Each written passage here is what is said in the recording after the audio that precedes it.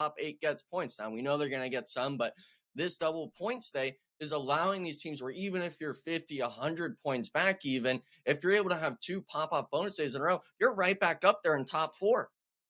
Top 4 would be special, wouldn't it? And top 4 is what gets you to the next stage, right? That World Cup. Granted, 4th place goes to the qualifier spot, but top 3 get to play for the millions of dollars, which is really, really impressive. And also the money, too, that's up for grabs when it comes to America's spring season, right? We're talking about $244,000 to earn. That is a lot of money. Now, I do want to say we looked at the standings and noticed Team Liquid does sit at 401 points. That is accurate and correct. They got 2 compensation points, so they did break the 400 mark yesterday. We were talking about it being at 399, so good on them for being the first team to do so. And now 500 is the new goal for them to meet. Alpha 7, though, is looking to catch them before it ends up happening. We'll see if it does. Last team, though, as we hop into map number 1, we have to discuss very quickly. Hot Jukes is Furia, a team that you were hot on just a little bit ago. Do you think they have a good day today? I think they need to have a good day today. I think they need to have a good day every day because these top 2 teams are just running with this lobby. And you talk about the difference between 4th and 3rd place, right? Going to the qualifiers versus automatically to the big show. That is massive. Massive indeed. Well, here it is for day number 7, starting off hot. Group A, double points. That's Furia, Eco Gaming, E7, and Hyper. How well can they do? We'll find out shortly. Hot Jukes, Enigma, take it away for the start of the day. Thank you so much, Big Papa Taylor. Oh, boy. First match of the day, and we're heading into Gale. Enigma, double points. It starts now. I kind of want to get into some hypotheticals, right? Because you've been a competitor. You know what it's like to have to adjust strategies on the fly, right? Yeah. Today's an interesting day, right? Because we're about that halfway point in the tournament, right? Yeah, we're getting up to it. We're pretty much there, right? So it's interesting because I can see that a lot of these teams kind of want to keep doing the same thing they've been doing, you know? Yeah. And the odds of seeing some crazy adjustments are low. Do you think that could be advantageous for Group A today? I mean, for the most part, it kind of is a little worrisome because you're the first group that has to play early on in the week. And we obviously saw in Hyper, they didn't mind the pressure of that too much, but the rest of week 1, they didn't perform that well. I'm hoping today that they're able to come into it and have even a better performance for these double points days. But the rest of these squads, I mean, I'm looking at them like Fury and stuff. Inco Gaming, of course, that was a 7th to 8th place mark. I'm kind of worried that Team Liquid or even Alpha 7 might really turn their eyes on you because at this point, you're only really worrying about the double points teams with such a big gap. Yeah, that's what you're really trying to keep an eye on right now. And, you know, I talked to Stars a little bit about, you know, how you felt about the double points. He would rather be in Alpha 7's position to where, you know, getting the double points on the last day. Yeah. You know what I'm saying? So you know exactly what you need to do. And I could totally understand that. You know, at the same time, you know, from what I'm looking at, is if teams decide to play the same game they've been playing, this could open the door for NHyper to rocket launch up the leaderboards. Stars actually got in trouble right there. Was able to skate away just in time. Very fortunate for him. Yeah, must have been going for a vehicle, but, you know, back to the point you were talking about, NHyper, my only, you know, worrisome point is, like, you know, you come into this tournament, I expect a team like NHyper, one of our partnered squads and stuff like that, especially with having someone like Starlight, they're able to really adapt, even with maybe getting, in their eyes, the short end of the stick, having the early on bonus point days. You got to be able to adapt. Someone's going to have to go before you. Why not it be you and set an example for the rest? Yeah, that's a good point. That's a good point. Yeah, I mean, you got to figure out what to do in this at this time here because there's just too much on the line. So much money, not to mention those golden tickets to the big show. That's the big prize right there. So that's what you're trying to hunt down. And the problem is, you know, Team Liquid and Alpha 7 have such a lead right now. It's going to be hard to catch them. But like you said, I think the goal, the metric, the standard, right, is about 50 points on the day, right? Yeah. And if you get that doubled up, that's 100 points. So, like, let's say you're NHyper, you're able to do that. That'll put you up to 297, okay? Yeah. As of right now, that'd be 3rd place, but all these other teams are going to be putting up points as well, you know? If you're able to do that, then I think if you're a team like NHyper, in the future days, you have to try to deny those double points, right? And go crazy at the same time.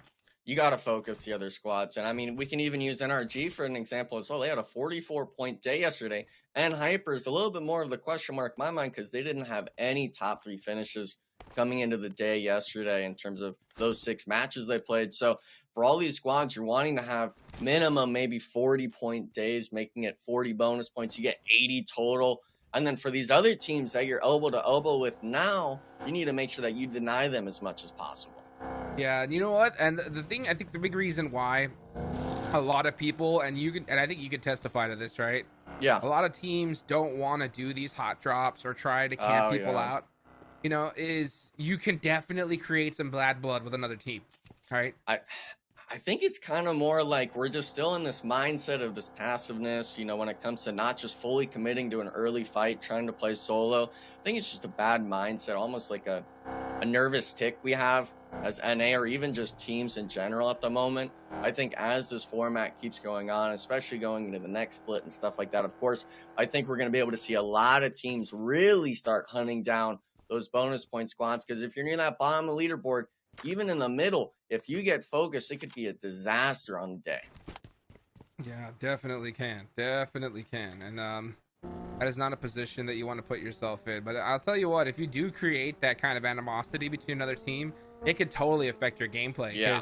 If a team on the bottom realizes that, oh, there's no way we could make it into the tournament, like this is like last days of the tournament, then they can hunt you down, you know, and that could be a good and bad thing, right? It could be a good thing is that if you take them out, then it's just more points for you, right? Yeah. But majority of the time, it could be bad because they could hold you on a rotation, they could camp you out, and they could decide that, oh, you know what? We just want to make sure these guys don't qualify.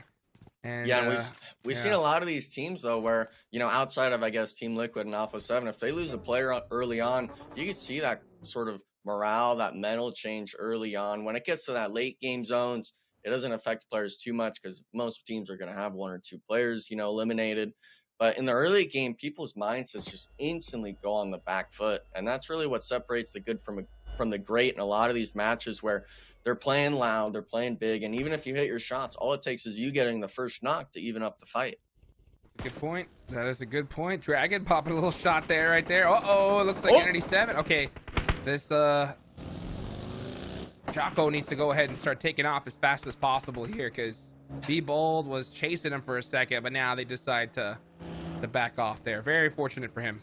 Yeah, we're seeing a lot of teams do this kind of 2-stack on the vehicles early on. If you're not prepared for it, all it takes is 1 buggy tire getting shot out or something. Thankfully, he had the coupe, but right in the garage. Wow, perfectly placed. Perfectly placed. Beautiful. So Entity 7 setting up here.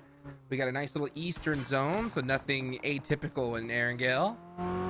And this is where it looks like Entity 7 is going to hunt it down. I'll tell you what, I think a lot of teams should study Entity 7. And the reason why is because their rotations are on point. They really are. You know, they're making it to that late game, and they always are. And there's a lot of teams in that mid pack that if they were able to be in Entity 7's position, they could really capitalize on it. So I think if I was like an IGL, I'd be looking at these guys, knowing that, hey, they're having trouble fighting. You know what I'm saying? If you're able to find out what they're most likely going to rotate to, you get into an early fight with them. I mean, the odds are, I think, you're going to be in your favor. But at the same time, they came off a chicken dinner yesterday. You know what I'm saying? So they could definitely, you know, fight it out today. Yeah. So that's what I'm really looking forward to seeing. Yeah, I think it's just more the center play style. We talked about Titan Gaming as well yesterday. They were playing a lot more center. They were getting into the late games more, resulting in them obviously picking up a few more eliminations than other teams. So I think it's just the lobby. You got to really be able to read the room. We know Team Liquid and stuff like that. If they get a center spot, they know how to play it. But they're also a team that's not afraid to fight on edge. And if you're not good in gun skill-wise, why not play for that late game and try to win the 4v4s when it matters most? So Entity 7, they have one of the central spots in zone. A lot of teams are starting to kind of congest around them. I think today's going to be the real tried and true test of if they're able to get that cohesiveness going in these team fights. Good point. That is a good point. Today is going to be that test for sure. So getting started here. The first zone is about to close, and we're going to see where it heads off to. We're going to get another shelter zone. That'd be crazy. You've seen them quite a bit so far. I'm hoping it goes to Lipovka. I always like those Eastern. It shifted that way. It's still in. A lot of these teams are centered up more towards, I guess, east of school and stuff like that, Jukes, but everyone's starting to make the rotation in, and this is always kind of the issue, is if everyone's congested on this west side, the south side, really going to start to get focused on rotations. And if it does go to shelter, I mean, we saw the disaster it was yesterday with the last match. A lot of these teams just forced to just play either under a team or in the same building even. It's not something you really enjoy having to experience. Yeah, it definitely is. And you can see Mythic on the move right now with Team Liquid. They're going to be finding a spot here. And one of the fortunate things about having a very similar zone back to back to back is you got a good idea where teams like to go to, right? Yeah. And it's fresh in your mind for sure, as Team Pmsl are now getting into it with Inko. And oh, look at that silence getting taken out right there from the side. They're going to battle it out here. It's all or nothing. Nenebete with that mini was popping some shots off from the distance, hops in the vehicle. Oh, that was too close for comfort. Looks like Death Wolves are getting into it. Actually, so many squads. We got 3 team fights going on at the same time. Yeah, I mean, Titan Gaming is what we're going to switch to. This is all the way on the east side towards Milta Power and stuff like that. Titan Gaming has one knocked. Actually, it's going to be Juancho, but Red Ox getting the return nade. It's still going to be just an even fight for these squads. I mean, he's taking the aggression towards them. They might be able to get the reset. I'm hopeful that Titan Gaming wins this fight. This is a squad that desperately needs every single fight they can win, or if not, I mean, it's just they're instantly wiped. Yeah, that was a really tough place. You had to know the nade was coming in that direction. And they tried to get the res on Juancho, but it was a really obvious position for the res. So now Red Ox going to try to get this nade off. Ooh. Death Wolves protected themselves a lot better, and they were able to get that full reset. Oh, look at this. Oh, 2v3. How are they going to make it happen?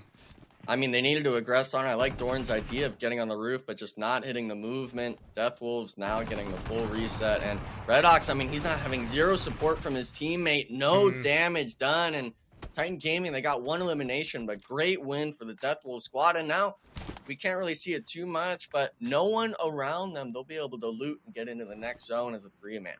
Yeah, interesting play. I mean, there's a lot you could do, especially on that east side. They had the opportunity to back off, but you could just see Titan Gaming still trying to get that cohesion together. Meanwhile, we're going to watch Potro, Team Pmsl. Oh, get taken out there by Diego. Diego, I'll tell you what, when that man has a shotgun, you got to watch out, because he hits those. Yeah, the Miramar yesterday was a sight to see, to say the least. What was that, a 1v3 on Hyper?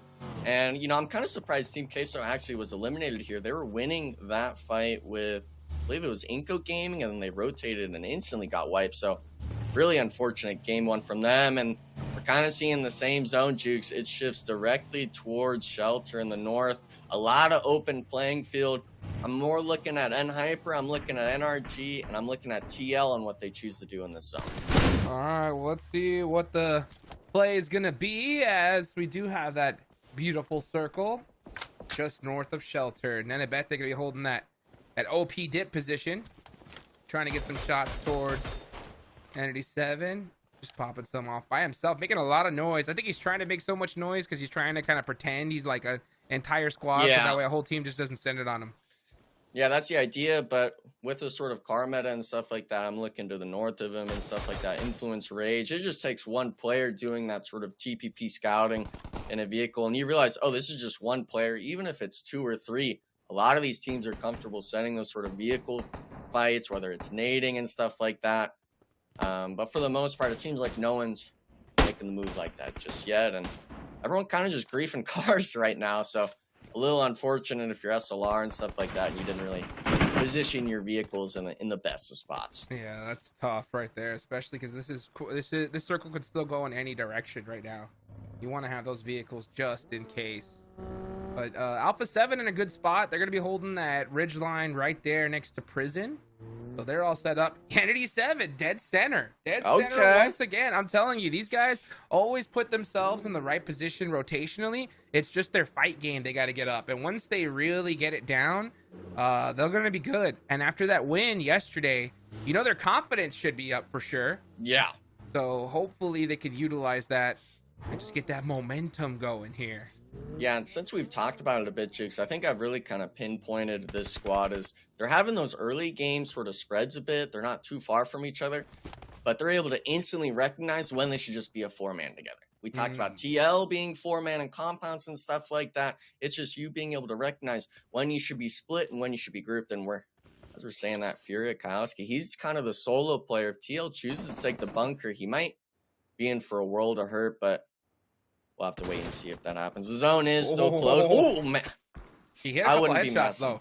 I wouldn't be messing with them. Yeah, he hit a couple of headshots, though, so he definitely hit those. Just got shot at in return. Not something you want to be doing when you only have a level 1 helmet and level 2 vest, I'll say that. So, but Furia, they're going to be holding that complex just next to shelter. It's a great complex to hold if the zone goes in that direction. Yeah. But if it goes away, it's really difficult to drive away from that place. So we'll see what they have. Looks like Kyoski's going to be on a little bit of a 3-1 split. Let's see what happens, though. 6 seconds left on the clock. Where is the zone going to go? Will it go north? Will it center up once again? You know, Entity 7 wants that. Let's see. I mean, they're wanting everything. Oh, Furia! Wow. Dead center. Worked out. This is where you got to have Kowski regroup, though. You can't leave him there. You just got a chance that, the compound's in the next shift. And, oh, look at this on the map. Nenabete is trying to rotate to the power, I guess, dip to the west. If he's able to kind of scare everyone away, he might be able to get a few more placements going as the solo, but that's pretty wishful thinking. A lot of these teams are going to have to be fighting for little to nothing on the map. And, I mean, my eyes are set on everyone on the north and on the east. Well, you called it, right? Kyoski took off immediately and was able to group up with his squad right on time. Now we're going to see Alpha 7 going up against NRG here. Fate got that nade locked and loaded. Carrillo's going to be trying to throw one in return. Who's going to get it off first? Looks like Fate gets it. Carrillo pops on out, but he gets him right on the money.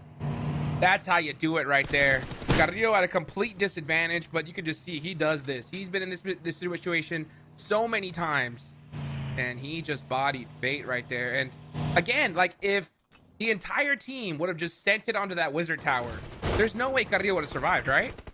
I mean, the issue is, you had Mafioso up the hill and stuff like that. I understand the play from NRG. They're looking to take an early fight before the zone closes and play on this eastern side, but you got to start getting knocks. If you just kind of get isolated in the 1v1, Carrillo, anyone on that squad, we saw it. A little bit of a pre-nade. He instantly pre-fires the tree, and it doesn't matter if the nade does no damage. It's nothing. Run over there from Melgar. All Glory Gaming. Oh, again! Oh, the vehicle plays so strong. 9Z didn't stand a chance right there. 13 teams remaining. All Glory Gaming are on the south side of the zone. So, yeah, they're hugging that blue. They're going to go for this res here. And I don't know. It's going to be close. The zone is closing here. I think they got it. Yeah, he should be able to get back in and run in pretty easily. So, yeah, one thing I want to note is AGG, 2 of their players were slotted 1 and 2 on top players of day number 6. So yesterday, AGG had a tremendous performance, even though we didn't really say their names that much. The squad itself looking like they're having a good start to today. Hopefully they're able to keep it into late game, because we can see it right now. I mean, everyone's kind of right next to each other, and Revo's not going to see it. Rattle Boy, he's pulling the rat things left and right still. A7, though, they have him surrounded. Are you going to be able to hit the shots, though, or not?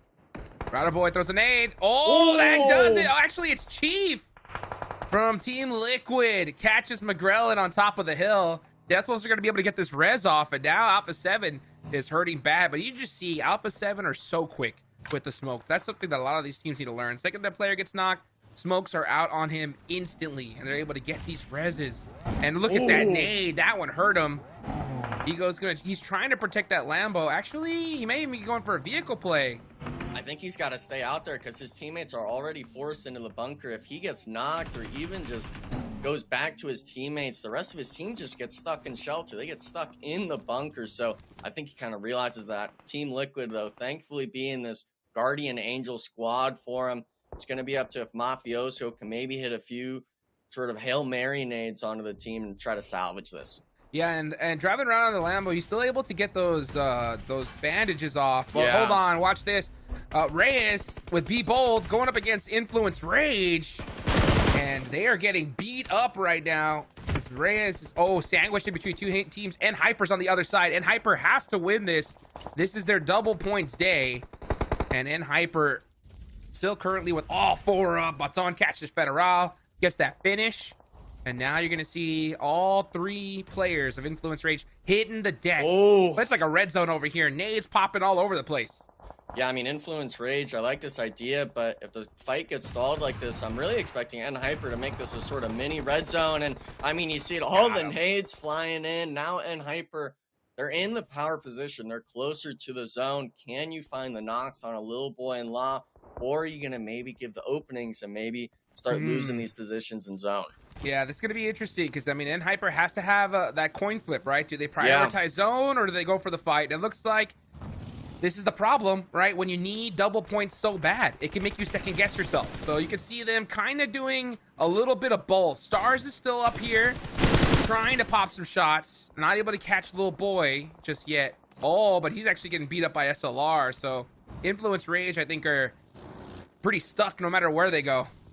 Yeah, I mean, I like the idea of Stars being this player. He has the most experience, and, you know, I like it that he goes for these sort of in and out sort of plays. Luckily, though, for them, SLR is getting a lot of shots down, like you said. So Influence Rage now trying to just turtle up, maybe get a bit more placement going on. They actually sent it, a duo of Influence Rage into zone, so it's actually just a solo here now on the north side. I'm hoping Hyper maybe recognizes this and starts trying to clear the edge. Wide Elegant gets taken out there from SLR, and it looks like Hyper's on the drive up. They're ready to get into the action, but as a 2-man, the rest of the team is too far away, and now it's just Stars. Oh, but it's just Koi.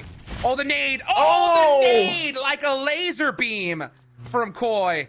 The rest of the team needs to get here fast because they could still take out SLR here, but Koi's going to run up to try to get these confirms.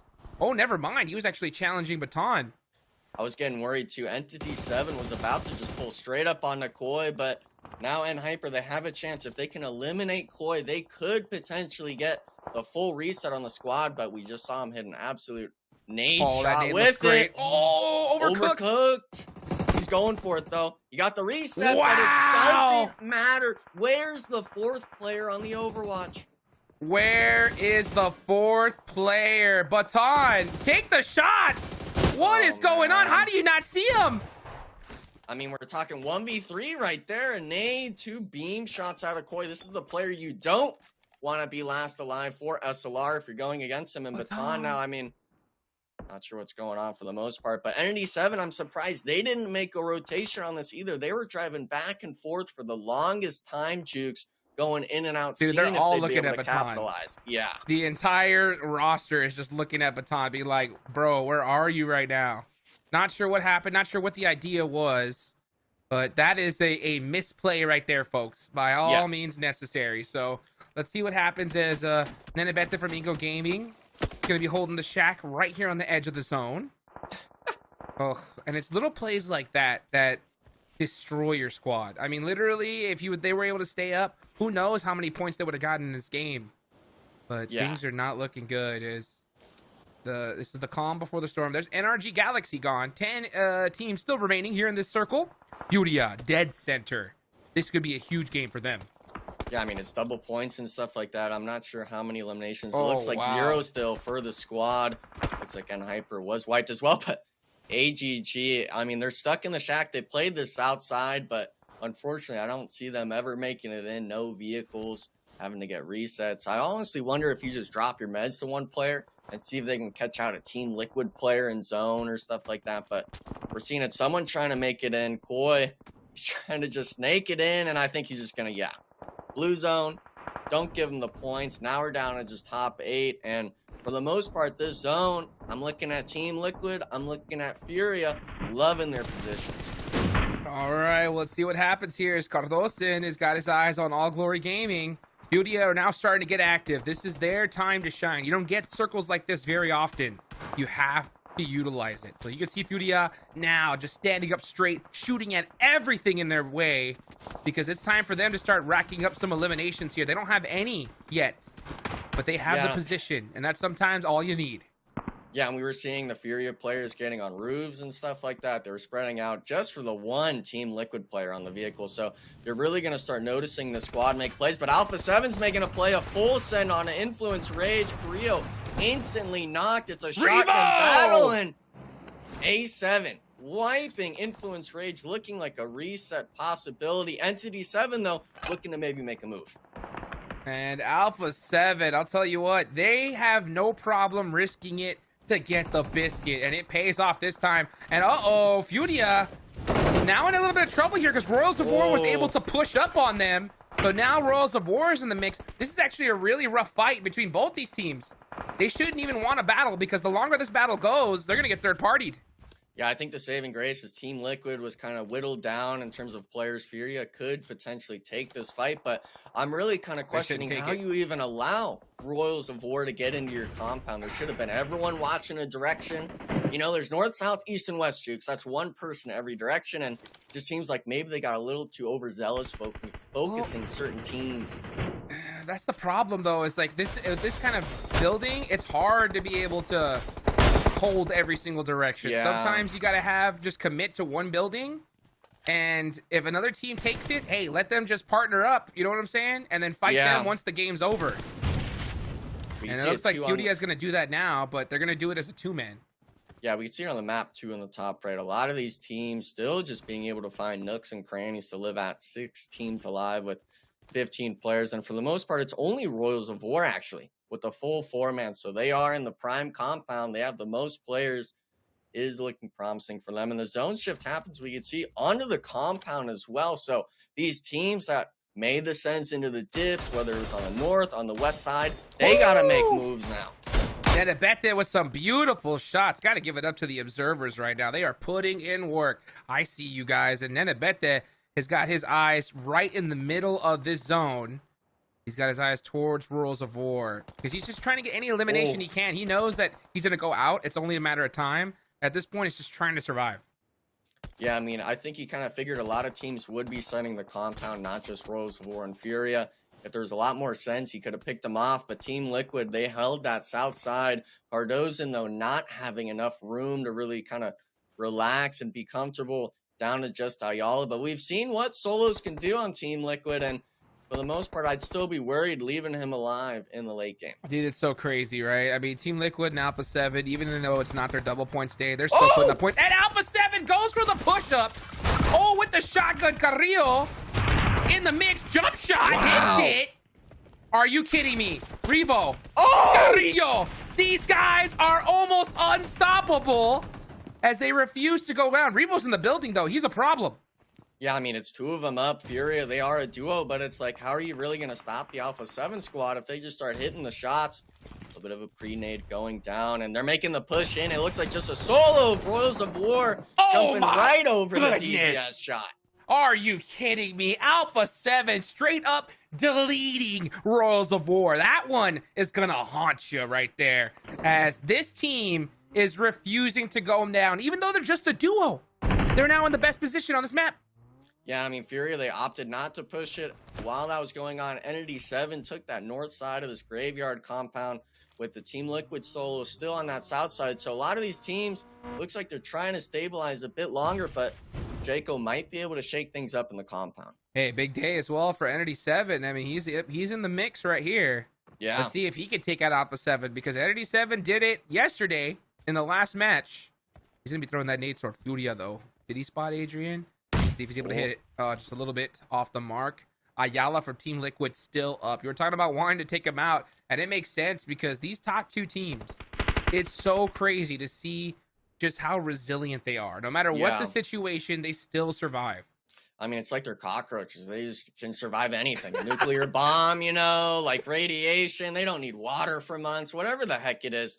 And for the most part, I mean, he's still in zone. The zone shifted so much to the south in these late shifts that he's actually still has a bit of a ridge now. Hopefully he has the dominant position, actually.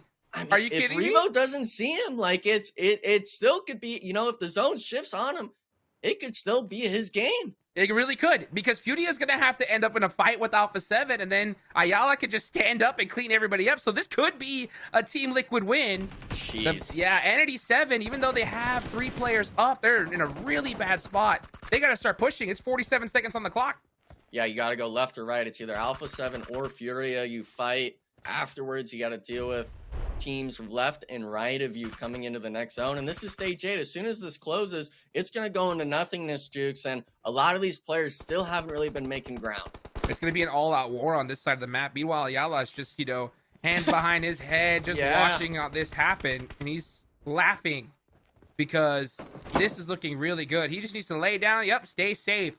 Oh, look at that though. The Furia players, both of them, just trying to spot Ayala on the south side. And I mean, at some point though, the zone, it might push him enough on the ridge jukes for them to be able to see him. But the issue is if Entity 7 pushes up on you like how it looks like right now, you gotta look away from him. You gotta worry about the players right next to you. Let's see if Franco might just see Ayala here. He's looking for him. Wow. Or it depends if Ayala sees him first. But now you got Hate shooting through the door. That's exactly what you need to do. Just pressure. Pressure. Don't let Alpha 7 just run out in the open. Oh, beautiful smoke, though. Alpha 7 with the heads-up play, knowing what they got to do. It's going to be an all-out battle. This is the final zone, folks. This zone is going to close down to nothing, and it's anyone's game. Yeah, it's going to come down to that utility usage. Alpha 7, they're still making the moves, trying to get a roof angle. Not going to be the case. Entity 7, I like the idea of sending the player outwards, maybe holding that wall, but at some point, you're going to have to start moving in, and if you get caught in the open, Ayala could shoot you. We're looking at Alpha 7, and Furia is actually opting to just rat in the roof, so one nade could be a double kill. Bang! Revo is unreal. Oh, my gosh. One? Call it two right there. Oh, it doesn't get him. Either. Oh, but he gets caught. Jacko Sensei, calm down, baby. Don't worry, you go at Pmsl with the sidelines. Are you kidding me? The synergy is ridiculous, but Furia ends up catching him out. So now this is a very close game, and like we called it, Ayala, all by his lonesome. It's Entity 7 versus Team Liquid. Who's gonna win it? Ayala saw him. The nade. Oh, he's 1 HP. He's got another though. He's gonna see him at some point. The blue zone's either gonna tick him or he's gonna be in the open, and he's not even gonna shoot his gun. That should be it right there. See ya later. I don't know how they do it. Team Liquid with a winner chicken dinner, of course, for game 1, Chiefs. Are you kidding me? How did it play out exactly like that? Team Liquid are just on another level, folks. I mean, what can I say? What can I say, right? Tough position, only one player up. Yeah, they got some favorable zones, but you still got to clutch it up, and that's exactly what they did. Yeah, I think it's just teams really kind of overlooking that south side. Yeah, you know, someone else will wipe Team Liquid, and then they just completely left it open. And Taylor, I mean, you know, I like to call them cockroaches for the most part in that game, but I mean, they're gods in my eyes now. I'm so pumped up after that game, bro. That was nutty. Carrillo. Come on, how incredible is he's so good looking. That's the only way to put it. That was just such a good performance. When I'm seeing him jump over the buildings, can't jump over a building, but jump over the wall, bro, and like hit those shots, like it really just it blows me away. Alpha 7 had an incredible performance, and the Team Liquid's like, hold up a sec. Take a back seat. We're gonna show you what we're made of, and then they get the winner chicken dinner. That's how good 1 and 2 are, right? That's how good Alpha 7 and Team Liquid are. And it's just going to consistently be that way each and every day. They're reaching new heights. They're reaching new levels. They already have their minds not only on first and second place, so both of them first place, and you guarantee that, but also the international stage. That's where their mind is at, and that's what they're preparing for. Let's start off, though.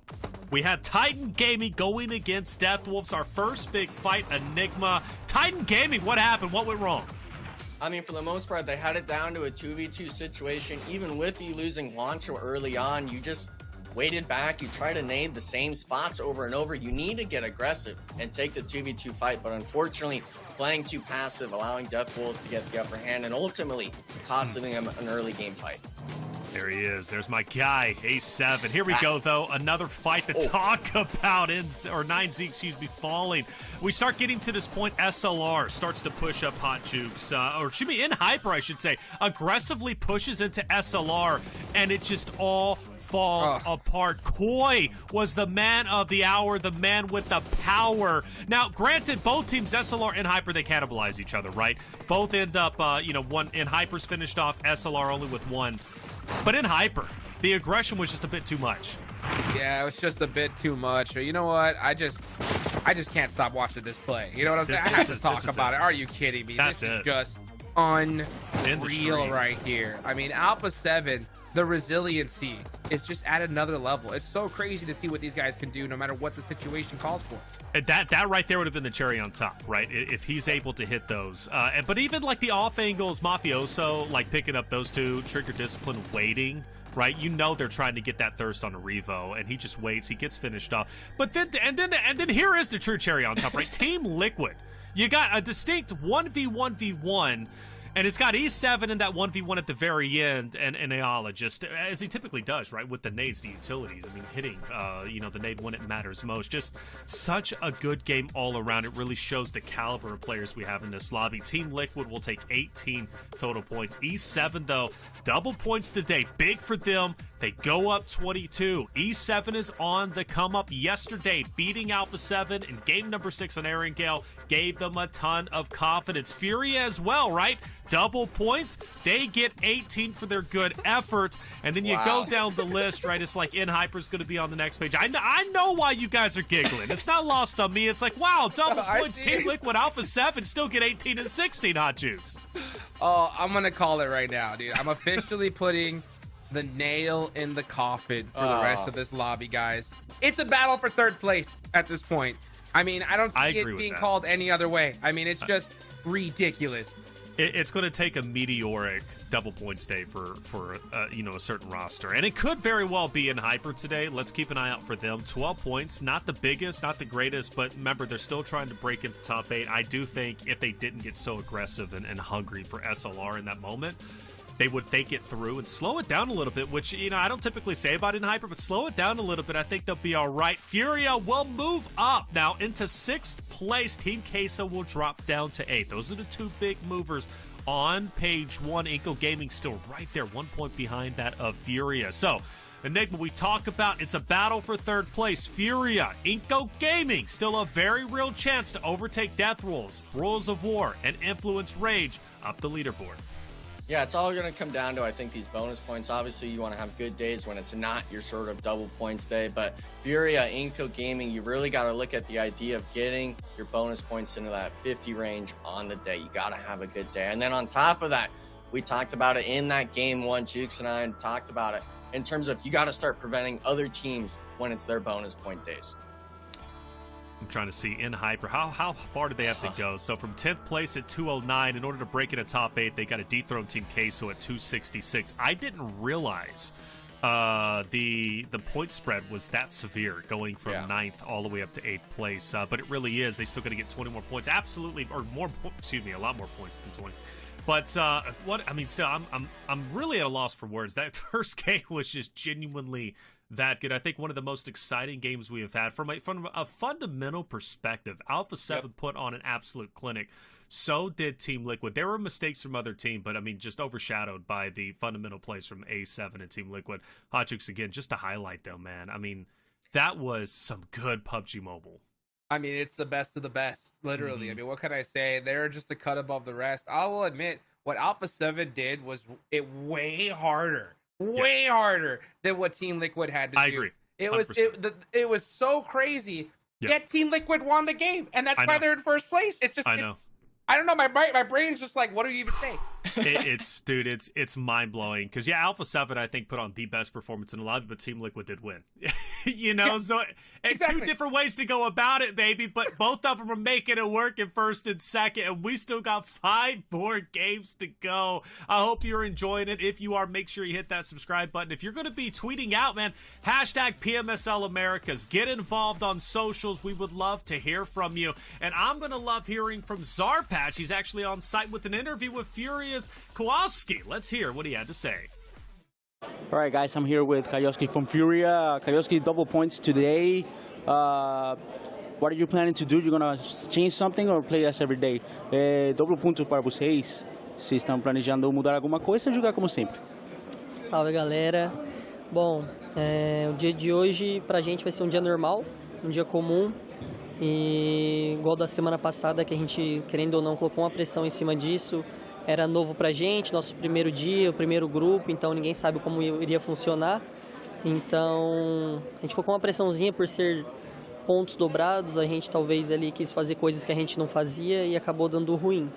Então, no dia de hoje, a gente vai ser um dia normal pra gente. Consequentemente, a gente vai pontuar dobrado pelo desempenho que a gente vem tendo.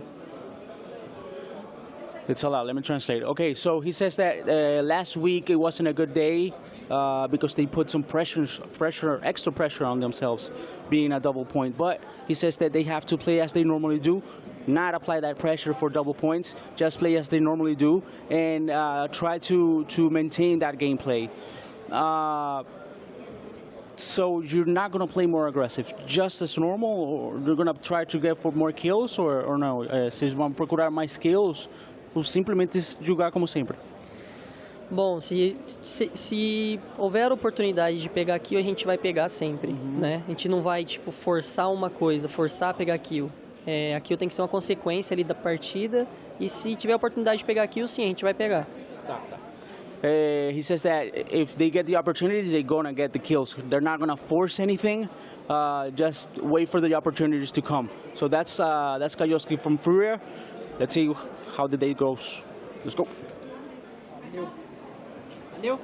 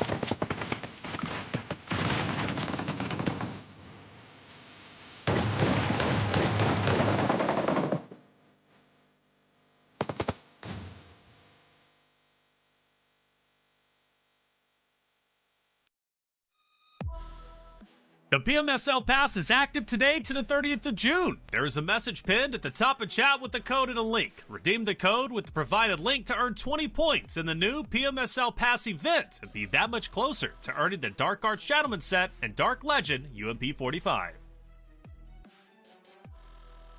And welcome back, everybody, to the 2024 PUBG Mobile Super League America Spring Season. We're off to a hot start here on Day 7, Alpha 7, putting on an absolute clinic. Team Liquid taking the victory, but all 4 teams doing relatively well on their double points day. I'm Taylor Reflections Noble, joined by Hot Jukes and Enigma. Can't wait to get into it, boys. Hot Jukes, Day 7 is great. I mean, Erangel was incredible. Miramar is going to be even better. And you know what excites me about Miramar? The last team to win on it was Titan Gaming. Slow start today, but I tell you what, Miramar is their home turf. They're going back on it. Let's go. Let's see it happen. We need to, that's for sure. All these teams that are in that mid-pack, lower end of the leaderboards need to be performing no matter what, you know? And I know we kind of want to talk about trying to hunt down teams and, you know, trying to stop these double point stuff. I get it. It's just after that performance, though, my mind has shifted. I'm like, yeah, first and second are lock. There's like nothing you can do against these squads. Even if you have the dominant position, they're going to take it away from you and win the game somehow, right? So at this point, you got to be like hunting down third. I think that's the eyes on the prize. It's like, all right, this is third place on down. What can we do to at least secure that last slot?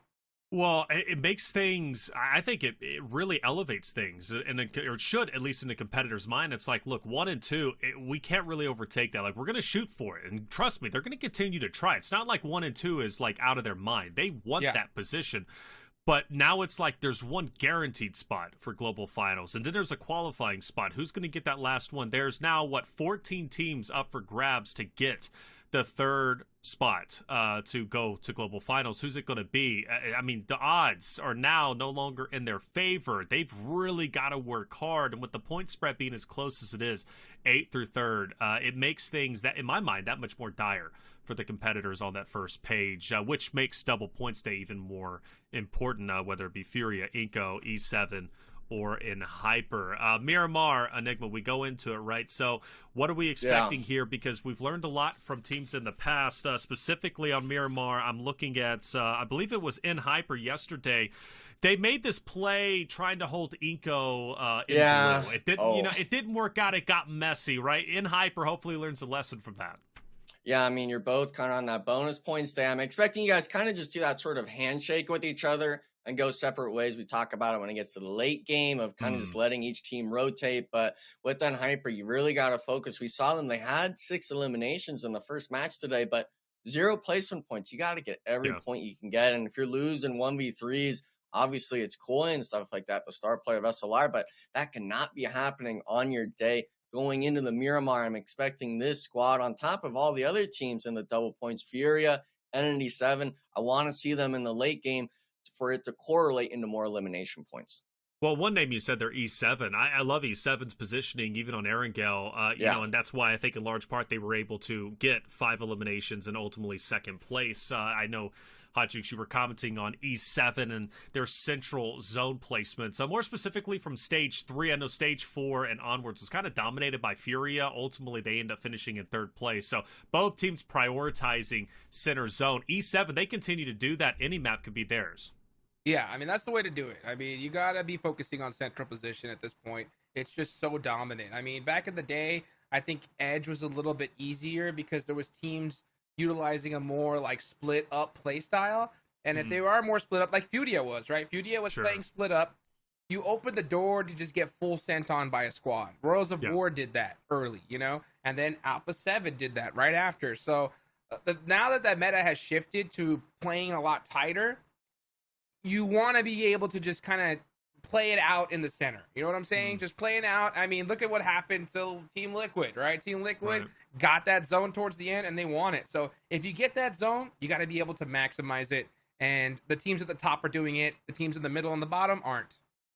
I love teams that play the edge of zone. Alpha 7 was a big narrative for that towards the start of America's spring season. We were talking about them being the gatekeepers, and that was kind of their play style, and they did that incredibly well, and they absolutely still can. Team Liquid is more of a team that I started to notice that would prioritize zone, which definitely benefited them when it came to placements, and might be why, in large, they're the first team to break 400 points in total on the standings and still have the lead over Alpha 7, who tends to be a bit more aggressive and more riskier play, but it does work out for them. But then you look at teams who try to play that edge role, like in Hyper, whether it be against Inko yesterday on Miramar, or even just a little bit earlier against SLR, trying to full send against Papa Blue. Now they're in a fight against Blue, as well as SLR. Koi takes advantage of that fight and ends up punishing them. Both teams cannibalize each other. They probably get a placing they're not happy with, specifically SLR, finishing off in 9th place. But regardless, though, those fights are risky, and if you're a team that's not confident, or maybe you're a team that plays too individualistically, you cannot be taking those edge fights. It's just simply not going to work out. Now, I've been talking a lot about in Hyper, and Hotchix, I know you talk a lot to Stars. Well, let's talk to Zarpatch. He's on site to do an interview with Stars from in Hyper. Let's see what he had to say. Guys, I'm here with Stars. Double point day for you today. We found some shares. You comfy? Of course, I love sitting down. I love sitting down too. Isn't that a coincidence? So, bro, double points today. How you guys feeling? How did you guys prepare? Another normal day. Nothing special. Ready to play today. That's interesting. So, no, you're not going to be more aggressive, just play as you normally do. Yeah, pretty much. We had a rough day yesterday, so today, as long as we play to our normal capabilities, should be a good day. Absolutely, absolutely. Hoping it is. Tell me about yesterday. What do you think happened yesterday that you have that rough day? Well, it's a lot of rather lower level mistakes. It's just we need to be more disciplined and pay more attention to our details. It wasn't anything complicated. Therefore, I think it's also easy to fix. Awesome. Okay, good to hear. Well, guys, double points today. We're starting really soon. Let's go back to you guys. So, interesting interview there from Zarpatch, and I'll actually pass it over to you, Enigma. Stars is very convinced, we're just going to continue to play our normal game. It's a normal day, and then counteracts that with, well, yesterday we were disappointed. Speaking of yesterday, right, we were disappointed with our performance. We weren't happy with it. So what are we getting at here, right? What is normal for nHyper? I mean, it's kind of rough to see. We've only seen them with this roster at PMGO and stuff like that. They didn't play qualifiers. They said it was too easy to play qualifiers and stuff like that. That's why they're here now. But the squad itself, if Starlight's saying that the mistakes are minimal and he thinks they're easy to fix, why hasn't that changed from week 1 to week 2? I'm wanting to see everything almost get thrown out of the window. Oh, Jigs, what do you got to say about this? Come on. Hold on. Yeah, Come on. Look, this interview had to be before that first match. All right. Okay. because yeah, after that, I know his mind had to change. It ain't no normal day no more. Because I mean, Alpha 7 and Team Liquid are on a whole different level. So you got to step up. And you know, it was really hard to see that last game. I'm not sure what happened to Baton.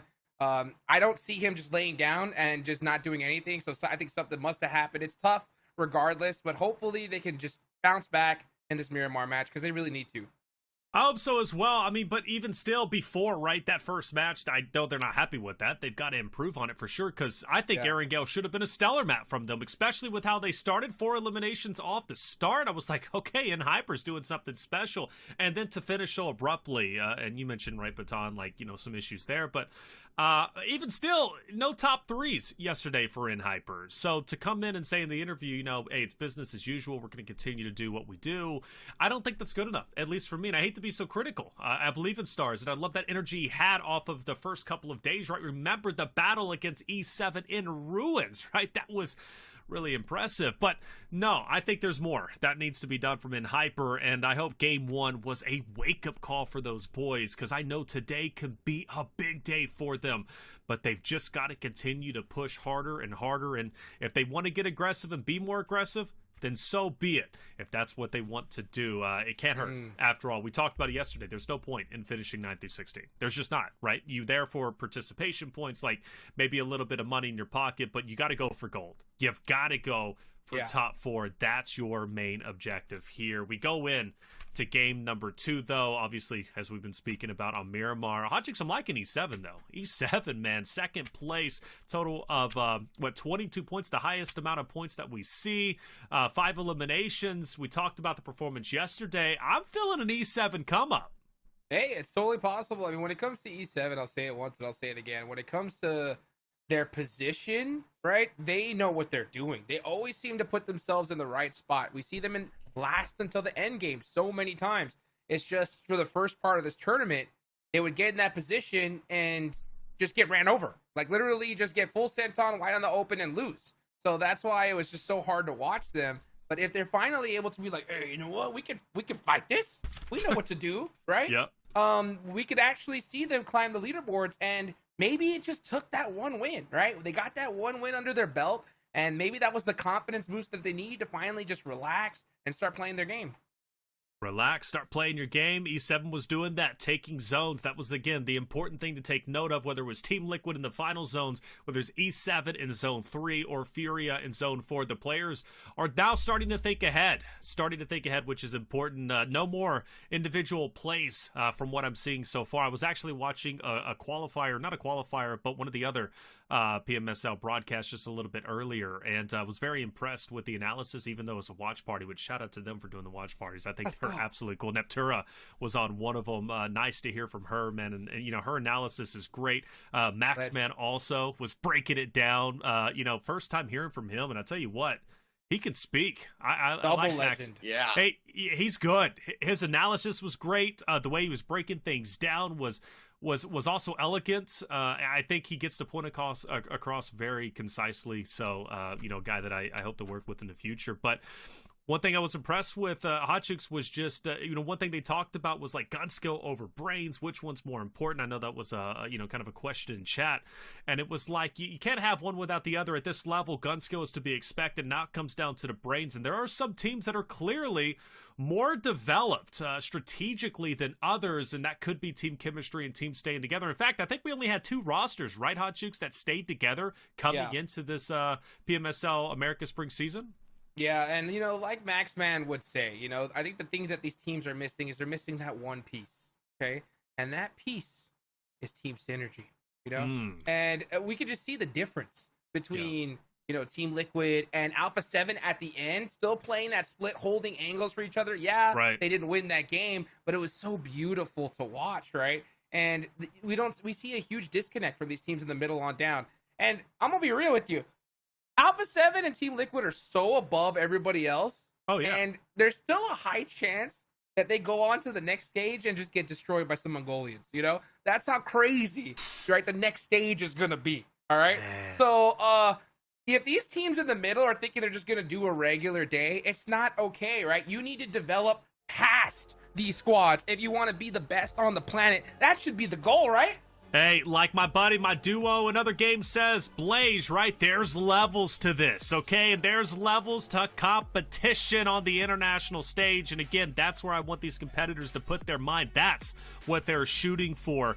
That's where their mindset needs to be the best in the world, not just the best in their respective region. We're hopping into map number 2. It's going to be Miramar. Let's see who's going to have success and who isn't. Hot Juice Enigma, take it away. Let's get it going, baby. Double points day for Group A, match number 2. And you know what? I will say this. Stars said it. The mistakes they're making are low-level ones, right? Yeah. Just real simple mistakes. And I'm glad that they recognize it, because I think both of us watching see that, right? We're like, dude, these guys are just making the simplest mistakes that we've seen, So if he is right that I think if they're able to fix those, they could absolutely give anybody here a run for their money, Yeah. It's just, but like you said, when is it going to happen, right? Yeah, and I feel like we could say that for a lot of these teams, especially around that 6 to 8 range, anyone on the bottom 8. A lot of it comes down to this. In my eyes, it's still a team cohesiveness, and it's just individual players making those mistakes one after another, resulting in your whole team getting wiped. So I'm hoping that with Starlight and stuff like that, he is the most experienced player on that roster. He's kind of able to rally the troops together and keep things moving as they should be. But obviously there's only 5 games left for them on the bonus points, I guess you could say. They did get, 12. They had 6 eliminations in that first match. They're that team that they're good at getting early eliminations, but they don't ever correlate it to a late game position. Yeah, that's going to be the problem. And speaking of problems, first circle goes on up, and it's all the way down south. Oh, look at that. Crazy shots from down the way. As SLR. This is what I want to see from SLR, though. I want to see them, even if they're going to do the kind of scavenger loot strategy, do it together. Why not? It takes longer, but it's way safer, right? You avoid losing those players early on. So I will say, that's a little bit of progress from SLR right there. Yeah, I mean, it's all about just staying as a squad. Everyone, this NA mindset of doing crazy splits, just throw that out the window, please. We've seen it time and time again. People just getting absolutely steamrolled, thinking they're going to beam a player out of a car, and they get knocked by the Overwatch. So hopefully this Miramar, obviously with the zone, a lot of these teams are making the rotation, especially Titan Gaming. This is a squad, too, where the first game was a little bit rough from them. They lost that first 4v4 engagement, which is never too nice of a feeling. But with Juancho being in, of course, I expect them to have that sort of mental reset early on and being prepared for this Miramar match. Yeah, let's see what the preparation was like, because, I mean, these teams already had a week under their belt, right? And they had 2 days off to kind of reset, eat some Brazilian steakhouse dinners, get a haircut, start putting in some work. So there's no excuses right now. This is that thick part of the tournament, right? I sometimes give players and teams, a little bit of an excuse on the first match because, the nerves, new teams, and I'll give Juancho one for yesterday because you know what? That was kind of crazy is that Coach Juancho comes in, all right? I talked to him. He's like, dude, that was my first time flying on a plane. You know what I'm saying? And there's a big story about that. I don't want to spoil it here. I'll leave it for him to say. Hopefully we can get him an interview giving his plane story because it's legendary, right? Yeah. But first time on a plane, let's put it this way. The boy was he was nervous, He was stressing. He said, I've been up for 2 days straight. I hop on the tournament, and he's like, I didn't do too bad. I actually put in some work, which I have to say I agree. So, I want to see what he's able to do when they're fully rested up. Also, obviously, he had a rough match number 1, but Miramar has been the map that they've been putting up some big points on and the game where they actually won a chicken dinner on for the first time. So hopefully they can make it happen here. Yeah, I think Miramar's got the least stress level, I guess you could say, because it's a lot more long range. It's more so kind of just positioning. Let's move around a bit. You're never really forcing yourself into an early game engagement like we saw at Milta Power last game. These teams are really able to work around, and we can see it right now. Of course, they're on this northern side, just outside of El Pozo. They're just doing a little looty-dooty kind of stuff, and the squad, they're going to have a spot potentially of getting into the next zone. But unfortunately, with the plane path, I'm interested in seeing if any of these teams like AGG or Team Liquid opt to maybe try to rotate in front of Titan Game.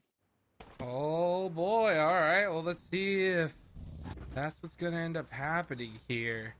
Man, oh, look at that. Yeah, Entity 7 in 14th place now. So Titan Gaming and SLR on the bottom right now. That is gotta hurt. So Titan Gaming, SLR, you need to start putting in some work because, hey, Entity 7, they're coming back, right? They've already had 2 matches back-to-back, really good games. So this is their double points day. They had the most points in the last game, pretty much, you know? Anything's possible here. Yeah, I mean, obviously I was with the double points, but I mean, if you throw out Alpha 7 and Team Liquid, they were essentially in that top 2 positioning for the match. So for a squad that, you know, had that sort of placement, that sort of late game spots, not winning the gunfights, it's a really great sign for us to see of on the double points day, they're making it into that top 4 range. That's guaranteed points for the most part, and every point's possible in my eyes now. Yes, sir, indeed. Well, let's see if a miracle is possible, Enigma, right? Because I think a lot of these teams are going to need that. Oh, what'd you see?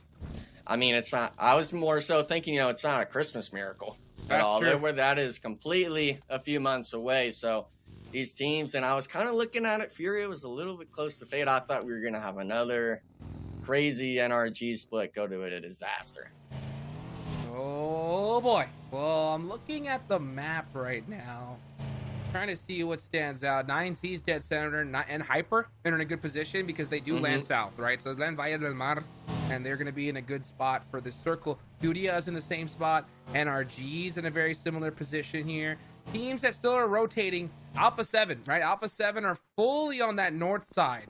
Yeah. Still in zone, so they're going to be late to the party. But, you know, when it comes to edge play, if anybody could do it, it's them.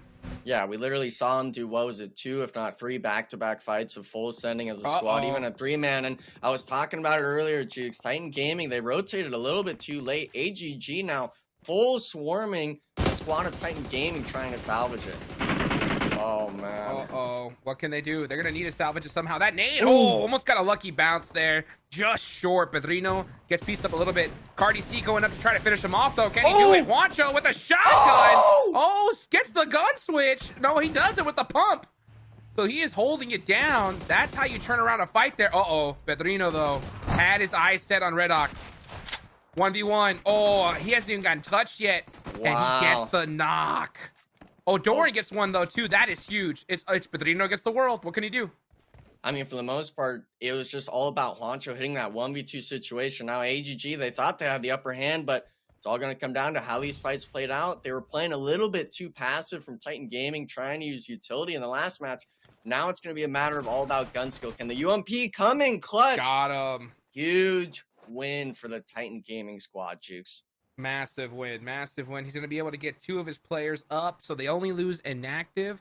And it's Juancho and Doran with 2 eliminations each person. So, man, I'll tell you what. It's like they have a little bit of a Miramar buff, right? They seem to just, you know, win out these fights. And that was a big one against All Glory Gaming because that is one of the teams that they need to pass up if they want to have that, you know, that miracle run towards 3rd place. And this is how you do it. On your off days, you got to put up some serious points. And not a bad start to the game. Yeah, it can't be just the bonus points. You get all of your sort of accumulated points on. But Titan Gaming, I really can't stress enough. Juancho driving away essentially at 1 HP with 2 players, trailing him, no support from the squad. And, I mean, the pump shotgun, I questioned it a lot before, but Juancho making it look good out there and ultimately salvaging the fight for his team. Alrighty, well... Yeah, that salvage was very, very nice. Oh, this is it right here. Yeah, let's watch it. Oh, yeah. Juancho. Pump shotgun. Bop. Boom. One. Bop. No he damage hit every taken. Shot. Yeah. Yeah, he hit every single one. Beautifully done. And then he gets just straight up shot right in the ear. But man, this is a big 1v1 right here, and Doran gets it. So that's what we like to see. That's what we like to see, you know, is progress. And it was a little close, that's for sure, but they were able to make it out alive. Yeah, and I think it's a big confidence boost for Juancho as well, this being his second day on stage and stuff like that. Obviously, he was the coach for that squad, but I mean, Coach the squads Juancho, themselves, I mean, they're coming together. A team, though, that definitely needs to come together still is NRG. Actually taking a bit of a forced engagement with Death Wolves. Fate getting one, unfortunately getting immediately traded. Where's the rest of the team, Jukes? Oh, there they are. There they are, right? But just a second too late, right? A second too late. If they would have been there just a second earlier, he would have gotten that knock and would have been able to support his teammate. Oh, what a headshot.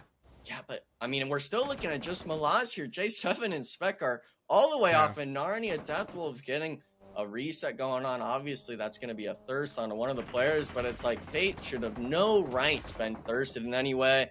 If Spec loses this 1v1 as well, it could be disaster, but he's won them all day for the last few days. Now down to just the solo. NRG picking up 4, but still just really unfortunate seeing Fate get eliminated like that. Yeah, and that's why, you know, we're saying this, guys, because, you know, at this point, if you want to see NRG and teams like them, right, make it into that top 3, they need to start playing perfect starting down, you know? Yeah. And it's just little tiny mistakes. Like, literally, if the team was just a little closer, they should all 4 be up, right? Yeah. And they could still make something happen with 3. It's just, like, how are you going to be able to get to top 3 when we see so many teams having crazy games, right? You need to be just having awesome performances every single one. All the bad games that you could afford, you've already spent them at this point, right? And one thing I like to note as well is it looks like Team Liquid's almost never in an early game engagement. They focus that rotation so much. And I mean, they're 4 players up center zone. I feel like it's just a repeat of yesterday of these top squads. If you're playing Edge, you're winning those fights like NRG just had with all 4 players up. Or you play like Team Liquid where you get an actual power central spot in zone and then play for that late game. Yep, that's either one or the other, right? Alpha 7 looking to do the former here as they're starting to press up onto SLR. Oh, I think Titan Gaming could be here for a third party. That could make things interesting as the next zone heads towards Minas del Valle. Boy on the run. He said, I'm out of here. That's Alpha 7, baby. I don't want none of that.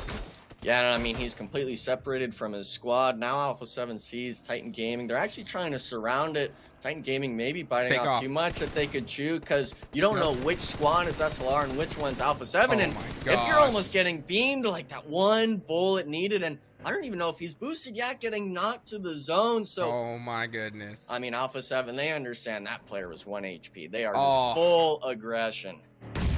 And now if you're the rest of Titan Gaming, you need to say see you later because you know for a fact it's Alpha 7. Yeah, Juancho saying I don't want none of this. And a quick player lost. That's one thing that you have to do too. In a position like that, when you realize, okay, the third party's not going to happen, you got to just take off as safe as possible. But let's watch this. Influence Rage versus Be Bold in the blue zone. Federal tries to get a first aid off. Ooh, gets shot by David. Be Bold. Coming in strong here. Law just out of this fight. Forced to just watch here. Oh, actually just gets some good shots from the outside. And he catches Reyes. That was a big one. Yeah, but the issue is he's still separated. Diego in the 1v1, and we did see him. It was Miramar. It was in one of these buildings against N-Hyper hitting the clutch shots. He was able to get the reset. It's not going to be enough. Too many angles. The Overwatch can't help him at all, Jukes. And maybe it must have been Influence Rage on rotation getting caught out by Be Bold. I'm not too sure what happened, but unfortunately, a squad that seemed to have a decent game one fall in trouble to Be Bold. And if they hear this nade, they're going to send it on him. Law needs to leave. Like, Law needs to just turn around and run. I mean, but at the end of the day, what can you do, right? Maybe he's trying to make a play for his squad. Here he goes with a pop-out. Uh-oh, he needs to wait. Lorenzen needs to wait just a couple seconds for his squad mates. They're here, and now, yeah, he gets knocked. But great teamwork there from Be Bold, able to take down Influence Rage.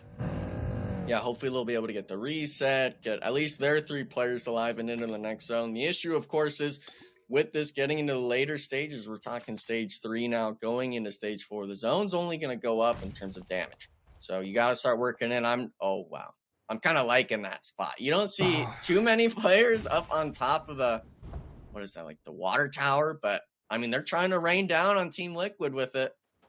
Yes, they are up on top of that little silo right there. Choco going to be pushing up onto Team Liquid. Wow. Bold decision here. Bold decision. And I think this is the reason why 9Z is in 12 versus Team Liquid in first, because you want to avoid this fight. Like, this isn't too much data. At the same time, this is a very dominant position. The zone's already shifted. See, and now you got to move. So you either commit to this fight or leave. And what is going to be their decision? I mean, they're looking to fight. Unfortunately, Simple is never going to be coming down on that tower anytime soon. So if Team Liquid, I mean, if they catch you off guard like this, it's still just a 3v3 at the end of the day. Elite baiting his teammates, and with the zone shift, I'm completely agreeing with you, Jukes. They should have just backed up and just let Team Liquid be forced to rotate into you. But now, if you're giving them the 1v1s, it's not even a 1v1, it's 3 versus 1. Simple, not even going to get a shot off the squad. He just has to sit there and watch as his team just gets picked off one by one. And he's about to go down to the blue zone if he ain't careful. Yeah. Nice shot there from Elite from across the way. Catches Ayala. And be bold. Yep, what did I say? Right, you take this fight, you're going to get third party. Be bold here. Ready to take everybody out. Team Liquid's upset because they're like, why did 9Z even push us at this point? You know? Yeah. But, I mean, or it could be a dedicated play, right, from 9Z to try to take out Team Liquid. See what happens, though, is Chief. Oh, my gosh. Guess one. Put him down to 1 HP. Gun switch. Are you kidding me? I was like, how is he still up? Yeah, that was way too long of a fight, but now it's just Cardozo, and unfortunately, they kind of have an idea as well. A few nades already primed. 1 second left. He's not in it, though. Gotta throw it on the outside, but, I mean, it's only a matter of time. They're still Simple on top of the silo and stuff like that. We're actually seeing, I believe it's a Furia player down below on this east side as well. So all these players, they're kind of just holding each other in blue zone, hoping for, what is that, 1 or 2 points? I'm not liking the spot at all. Yeah, Cardozo, last player up for Team Liquid. Just try to hang on here. I don't know if, yeah, he's got good coverage, but yeah, it's only a matter of time. Simple still up on top. That little silo right there. He's big, chilling. Keeping an eye on everything. Sees Furia moving. He's got tons of sight lines, but what are you going to do? How are you even going to get down? Then I bet they're getting caught. And he actually goes down to the play zone there. So no points there. And Hyper getting eliminated. So they are done for. Another rough game for their double points day. And we're going to keep an eye on Simple right here. He's looking down sights, but the zone is closing. The zone is starting to close. He's got to get moving here. Yeah, I think he gets knocked if he tries jumping off from the whole top side. There are the, I guess, pilings that connect to the ground. That's how he got up there in the first place. But Cardozo, I mean, he's staring at every single one. He's got nothing else to look at. There's no way you get this player in. But be bold. They opted to rotate completely around. And unfortunately, they're going to have to start working into Alpha 7 of all teams. Let's see what happens here as Titan Gaming get eliminated. Ooh, yeah, 5 eliminations, but they ended up going out early. So that's going to be all the points they're going to get there. Meanwhile, Cardozo is still up. And I think he took down, yes, he actually gets the confirmation onto Simple. This is revenge play at its best. Yeah, and I mean, he's the player where he could pull a 1v2 like this. Elite's giving him way too much breathing room. Obviously, no frag grenades, but he sees it coming. It's not going to do any good, any harm for him. But for 9Z, I mean, you're almost just hoping Furia takes him out because I don't see him ever winning this 1v1, unfortunately. The only way I would allow this is if 9Z just said, you know what, we just want to stop Team Liquid. Yeah. I mean, that's literally the only thing that makes sense. If they thought that that was the best thing to do for them, they were just completely wrong. It was just a bad fight to take in general. Meanwhile, Alpha 7, all 4 up on the west side of the map, looking good.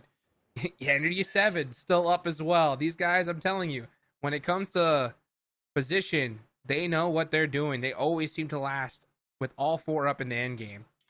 20 seconds left on the clock. Zone about to pop. This is stage 5, so the zone is going to definitely sting here. And Cardozo, I'm telling you, this Team Liquid team, they just don't go out easy. They just do not go out easy. Yeah, I'm expecting him if 9Z was to, you know, take that fight. I see him winning it, but stop in the open. And this is kind of one of those plays, too. Like, why even stop? No way. You Yeah, gotta exactly. just I'm keep like, driving. no way he's going to take those shots. Oh, that would have been crazy. He's looking for him. He's trying to take that 1v1, but Cardozo, I mean, he's kind of one of those players where he can hit a 90 on you. 1v1 situation, a little bit of pre-fire, but nice shots. But if you get headshot, Jukes. He's just better. That's all he wanted to do. That's all he wanted to do. You don't care if he goes out. He's gonna go out to blue zone. He's gonna go out to blue zone 100%. I wish we had the player cam. I would have loved to see him just stand up and just stare down on him. Like there's nothing else you could do. Oh my gosh. Utter domination right there. That's what I'm talking about. I think at this point, at lunchtime, 9Z has to make Team Liquid's plates. You know what I'm saying? I mean, you're cleaning up after me. You're making the beds. I mean, you're doing it all out of game at this point because he just absolutely made you his, his pet for the day, I guess you could say. Hitting a 90-degree double headshot tank. I mean, was what brutal. do you even say to that? What do you say? What do you say? All you got to say is ouch if you're on the side of 9Z. But, man, that's how you do it right there. Entity 7 on top of the hill side. They're going to have a lot of sight lines here. So let's see what they could do. As NRG, you're going to be crossing up this hill as well. Deblim. Yeah, full lay down. Trying to get... Oh, he's going to take these shots. Oh, not able to hit them, though. Meanwhile, Revo putting in some work on Furia. Kayovsky getting knocked out as well. Ooh. Alpha 7. Yeah, this is on that west side, northern west side, and that is going to be it just like that. So Revo taking out another player, and yeah, Furia gone. Team Pmsl in the mix here. Alpha 7 going to have to continue this fight. Oh, and the sight line. Tight peaks, but nice trade there from Silence. Yeah, I mean, for the most part, it was just a dismemberment on Furia, but it was a 4v4 situation with Team Queso now, and getting the opening knock. Silence really saving it for the squad. Now it looks like losing a player, but all these teams now, they're just on the edge of render for Entity 7 and stuff to start getting pod shotted down. If you lose a lot of HP here, Jukes, you're going to be getting thirsted immediately. Carrillo throwing some nades, trying to buy some time. And look at this, right? Even though they're down, they're not out completely yet. Oh, but that shot right there is going to knock down Carrillo. Mafioso's too far away to help out. I just want to see him hit that AWM shot one time. We need to see a bolt action headshot at least once in this tournament here. Yeah. I mean, we got to see it. We've talked about Winchesters. We've seen throwing melees. Like, just bring out the bolt action again. Something old school, easy going. And I know you're always a fan of snipers and stuff like that. My favorite thing to watch. And the big thing, which I loved, your recommendation for this, was the idea of any bolt action. If it's a knock player, it should be an immediate thirst. I agree. It shouldn't be. We're talking a big bullet, like, come on, it's a sniper, just give me the full knock at that point. It should be, yeah, because the thing is, behind trees, if you get a knock with a bolt, they have enough time to like actually get back behind cover, and that's why so many of these players opt for that M4, because they can confirm that thirst before he goes back behind cover, and yeah, I think it definitely needs to happen because we don't see enough bolt actions here. But Entity 7 getting knocked out. Here we go, Rolls of War on the push now. Gonna go ahead and get that first aid off first. Buy a little bit of time. Oh, maybe a little miscommunication. Aragod runs out by himself. Maybe they called the push and they stayed back healing. Little mistakes like that, little miscommunications can cost you big time. Yeah, and that's the difference between these squads around that end part of the leaderboard and stuff like that. A little too over-aggressive for the most part. And Entity 7, I think the main key component is going to be Franco here on that off angle. Royals of War, their back is to the zone. All they have to do is hit the shots at this point. But we're seeing a lot of these vehicles, Jukes. A lot of them aren't blown up. They're already smoking. If you're hugging it, I mean, you don't even have to hit the player at that point. You could just be blowing up the buses left and right. Yeah, let's see what happens here. Is this going to be a battle on the edge? Franco is looking in this direction. Rolls of War have the high ground. Be bold. Look like they're here, but they are not. They're way too far away. They're all the way down. Oh, but Tonko ran out in the open. And even from down in the valley, another player taken out, and that is just going to hurt big time. So Cold Goat going to be running through some smokes here. Going to challenge Franco. Can he hit the shots? Oh, just a turn. Gets one. Gun swaps through the smoke and had the sight line looking pretty good here, but Franco, just hitting those crouches, gets that nice headshot. Can he get one? He goes for one. Can he get two? 1 HP. Cold Goat survives. Yeah, I mean, for the most part, I like the idea of Royals of War, but with all that happening, B Bold was able to just full sprint up the mountainside. 9 eliminations to the squad. David actually having, what is that, 6 eliminations to his name alone.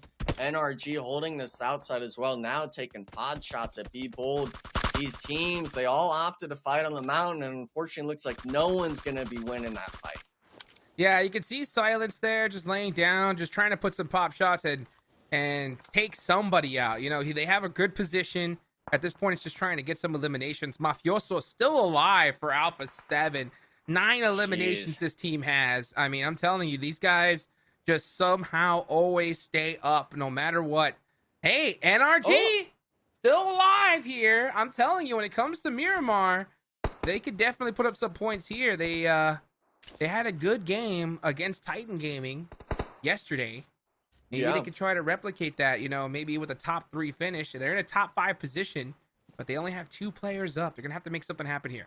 Yeah, I mean, 7 eliminations in the squad. They're looking to maybe at least pin down Team Queso for the time being, but the main issue is going to be this Be Bold solo. He could be peeking over at any time and just raining disaster. Malaz is actually going to be kind of trying to eye that, but in terms of best spots, I'm loving SLR's position. They kind of just full sent this shack and got zone blessed a bit, Juke. So with them being a 3-man, all these teams have lost players early on, and with these kind of spread of the map, the lay of the land, a lot of these teams could still be losing 1 or 2 players in the next zone. Yeah, it's totally possible. Let's see what happens. Who's going to win this game? Like you mentioned, SLR dead center. This next circle will be the last shift that we'll see. And Koi, man, put in some work in that last game. He's got his eyes set on Team Castle. And that's the thing, is that, you know, NRG and Team Castle, they have their eyes set on each other. They can't even really look down. They can't cross that mountain enough to really see them. So it's going to be tough. Actually, I think Milos may have seen them. So they have some sight lines. But SLR under full coverage right now. It's anyone's game. Oh, the nades. The long nades all the way from the mountaintop. Team Kessel throwing out those smokes just enough to do it. No way. They're full sending this. Here they go. M2M making the bold push. And they get there. SLR gonna have to make something happen. It's just the one, though. And I mean, White LG hears the pull-up. It's just a matter if you actually go for the shots. The molly comes in, but unfortunately, M2M getting knocked immediately. And it looks like the Overwatch as well if Team Queso got knocked. So even though it's just the solo jukes, SLR is still hanging on at the shack. They might be able to get into a top 2 position because now it's only 1 player. It's just Milos, but the nades are coming out. You got to watch out for being in the shack. But he doesn't have much of a choice. Yeah, I mean, yeah, you got to pick your battles at some point, Chicks. And for the most part, it looks like NRG is still supporting the other NA squad. Team Queso fully pinned down, but the Be Bold player, he's still up. I mean, he has an opening side of the shack on his end, so a lot of these players could still get caught out, but oh my goodness. 1 HP, Team Queso not being able to connect it fully, but I mean, the damage is done at that point. Yeah, Milos needs to be very careful here. It's going to be hard for him to survive this because he does not have a position at all. The zone is going to start closing any second now. The zone's going to go down to nothing. I mean, this could be even an SLR win, but NRG is going to have to make something happen. Don't count on Be Bold just yet. David is a problem by himself. 6 eliminations. Jeez. This man's been a 1-man army. Oh, and did he have what did he have? Okay, I thought I saw something else for a second. Oh yeah, down south. You see that AWM in the. Can we see a last second snipe? That'd be insane. I mean, he's got the angle, but Milos isn't really giving SLR the time to peek. He's just taking pod shots, and I'm not even sure if Milos will be able to make it into the next zone. He's just outside of it. And for the most part, if you're either duo of SLR or NRG, you're praying to God that either of these solos gets eliminated, because the push onto the shack, it's going to be a task to deal with itself. You don't want any sort of side shots coming at you. Right, you are. You don't want none of that work right now. And I'm looking at the map as we see Team Queso eliminated. So that angle is gone. David should have a good sight line now. Let's see what happens as Malaz is trying to find some more angles. Maybe he was even looking for some loot. Throws a smoke out. Does he see that? He does. Sees him wide on the open. Got to hit those shots. David hitting the salsa. Able to get that lay down and gets the knock. Are you kidding me? Oh, that's an absolute throw. David, I mean, he's just putting on a clinic right now at the M4. And if you're NRG, I really question why you're stopping in the open, but you're having to have J7 peek over. You're in the dead sight lines of SLR. 1 HP. Amazing win out of SLR, but you really got to question what NRG is doing in that situation, because Bbold should not have had that knock and kill whatsoever. That was crazy. David, got to give it up to him though, man. Yeah. What a play towards the end. He was outclassing so many teams. I mean, the guy almost took out 2 squads all by himself. And that's the whole idea is, you know, any player in this lobby, if they're feeling it, they're able to really have those pop-off performances. We're talking Malaz in a buggy, fully smoked, getting essentially triple headshotted out of it. Taylor, I really got to get your kind of mind around it, because I'm still kind of baffled why NRG in the first place even went over there. It's confusing getting it. I think this was a game of bad positioning as a whole, man. And you can even go all the way back to the very start, or even a little bit further than that, excuse me. But it's like 9Z pushing at one point, right? Pushing a compound. Yeah. Doing so, they leave Simple on the tower, who should have had an impact, but at that point, Team Liquid, they just don't take the bait. They don't push out. They understand there's an Overwatch. And by the way, before I even get too deep into that, Wancho, Hot Juice. Wancho in this play, perfect plays, perfect shots, ultimately shut down, but Titan Gaming still wins that early fight. And that was very early against AGG. All 3 survived, so they end up pushing out. Wancho hitting shots like that gives me great faith. Titan Gaming, they can be cool, they can be serious. They don't get the best placing, but that was still good to see. Oh, yeah. I tell you what, man, he's the best coach. The best coach that can play, you know, out of all the coaches in this game. So I'm telling you, Juancho, he definitely hits those. And I'll tell you another person that hit those. David from Bbold, right, Taylor? Yes, Bbold was on fire. David at the end especially was incredible. And Bbold started showing their great teamwork against Influence Rage. This is the Team Liquid fight, though. I cannot believe Chief even had a chance in this fight against Bbold. He switches to a secondary. He still almost wins, just a sliver of health. I think if he connects shots, Bbold is dead to rights in that engagement. Team Liquid would survive, but that's where the Bbold kind of rally started there, and ultimately ended up finishing incredibly strong. Bbold was just on fire. The long shots. This shot, though, had you guys losing your mind, Enigma. I mean, if you're losing the 1v1, you had the first, what was it, 15 shots out of the clip on him. That's He's right, not even looking at you, and then he just holds the spray down and just puts you down. So if you're losing it like that, that's a real mental blow. And I'd honestly be kind of questioning what you even do as a team after that, seeing your teammate kind of just get bodied in the open. That was Cardozo, by the way, getting the last laugh against 9Z. I know they were pissed they were being held, or at least that push even started that allowed them to get third party ultimately by Bbold a little bit later. Team Liquid not happy with that, although still finishing okay. 9th place, 5 eliminations, but they always want to do better than that of Alpha 7, who had a stellar game, 5th place, 9 eliminations for themselves. That was David. Now, this play, you know, Alpha 7 is chilling in the shack. They're taken down. Now, this was when SLR gets pushed once again. Hot Jukes, Team Queso pushes aggressively and ultimately ends up being their demise. Winner team's going to learn you can't push SLR. It was in Hyper earlier, and then Team Queso. SLR's just too good. You got to learn your lesson at this point, right? When they're standing their zone, don't come knocking, right? I don't know what to say. Now, you know what? I will give it up to Team Kessel. I think considering where they're at, you know, on the leaderboards, they needed to do something bold. So I like the fact that we see something, even though it's not like the safest play, I like to see some little craziness. You know what I'm saying? Aggression's all right. I mean, just like in Hyper pushing onto SLR just last game right an hour ago. I thought it was an okay play. It just wasn't executed the best. Team Queso, though, made an attempt, and you got to respect that.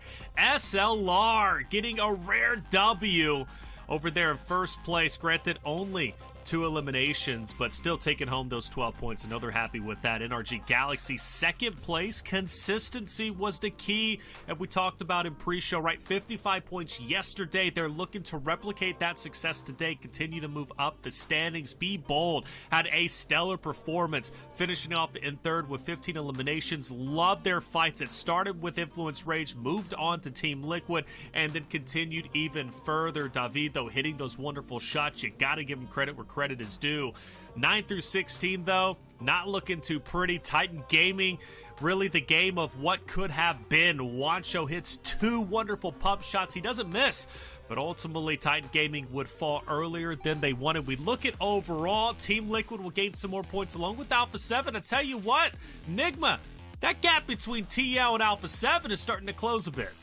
Hey, I mean, it's only, you know, under 20 points and stuff like that now, but it's like we said at the top of the broadcast. Both of those teams are in a class of their own. It's just a battle of, you know, which of the Goliaths are really going to come out on top. But at the end of the day, I still see both of them making on to that next portion, I guess you could say, of these tournaments. But we're seeing it near the bottom of that leaderboard. Fury and Inko, both of the squads that are having sort of those double points, that bonus points day, actually moving down the leaderboard. Yeah, tough to see, Hot Chooks, because Furia moved up right above that of Team K, so they were just behind Influence Rage. Now they are back down where they started the day in 7th place, just above that of Inko Gaming. They've kind of been neck and neck, whether it be 1.3 points, but Team Queso will move on up, looking like a front runner to break into top 3. Yeah, it's totally possible, but I'm telling you, Furia and Inko need to have a crazy day today. Like they really do, because this is their opportunity. This is their double points day. All the teams above them have been very consistent here, and if they want to get that last 3rd place spot, you know, they're gonna need to do it here and now, because I'm starting to get a little bit nervous for them, because we're already 2 games in, and every single one of these games they don't put up points. Oh, it hurts big time.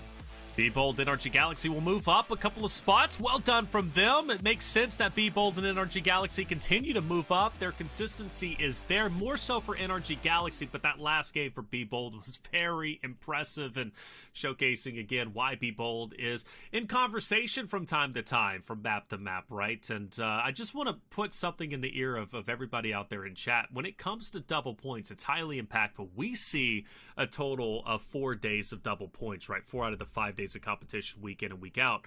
But realistically and truthfully, the teams themselves, each individual team only has 3 double points days throughout this tournament, okay? And 1 double point day has already been burned through. And I know there are many teams who were not happy with their double points. Today is the 2nd double point day for Group A. They only have 1 more remaining after this. This is where you have to cover ground on the standings. So if you're Inko, Furia, E7, in Hyper, you've got 4 more maps to make a difference. Let's see you do it, because you're only going to get 1 more opportunity next week, and that is it. But 2 maps down, we've seen an Erangel, we've seen a Miramar. We're about to head back into Erangel, where we started off the day. Maybe a chance for Furia and E7 to showcase what they're made of. And I would love to see Team Liquid and Alpha 7 perform as they did in map 1, because if they do, I'm going to lose my mind once again. Well, we got Zarpatch on site with Cardozan from Team Liquid to break down their Game 1 win. Zarpatch, what did Cardozan have to say? Match 1 has come and gone. I'm here with Cardozan from E7. They are the winners of the match. I need a stare. This guy is... Anyways, right, Cardozan. Again, you guys are playing amazing. Ajala is beating every Latam team whenever he sees one. And you guys are in the top of the lead. Vocês estão batendo todo mundo. A Ajala está jogando muito bem. Vocês estão em primeiro top na lista. Como você está se sentindo? Então, me sinto muito bem, a nossa equipe está muito bem também, a gente está confiante e é isso. We're feeling good, we're feeling confident, that's it. There's not much else to say. Bro, after this match, how do you feel? I mean, it looks like you're going for the championship. I know that's your objective, but how do you feel about it? Como vocês acham que vocês vão ficar campeões? Eu sei que esse é o objetivo de vocês, mas com esse desempenho que vocês estão tendo, como você acha que são a oportunidade de você ficar de primeiro? Se continuar nessa pegada, dá sim para ser campeão, que é o nosso objetivo. Mas a gente é muito pés no chão, vamos jogar queda após queda, dia após dia, até o último dia. Feet on the ground, and we are doing well. That's our objective, to be the champions, but day after day, let's go day after day. They're doing great. Please stop killing Latin America. Let's go back to you guys.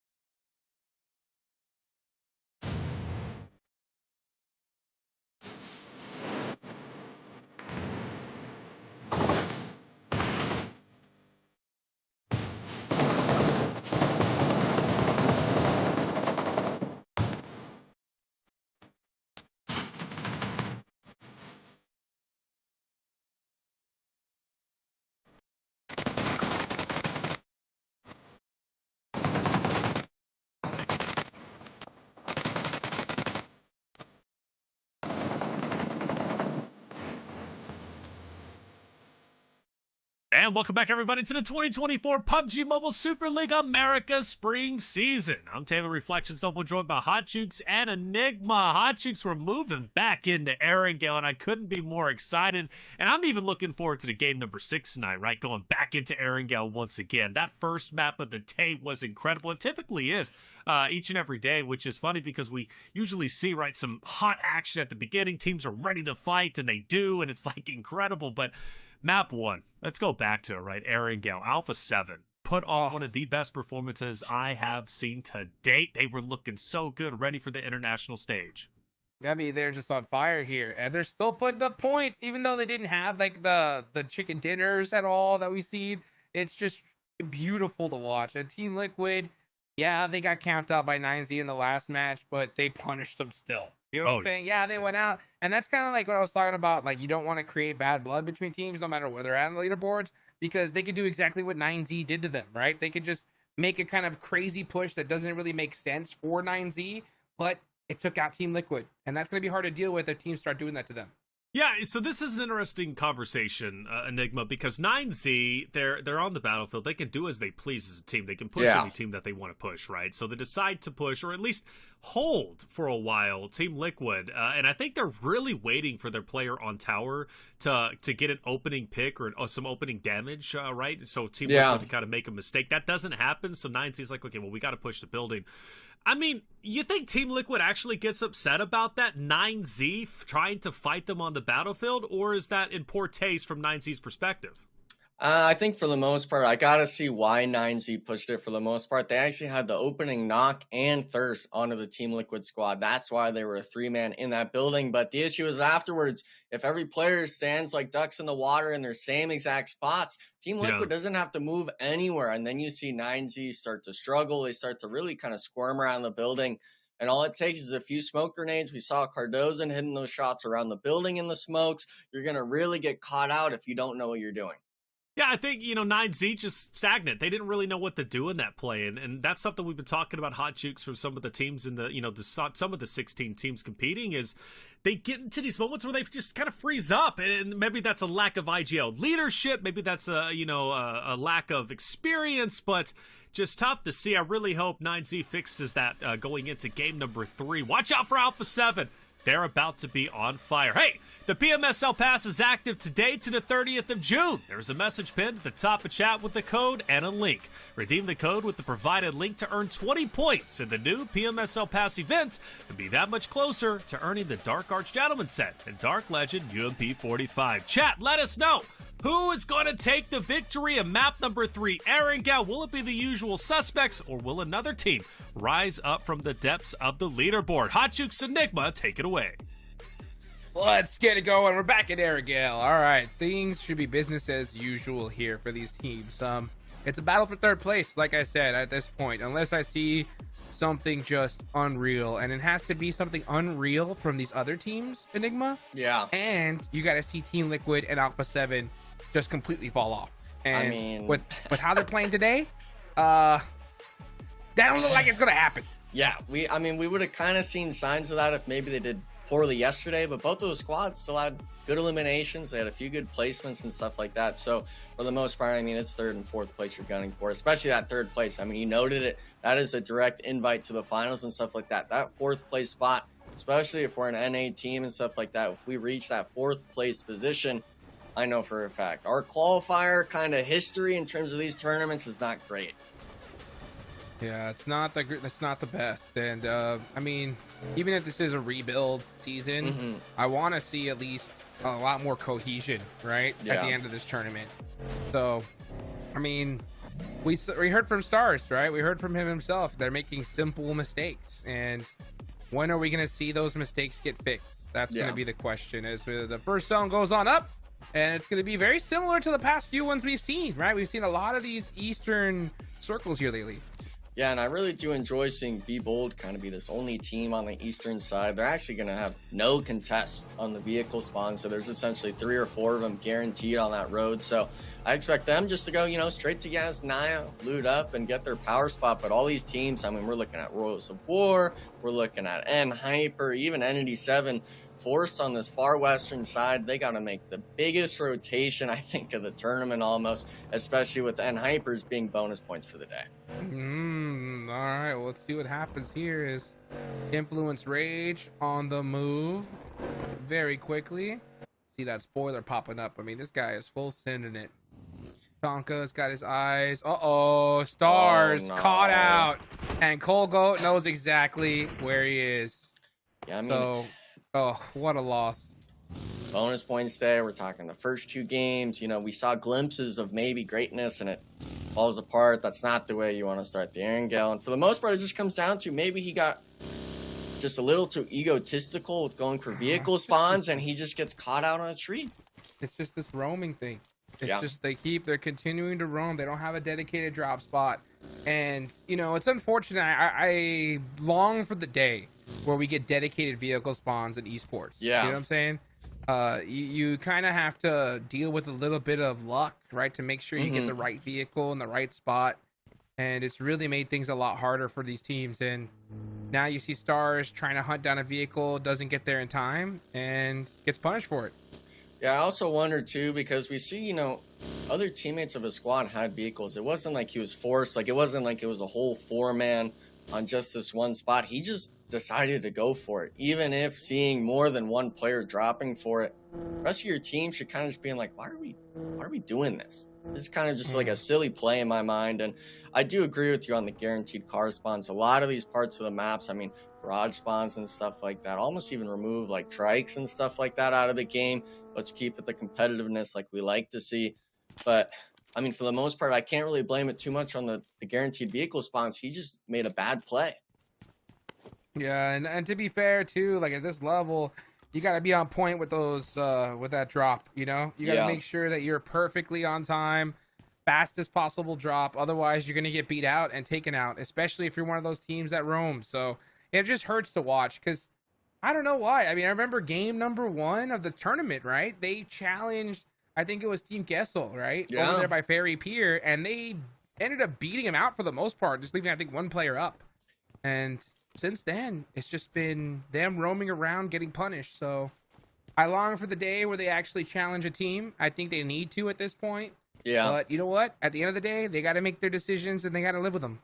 I think at the end of week 1 as well, they were dropping Severny at one point. Why not just drive up there? That's free still, even though it was off the plane path. No one's even looting it for the most part. So it's, it's always just kind of question marks that go through our heads. And a lot of these teams, it looks like they're starting to figure it out, especially Be Bold. They're centered up. Obviously, Influence Rage is starting to come towards them. But, and Hyper, with it being your second double points day, you're only going to have 1 more after this. You're needing to have that 50, 60 point day. And unfortunately, I don't even know if they've broken double digits yet for bonus points.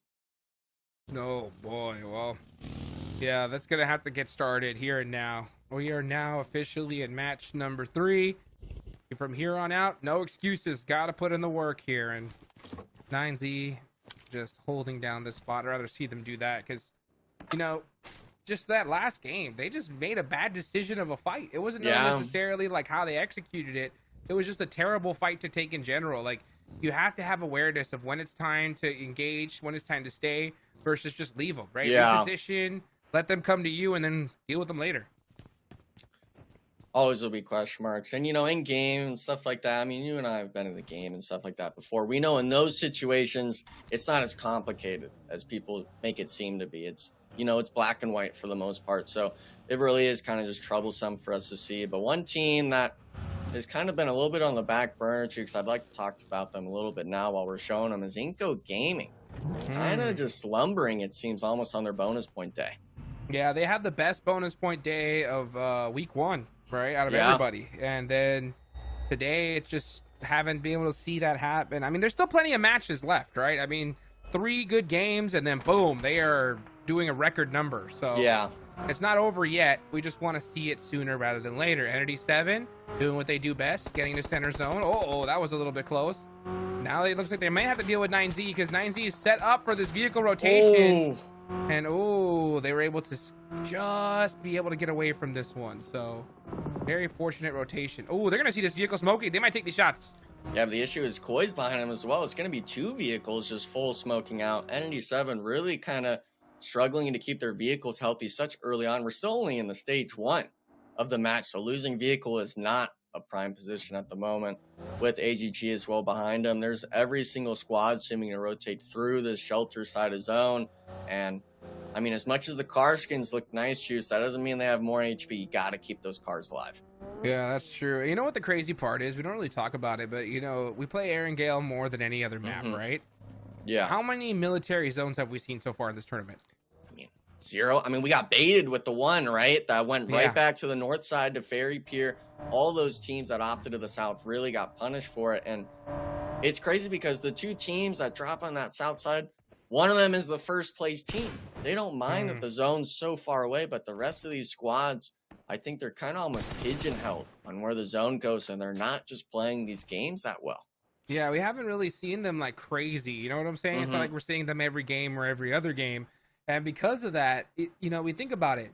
Team Liquid, they land there. Yeah. So there's no excuses for these other teams when it comes to like being able to rotate. They're the #1 team, and they land in a place where, yeah, they get looted up, but it's a difficult rotation to make. No one's camping them out. Nobody is, you know, challenging them at all. And look at this. Somehow they're still going to beat NRG to this position. I'm telling you, like, that's something that I think a lot of teams need to keep an eye on. Is like, how is Team Liquid doing this? How are they having so much success on a map where they're not getting favorable zones? I think it's almost just you give them too much respect. You got to kind of check them every once in a while in some of these matches, but we don't see NRG. We don't see Team Queso holding bridge camps. It's just letting them rotate in. And I mean, if they drop military base, somehow they're getting into a central spot and zone as a 4-man. Now, wait a second. We're actually seeing it. NRG catching out Chief, the caboose of Team Liquid, getting caught out on rotation. About time. I mean, I think I agree with you, right? You got to check them, and it's early. Sometimes it's good just to like, hey, one game, camp out their rotation, just make them second guess themselves. Make them just like be like, oh, we shouldn't just full sand on in, and that little delay could be the difference for them getting a center position or being stuck on the edge. You know, so yeah, I do agree with it. I mean, you got to definitely give them the business here because they are running away with this tournament. 424 points on the day. And third place has 299. So that is a 125 point difference there, folks. Jeez. That's pretty insane. Hopefully, though, after this match, obviously they only lost the one player of Team Liquid, but NRG kind of was a check in my eyes for it. I wish we saw it more in kind of that first week of the tournament, not waiting so long to do these sort of plays now, because maybe Team Liquid would have been down 50, 60 points. This leaderboard would be a lot closer, but for the most part, the squads are still going to have to rotate in business as usual. And Hyper, we saw as well when the map was up all the way on the west side. So they honestly pull the same idea as NRG a lot of these games. Eat the blue zone for what it seems like the first 3 stages. Okay. All right. You know, playing it a little close, I may say. Yeah. All right. And Entity 7 over by Mansion. They always go to that Mansion side. Hey. This is they go there so often. I'm surprised nobody's even trying to check them in this position. But this is what I'm talking about, right? Everyone's playing the same game. It doesn't seem like anyone's like trying to do some different strategies, different rotations. Everyone's kind of go into the spots they're comfortable with. Yeah, and the only 2 teams that can confidently say that, you know, they're fine with playing the same game, just working on those little mistakes, are first and second place. They have the 100-point gap. All these other teams, when I hear errors and stuff like that, we're playing our game, we're over 100 points back. Like, let's put that into perspective. We've had 1 week of play, and we're still that far back in terms of gameplay. The 2-week mark and even the end of the tournament, it's going to be disastrous for some teams on the point spread. It really is. It's going to be really, really tough. Well, let's see what ends up happening here. Is Nunez trying to get that bounce nade in? That should get the confirmation. Oh. Does catches Cole Goat just like that. Oh, what happened? Oh, it's Cole Goat that threw one on the Nunez, and now Nene Bete. Wow, what damage did this man take? I mean, it's an elbow shot, if that. Now he's in a 1v1, of course, but the rest of the squad is already fine. And Nene Bete, he was the last player alive in the first 2 matches. He's kind of the player you want in these spots, and look at this, he's just running away, Jukes. Out of here. Not even gonna take the 1v1, and he's like, "Yep, later. I'm just gonna let my teammates shoot you." Out of here, dude. And let's see if Victex can't get the nail. He throws it up top. Oh, man, he could smell that nade. That was so close to him. Oh, another? Big Tech's throwing another one. This man's on point. You can see him staring close. Uh-oh. Through the window. That is gonna hurt. Vitaly's gonna try to get this res off, but yeah, move out the way. Don't put yourself in an obvious position to just get naded once again. Yeah, I mean, jump shot. You have the players there and stuff like that, but you gotta force Victex into the shots. Where's the cover fire? Barely any damage going down, but the shotgun only takes one. Barely still any damage going off. I'm worried there's gonna be a third party maybe coming in. Victex is making plays. I gotta say that. Oh, nice. Finally taken out. But the man definitely put up a fight. I gotta give respect where I see it. And Worlds of War been doing pretty good. I mean, they're in 4th place. They're doing very good, actually. Yeah. They could definitely make a run for that 3rd slot here. Who knows? They have a crazy double points day. Anything can happen. Anything can happen, folks. But it's gonna be hard to do here. As Titan Gaming now on the move. Uh-oh. Tire getting shot out. Spun out. And now putting some shots on 87. But, oh, it was all the way from across the way. All Glory Gaming that was putting in that work on him. Yeah, this is what happens when you wait so long on your rotation. You still just end up forcing a fight with ND7. Now, it goes 1 for 1, but is it really worth it as a squad? I mean, Red Ox getting tagged up. I'm not even sure if he's going to be able to use the vehicle in this spot. And with the congestion so much on the south side, everyone, I mean, ND7 now down to a solo, AGG forcing the fight. It's a bunch of casualties. Bunch of casualties going all over the place. ND7 getting taken out. And Hyper putting in some work onto Team Liquid. And they take them out. So, and Hyper, 3 eliminations, but they did lose a couple players as well. That, yeah, that's going to hurt. I think NRG just wiped them as well. Yeah, they actually just kind of caboose behind Team Liquid, just steamrolling and Hyper afterwards. So 2 eliminations for the NRG squad. They have 3 actually right now in the early game. So these teams finding the eliminations. But Team Queso, 1-man army on the stairs right now. Jukes, you do not want to be pushing this DBS. Oh, no. He's going to be holding that stairs pretty well. He has no coverage at all, though. No nade. Oh, he actually has his mollies. Mollies are going to be, getting caught. And the boxes get shot. Wow, David, I'm telling you, this is the man for Be Bold. He really is. I mean, he is definitely shown that when it comes to, like, clutch plays, he can do it. Yeah, and I mean, for the most part, Team Queso not even getting a single player thirsted on the Be Bold squad. I wasn't expecting Be Bold to really be popping off like this, Jigs, but they're kind of making me start to eye him a bit more. We could see the zone shift as well, and with that fight from Worlds of War and Inco Gaming, the whole west side is actually completely free. NRG. Everyone on the south is moving in. I think NRG needs to start focusing on just like doing a little bit more scouting and just getting central, you know? Yeah. Like they could definitely push this, you know, instead they're going to be fighting on the edge with Titan Gate. Actually, it looks like it's mostly going to be Spec alone. Again, the team's so separate. They never, when's the last time you saw NRG be able to fight as a squad early game? Never. I mean, I can't point to any game, and it's kind of a little bit embarrassing that we have to say it so many times. Now, in my mind, you know, it's the highest potential for early eliminations. If you scare away Titan Gaming like what Spec did, I guess it works out, but now you got to worry about Death Wolves below you. We're seeing Furia now as well rotate onto this north side to the west. All these teams could start seeing you, and if you're not paying attention, you're a free knock and elimination point for them. And that is not what you want to be. That's for sure. Furia trying to get some more of them double points. Let's see just how many they're going to get. No eliminations so far, but they're trying to find that position. They're on the north side. Most likely to be making a push against Alpha 7. Holy. Let's see what they're going to end up doing. Oh, Mafioso getting taken down by Be Bold. So, Be Bold, I'm telling you, these guys are in the mix right now. I mean, yeah, they're in 11th place, but I think we're finally starting to see them, you know, fire on all cylinders. Yeah, I mean, it's a marathon, not a sprint. We're talking 90 total games. We're reaching that halfway point, like you said, and you'd rather start feeling better coming into the midpoint of the tournament and not still feeling cold. Be Bold now, they were holding that edgy as Naya, pushing up onto Alpha 7. They did get the reset, so it's a matter of if you can find the nades. David, another game where he's getting an opening knock for his squad, now forcing the pull-up. All right, let's see what happens here. Be Bold, staying true to their name. That's exactly what they're doing, especially if you're going to challenge Alpha 7. But Furia, man, helping out Alpha 7 at the last second. David's just saying, hey, dude, what are you doing? Right? This is Alpha 7, second place team. We're trying to take them out. Why are you shooting at us? the frag grenade as well. I mean, getting a finish. Ray is 1 HP. I'm not sure if he's going to be able to get the heal off in time. McGrone and stuff like that, trying to piece them down. And Furia, they're still being the thorn in the side for both of these squads. Ray is now being knocked on Be Bold, and as much as I like the push, maybe just staying a bit too long on this ridge. I mean, they tried, but I mean, the good defensive smokes, right, make it just so difficult for them to push. And Beauty was able to save Alpha 7, that headache right there, very quickly. So, meanwhile, Playzone catching All Glory Gaming 7. Oh, we're trying to hop on the roof, not able to do so. Gonna get that parkour going. Oh, yeah. Come on. Nope. One more Those shots are gonna say, yeah. Let's just go ahead and stick to this side. Yeah. Well, this is the beauty though. When you win the early game fight, you can just start spraying down everyone on the edge of zone. And this is the NRG split we were talking about. They're condensed on the hill, but still only a duo here.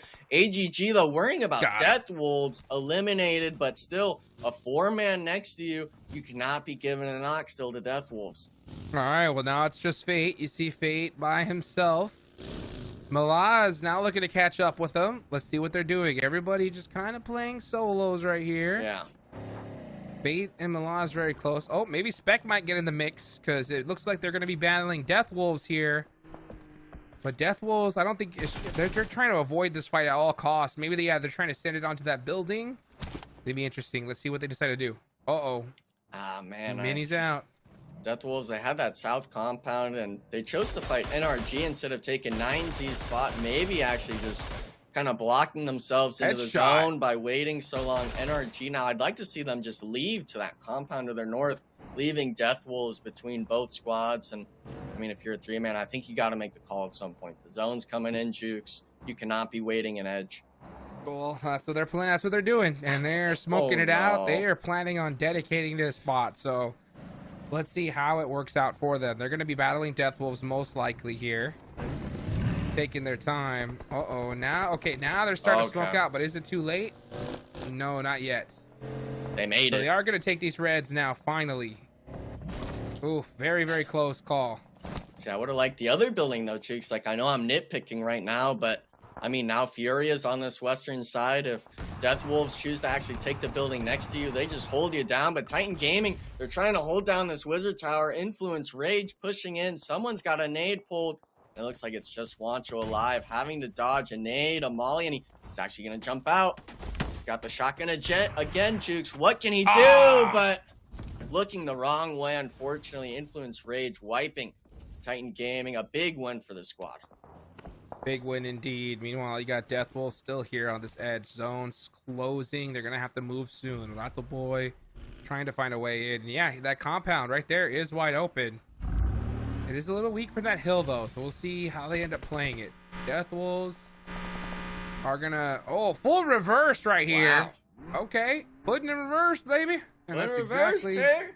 what he's doing here as Rato Boy's going to get meted up because he's ready for a big push. Yeah, I mean, you got to be ready to push. We're talking stage 5 coming into stage 6. Obviously, there's 30 players live, but you don't know that there's 9 teams remaining. A lot of these squads are still 4-man. If my math's right, I think that's 5 teams as a full 4-man squad. So you're needing to make sure if you take the fight, you're setting yourself in the best situations possible. Tire got shot out. That's going to make Elite spin out. Going to throw out some smokes here. Nades are starting to come his way. Trash. Catching Connor, and Elite getting shot in the back by that AUG from Koi. Man, Koi from long range could definitely put in work. That's exactly what they're doing. Maybe we could see some more SLR dominance after that win. Maybe that's the buff they needed. Meanwhile, Guazal just gets his head taken off there by Vitali. Quick revive. Next zone pops, and it goes right on to Inco Gaming, dead center. That is the place to be. So we could see an Inco Gaming win, but at this point, they got to make sure that nobody pushes up on them. It's going to be very difficult because that's a hard compound to hold. Yeah, it's a reminder of the first game. Maybe you just condense down and give up half the compound. There's too much room for you really to be watching. But a lot of these teams, we have the map. Thank you to the talent team and stuff like that for getting it for us, because we can see all these teams on the outside, even though they barely have to move, there's not really any cover for them to go towards. I'm calling out Influence Rage, SLR, 9Z, Death Wolves, even NRG. They're fighting for scraps of a building, not even the whole room is going to be in this next zone, and now we're seeing it. NRG is going to be the ones tested. Oh, Fate was on the outside, though. That nade does help out a bit. He's able to spot Rato Boy, so he's going to give those calls outs to his teammates. Malaz running out in the open here. Ooh, almost gets naded. And you can see him trying to go for those confirms. Oh, it's just Malaz. Last player up for NRG. Little bounce nade here. Can he hit it? I mean, doesn't. Not looking good. Fate's got the pings, but I mean, it's only going to be a matter of time before, yeah, he's thirsted. And it's not even going to be just this squad. 9Z pulling in, but it's looking like a 1v2 spot right now. 1 HP. I think he's just going to blow up the vehicle. It's smoking. I think you got to just commit to this. Rato Boy pulling out the molly, missing it because of the stun. And I think he actually made it with the frag, but oh my goodness. Barely making it around. Now just full sending it into the building. There's actually 2 players up. NRG getting wiped, and the building is completely free now for the taking. Oh, wow. Death Wolves. This is why the team's in 3rd place. Man, they know how to make these pushes happen. Rato Boy, this guy, he is sneaky. Maybe that's why he does have Rat in his name. He was sitting in that car the whole time. They drove up. They didn't even check the vehicles for people. He popped out. Boom. Gets the knock. So beautifully done there. SLR down to 2 players, folks. And they're going to be holding this ridge line with everything they got. Koi with the long nade. Does he catch him? Oh, I think he did good damage, though. He's got 6, though. I mean, all it takes is 1 really to connect for you to be on the front side, but not hitting the read. Thinking someone snaked to the left. Luckily for them, Inko hasn't been able to push over just yet. We're seeing Be Bold as well. They do have just 1 solo left alive. Alpha 7 condensing down, but all these teams, they're working with really just a ridge on this roadside right now. Yup. Meanwhile, we got Be Bold, final player up. Staying quiet. Oh, he got spotted. He got spotted 100% and gets ran over. Koi with a double nade. Oh, actually, Federal still live, but that was an eviction notice. And there it is. Full sender. What? I think he got the heal off there. It had to have been. There's still Lil Boy as well, but Influence Rage, they are on the back seat, and the smokes, it's not like you have an infinite amount of them. There's got to be a limit to what's in these players' backpacks. And as I say that, Federal's actually got 2 to his name. They could maybe kind of ease the waves out of this bombing zone SLR's throwing on them, but with the zone closing, this isn't going to be the ending spot. They're going to have to move again. Yeah, let's see what happens is Federal going to be trying to play from the edge, pushing in the best he possibly can. Things looking very, very scary here. Oh, Little Boy with a beautiful nade on the Koi. That is how you do it. And there's another one. Dragon actually in big trouble, and SLR is out of there. Yeah, and look at that. INF actually was able to keep a vehicle alive. Federal moving in instantly for the cover. Alpha 7's trying to make this sort of move on this eastern side, but both of those teams got to move in. It's either you play for the eliminations or you play for the spot in zone. And I mean, a lot of these squads were even including Fury. And now in this conversation of having to work into this next shift, the pressure's going to be on Inko in my eyes. It definitely is. Yeah, they're the team to beat. They're central zone, but it's so difficult to hold that compound. Alpha 7, I think they're the team to beat, to be honest. Even though they're on the edge, they have 4 people up. You could never count them out. Yeah. We'll have to see, though. The zone is shifting. Fury, it looks like they're taking shots on Alpha 7, and they're going to commit to the building. They're going to try to weasel their way in along the wall into these buildings. And we talked about this building or this compound being maybe a little bit too big to hold. Inko actually looks like they're going to try to hold Alpha 7 back. I'd like to see them almost just forfeit it here, Jukes. Just give it to them. Let's see what happens, though. Let's see what happens is Mafioso got that M4 ready to put it to work, as they did get to this broken wall. And that's all they need, to be honest. Now they're going to have coverage. I think it's smart of Inko to just give up this side. Let them push up. Let them work it from here. And then deal with them later. But now Death Wolves still up. Ooh, getting shot from all angles. And that's how you do it. Furia really taking full advantage of their double points day. 3 eliminations so far. But they need a lot more. Let's see if they can finish it off here. Is Alpha 7. Yeah, set up, posted, and ready to go. Yeah, we can see him actually being able to keep 4 players alive. They will be able to get that reset, I think, on Kayowski. That's a big player you need in the game. And with this being stage 7, we'll see the next zone shift, and then it goes into nothingness, Juke. So we're talking Alpha 7 on the north. We're talking Inko Gaming in the center compound. INF still scraping by on this east side, and of course Furia on the hill. So all these teams, they still got to keep inching their way closer together. Someone's going to start losing players. All right, well, let's see who's going to be able to win this match. Furia are going to have to make a crazy push here. Actually, yeah, this zone is terrible. None of these players are in it. McGrelling gets a crucial knock here. This zone's about to go into nothing, folks, and nobody is really in this zone. It's going into the wide open. Anyone's game. It's all about timing, right? Which fights are you going to be able to take? Who is going to be the lucky one to just sit and watch and clean up all the eliminations? And Furia, they need these points so bad. And it's not looking good because all eyes are on them right now. Yeah, I'd like to see Furia just ditch this hillside, just fully commit to the south. I mean, we saw Rose of War on the pull-up on the south side of the compound. That could be the play, but we're seeing it again. Alpha 7. These players with shotguns on the walls. We already saw what happened in the first Erangel, Cheeks. You now want to be near them, and the nades are raining over. You can't even run away from the squad. Now Inco Gaming trying to condense down, getting caught out. It's an all-out war. What's Furia doing? It looks like they're going to try to hold that edge and just let this fight happen. Revo is going to try to get this first aid off, and Carrillo's full sending it on in. Shotgun in hand. Catches, and then they bet down that corner, but he didn't see. They put up a gas can trap. Beautiful gas can lay down, and Inco trying to turn things around. Dealing with two different teams, though, it's going to be difficult, especially when you got to deal with Alpha 7. But 7 actually going to go ahead and get that thirst. So, and Alpha 7 are out of here. Yeah, and I mean, Furia pulled up at that same time. Inco Gaming down to a trio. Nenabete is alive, though. Never mind. The Molly spreads into the room. 7 getting naded out as well. It's down to just a solo. They don't know. Vitali's on the edge of this little one-story granny, but 3v1 situation, 4v1 situation, it's going to need to be a miracle for him.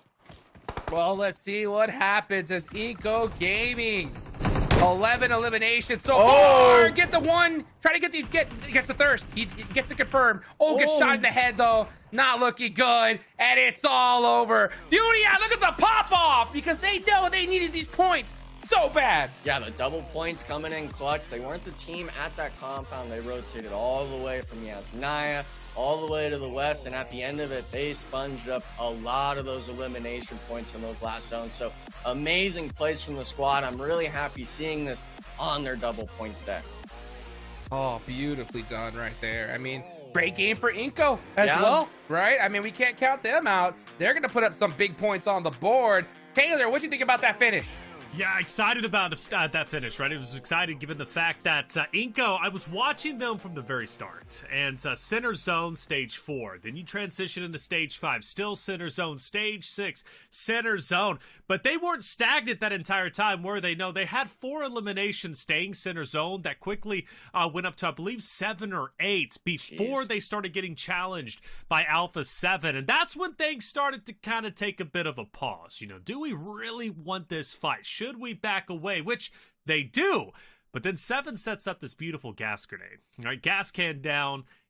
Alpha 7 gets that first blood, but then 7 just capitalizes off the gas can grenade. Beautiful setup, wonderful trap. Alpha 7 surely falls right after that. I was just watching Inco's positioning that entire time, just hoping and praying that they would perform well, and they absolutely did. It comes to show you positioning absolutely matters. But let's go to the very start, right? When we talk about B-Bold, David is on fire, shooting the bodies of Team Queso, Hot Jukes. David carrying his intensity from game 1 to game 3. This is his day. It really is, right? I mean, he is playing like crazy. He's taking out so many squads all by himself. So, I mean, and I can't stress how much of an impact that makes for your entire team. When you have one player just going crazy, it just, it brings that energy up a notch on the whole squad. So, I mean, great time to do it as well. Great time to do it indeed. Team Queso would ultimately fall in 12th place with 0 eliminations. That's obviously due to the wonderful efforts of B-Bold and David overall as a whole. NRG Galaxy falling a bit shorter than they probably wanted, but 6 elimination is still something to be proud of. Now, Death Wolves, I think, had a decent performance. Enigma Hotchooks at one point was complimenting Death Wolves, saying this is why they're in 3rd place. What did they do well this game 3? I mean, they made sure to just play together as a squad. We're seeing a lot of these teams taking fights, isolating themselves out. I mean, people just overlooking players in the passenger seat of cars. Rata boy, he literally has Rat in his name. He's pulling off some nice plays in my eyes of kind of either bait and switches or, you know, just playing quiet for the most part. It's super underrated to have a player like that, and it's allowing them to accumulate points when other teams are missing those opportunities. There was 7 with the gas can grenade. That was a good call for both of you guys. You know, obviously Vaughn tried to move in, but it just didn't work out. 7 was holding it down. You love to see that in Abente as well, doing everything he could. Alpha 7 would fall. This was the final fight, though. Furia versus Inko. Furia's time to shine. They come in for that third party just in the nick of time, Hot Jukes. Oh, yeah. I mean, they played it perfectly, and look at the point. Oh, yeah. That's what I'm talking about. That's double points. That's what you want on your double points day, and that's what we've been looking for. 3 more games to go. They're pulling up on game 3. That is surely going to help them, Enigma. Yeah, I mean, they were quiet for the most part, but both of these squads were talking 30-point games out of 2 of the 4 for Group A. And obviously, the other teams in Group A, they've been a little bit quiet for the most part, but amazing stuff to see out of the squads. And the one thing I'd like to note is both of their elimination counts are essentially in the top 2 of the lobby. So those points, not only is it the placement getting doubled, those eliminations really start to add up on double points. Without a doubt. And also take note of Alpha 7 with 8, and then you look towards the bottom at 15, Team Liquid with 1. Team Liquid still going to be in first, but it looks like Alpha 7's looking to take over that number 1 spot, something they haven't had for many days at this point in time. I believe off the rip of the series, they had first place, but then ultimately they were dethroned by Team Liquid, who have refused to give up that first place position. Let's take a look at our overall standings and see what that point gap is now going to be. And 425 to 413. So it's, you know, it was 19. Now it's getting even less. Alpha 7 starting to come up, but now we've got a new 3rd and 4th. Hot Jukes, Furia in 3rd, Inko in 4th. Hey, right on time, too, because, you know, we got to remember, Death Wolves, Rolls of War, all these teams are going to have their double points day coming up soon. Right. So you had to put some big points up here and now, and that's exactly what happened. There's still 2 more matches left to go. Yep. And honestly, I would like to see Furia and Inko get a lot closer to Alpha 7 and Team Liquid. And then on their day, they're going to have to hunt them down. I tell you what, Enigma, I'm getting excited. If we can get 3 more, and it's got to be perfect, all right? But if we can get 3 more 30-point games, Furia Inko Gaming could be just behind Alpha 7. Oh, that'd be a blessing for the most part. And I think, you know, a lot of us, because it's new to us, it's foreign for these double points days, we're not really sure how impactful these points can really be. But if Furia, if Inko Gaming, they have another 1st, 2nd place, maybe in 2 out of the 3, maybe even 1 out of 2 or whatever the case may be for them, it could really shoot them up the leaderboard. But I'm still looking 10th place, 14th place, and Hyper. I believe they had 3 eliminations that last match, but only getting 6 points. I mean, we're still looking, I think they just now broke the double digits on bonus points. Yeah, you know, it's hard to look at because we talk about that point gap from number 1 to number 2 and then 2 to 3. Now that point gap from even 9 to 10th place where Hyper sits is now 40 points. It's only going to continue to grow. And again, I urge a sense of urgency for the teams who are down there 10 and below. I would even throw, number 9 and below to get a move on. It's double points. Don't do what you've been doing. It's not working. Do something new and risk it all because you've got to get desperate. Claw your way up the leaderboard, especially on your double points day. So for Hyper at this point, this is your time to move up. This is your time to shine. Let's see you do it. Well, that's 3 games down. Our halfway point has been reached. I'm excited for the next 3. Sandhawk is coming up. A map, again, we only see 1 time a day. Today will be the 7th time we have seen it overall as a whole, and it could shake up the leaderboards quite a bit. We're going to have to see. But good news is we've got Zarpatch once again on site to talk with Dragon K from Super Lazy Reflex. Let's hear what he had to say. Let's go, SLR with the win. You were celebrating up there. I was like, yeah, let's go, SLR. I saw you celebrating. I was like, you know, I know the guys who I'm interviewing. I know the guy who I'm calling from. How you guys are? How you guys feeling this victory?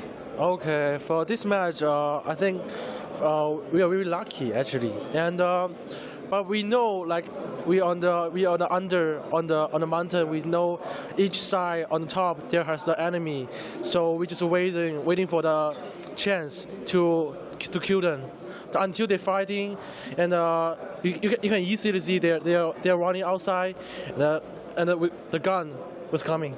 The chance was coming. The chance was coming. You are in that small hut in the circle, in the middle of the circle. Yeah. One from Team Queso, I saw him. He was going, "Oh, what are you doing, bro? You're gonna get." And you guys killed them. It was a great match. Yeah. Appreciate. Yeah, we do. You can do it, guys. We can do it. I'm really happy for you guys. Well done. Let's go in 8. Who is most likely to stay up all night practicing? I think it's me.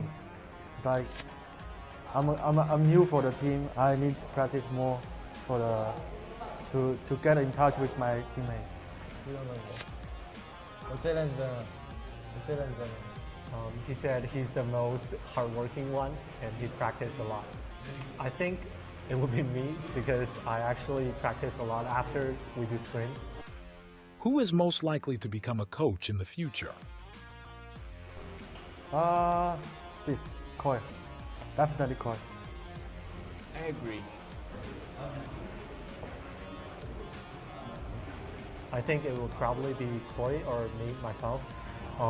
I'm actually already coaching a PN club in China right now, and Koi has a lot game understanding and experience as well, and he can communicate very well through these strategies. So I think it will be me or Koi. Who is most likely to rage quit during a game? Okay, I know. So definitely our manager is Energy. Yeah, cause like he's more focused on the game.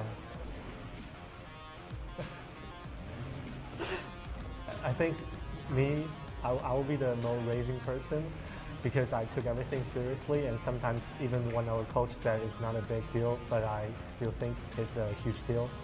And also, Xuan, maybe a little bit, just a little bit. Yeah. 我说你有一点点。不会. He doesn't want to admit. Who is most likely to become a famous streamer?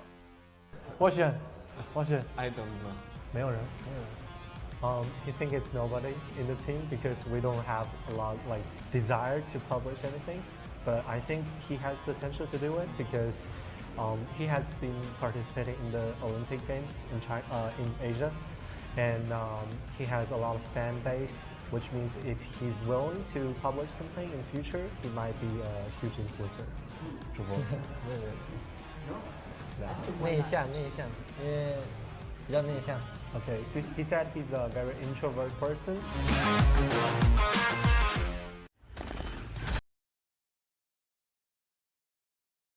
And welcome back, everybody, to the 2024 PUBG Mobile Super League America Spring Season. I'm Taylor Reflections Noble, joined by Hot Jukes and Enigma. About to hop into Sandhawk, game number 4. Hot Jukes, me and Enigma were talking on the break. We're like, who performed well yesterday when it came to Sandhawk? And number 1 winner chicken dinner was Furia, right? So right. Furia coming off a win already on Erangel. They could go back to back. That second spot might be up for grabs. I'm excited. Yeah, I think that it's totally possible, especially if that zone goes to that top left side of the map, right? If it goes to that island, they like dropping there, their chances of winning are ridiculously high. If it doesn't, it's going to be very difficult. At the same time, you got a lot of momentum coming out this last game, right? So how are you going to utilize it?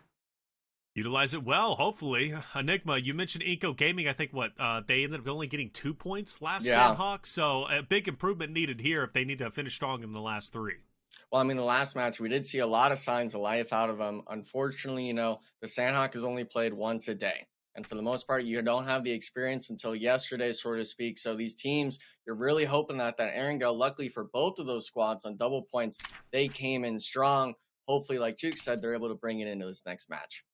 All right, well, we'll see how it's going to unfold as well for NRG Galaxy. This was the point that Hot Jukes brought up yesterday about NRG Galaxy taking the 1v1s. They're good at doing that, but they're not good with the team effort. So NRG Galaxy hopefully has improved enough going into this Sandhawk that their 1v1s are going to be powerful enough to converge together to make for a stronger push forward. I think the person who gave them an issue last time, or at least yesterday, was...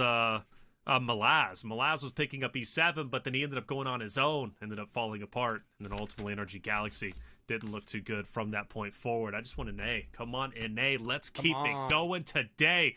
Today it's in Hyper though, Hot Jukes. That's who we need to go big on map number 4. Yeah, I think at this point we need to see some lucky zones. That's what they need. They really do. Because as far as team cohesion, it's just not there. They're making the simple mistakes that Stars mentioned himself, and hopefully they're going to be able to resolve it. It doesn't look like it'll happen today. I'm praying for that crazy, just all of a sudden something just clicks and they don't stop. It's just that it's not likely at this point. So hopefully they just get a good zone, right? Are able to utilize it, and then maybe they go off the momentum off that. That's what I'm hoping for, at least. Hoping for that as well, man. And one final point, Enigma, Alpha 7. They were a team that impressed both of you yesterday. Remember that mountain fight? They were going against Death Wolves, and there was this wonderful double push from Alpha 7. With the way they've been playing today, that double push yesterday was child's play. They're going to be bringing the heat from map 4. Yeah, I mean, for the most part, Alpha 7, they bring the heat to every match. Let's be honest, okay? I'm kind of almost scared if I'm a squad, if I'm knocking a player or seeing them thirst one of my teammates and seeing that A7 tag right at the beginning. It's all up in the air in terms of how these teams are feeling. All right, well, how are the teams feeling? We're about to find out as we head into map number 4 on Sandhawk. Furia, that's the team to watch out for. They took it yesterday. They took the map before just a second ago on Erangel. They're looking to follow it up with another winner chicken dinner. Let's see who takes it. Hot Jukes Enigma, take it away.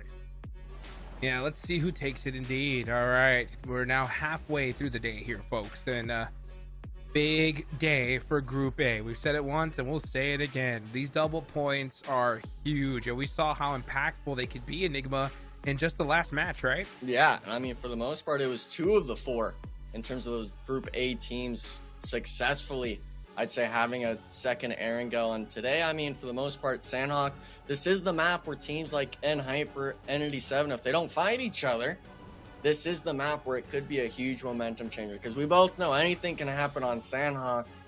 Hopefully they'd be able to use that momentum if things go their way. Yeah, let's see if they're going to be able to do so here. It all depends on where this first zone goes. Yeah, if it goes to that Camp Alpha Island, they're going to have a good game. If it doesn't, they're going to have a bad game. That's pretty much how it goes, unless, right, they're able to make something happen. Let's see. Where's it going to go? Who's gonna get favored? I'm saying it's going north. I'm looking Titan Gaming towards Cal and stuff like that. As much as I wanted on this west side, I don't think it's going that way. I'm going towards Hyper. Let's see. We need to see one of those go down that southern island. But baby, Furia. Hey, right? They needed it. They needed it, and they got it. SLR versus 9Z. Who's gonna win this one? Simple. Oh, he's got the guns to do it. The perfect weapons. Bow! Ooh. Goodbye. I mean, just stuck in the corner. Might as well not even shot. You're kind of at that point. He was as good as dead. White Elegy trying to come in, not even hitting a shot, though. Getting immediately thirsted. SLR now down to just Koi, unfortunately. Seems like a repeating factor for this squad. But 9Z, this is a team that we've questioned a lot over the last week and 2 days and change. But starting to win the fights now in some of these teams. Yes, they are. Koi all by himself. If anybody can do it, it's Koi. Simple's about to get beamed right here. Goodbye. Wow. Yep, and thirsted. Never mind. Gotta go for it. Yep. Gotta get it. No helmet, though. Get the point. Come on, let's... Oh, he's jumping. We gotta relax. There we go. Just take your time. Yeah, get just the one relax. Extra point.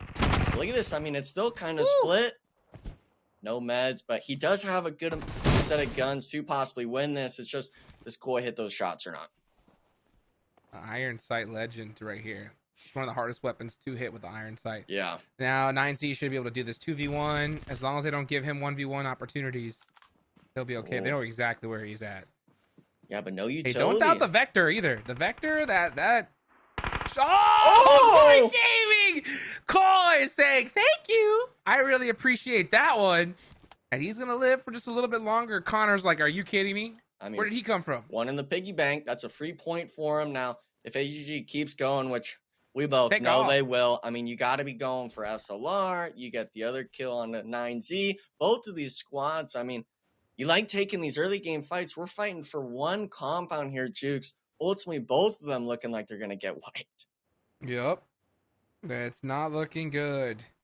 And I'm telling you, like, if we notice, we said it before, right? I'm sorry, not Titan, Team Liquid and Alpha 7, they avoid those early fights so often, right?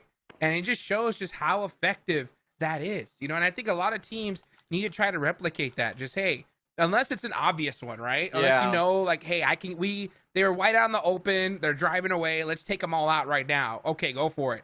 But if not, you know, just try to avoid these fights at all costs, because it's just not beneficial. The chances of you getting away with a full squad wipe without losing one person is so low at this level, right? Yeah, and I mean, we see it time and time again. After you lose a player, some people try to do that sort of hero save where they go for the 1v2. We saw White Eulogy go for that. Unfortunately, just giving the free knock over to him, not even getting damage down. So some of these teams, you know, it's always us going to be questioning their ideas of what they want to be doing. And unfortunately, SLR is kind of near the top of that list for it.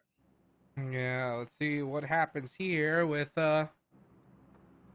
this next play. And Hyper need these points so desperately bad. I mean, we're now in game number 4. There's this match, 2 more left to go. And man, so far they've done nothing. Let's be real, right? They have not had a good day at all. So they need a crazy pop-off game literally every single match after. And you know what? I'm going to say that goes for 10th place on down. Yeah. Literally.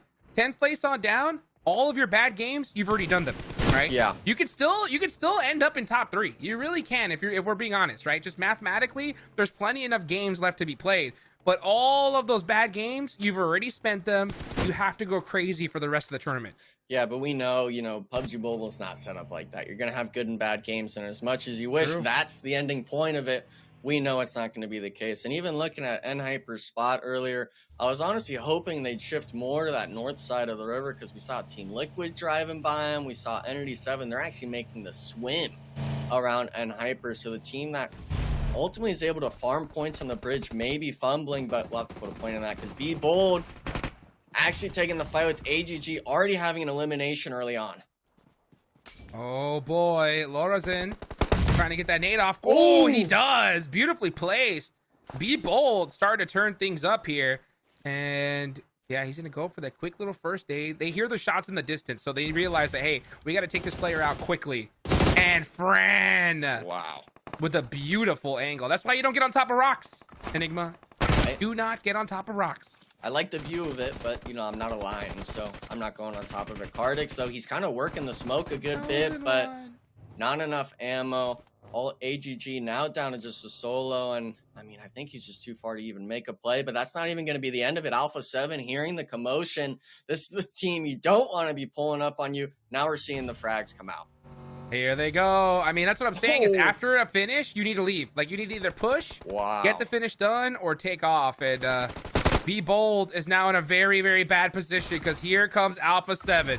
Wow. And I mean, just one pumped out of the DBS. Carrillo not even alone, and I mean, I like the idea of running away, but I wish all 3 players made it out. Being just a solo, there's really not much you're going to be able to do. And look at this, NRG actually completely spread here.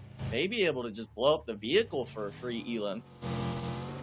All right, well, let's see if Lorenzen is just trying to find something. Maybe he can find a shack, get lucky with some circles, but it's not looking good. Not looking good at all, especially with the zone. He's just in a bad spot. Yeah. Period. Next circle about to pop. Where are we headed? And oh yeah, this is a Furia circle. This is what they hope for. This is why they land in that spot. You know, if they get the zone, they're gonna go crazy. If they don't, they're most likely gonna lose. So they got it. Let's see if they can truly utilize it, because we don't play Sandhawk very often. Yeah. And the main thing I'd really like to note is, you know, playing these zones in scrims versus tournaments is completely different. The beauty of it is they played it literally yesterday. They played this exact zone. It ended on just the western side. They know what teams like to do when they work around them. And I think now we're starting to see these teams, especially Alpha 7, they've been doing the research where they see these teams fight, where they're dropping, what they're trying to scrap for. They're starting to exploit it. And now a lot of these teams are feeling the pressure. Yes, they are. Rolls of War now taken out. That's going to be pretty brutal there. But it is Sandhawk. You can't always guarantee a good game on this map. Influence Rage definitely needed those points, though, and that's the team to do it against, right? Yeah. I mean, considering that they're right below them on the leaderboards. Yeah, I mean, you're only 3 points ahead now. Influence Rage still a full 4-man.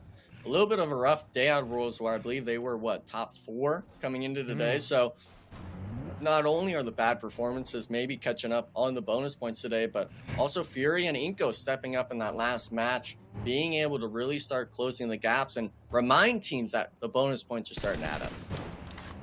Yes, they are. Oh. And now, yeah, look at that. Adrian from Furia catching some players. I mean, and that's what they should do, right? They have all the sight lines in the world. Now it's time to just get some points. Another one! Are you serious? Inactive. Getting caught out. That hurts. Yeah, you can't be doing that. Thirsted immediately. I mean, I know some players would just be screaming, why are you out in the open? But hopefully that's not the case. Juancho now, I mean, he has to try making this end, but I think there's maybe 2 players of Furia looking at this. You also got to worry about Team Liquid maybe kind of hearing the commotion. Oh, you got to hit these shots, Rax. And Juancho actually getting knocked. He's gotten 3 out of 4 here, Jukes, onto the Titan Gaming squad. Oh, boy. Let's see right now as Red trying to get some shots off, and this is just crazy.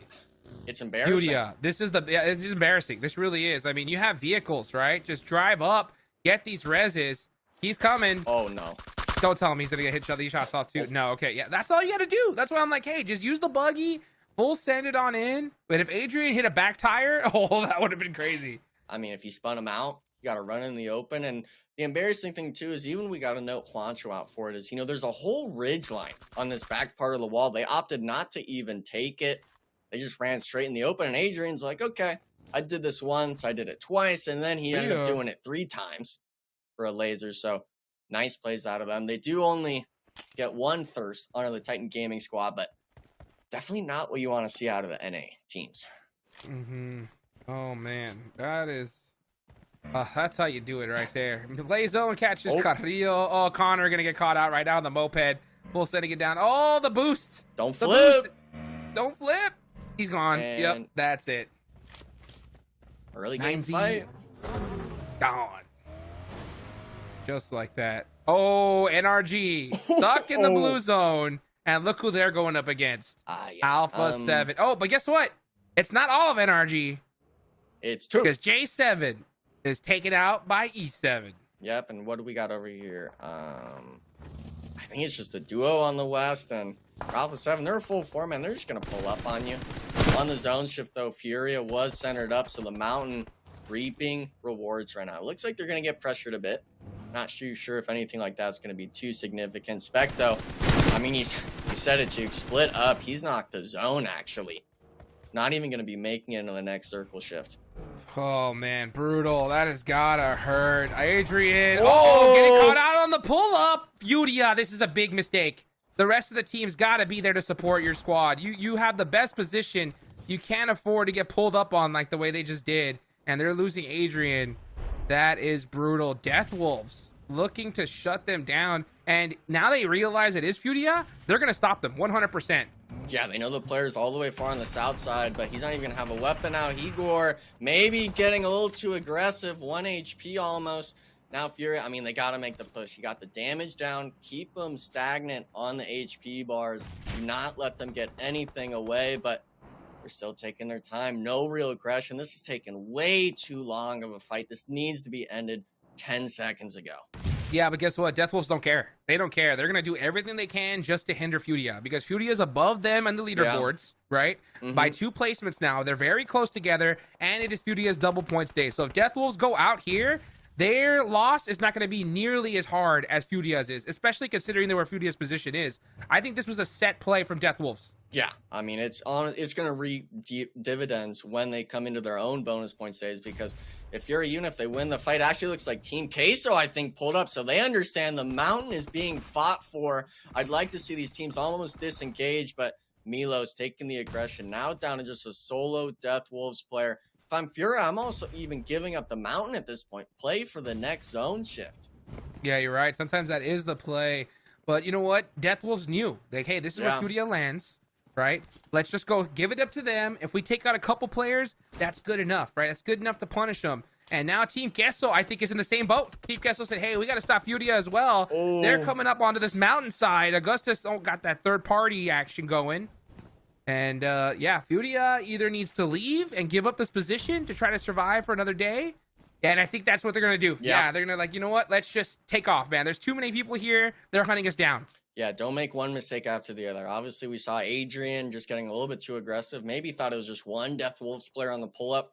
Don't throw the game yourself. You know, the mountain's still in play. You can always share the mountain if you hold enough pressure in certain spots. And thankfully for Fury, they're doing just that. Now my eyes are going to be turned on where that zone shift happens and it actually goes to the south. So I could honestly even see Furia leaving the top of the mountain and going to that middle compound just above where Alpha 7 is. Oh, yes, indeed. Yeah, the next zone centering up in this area. And Furia doing a very smart thing of just moving out the way, just letting whatever happens happen in this area because it's not worth getting taken out early. It's double points day for you.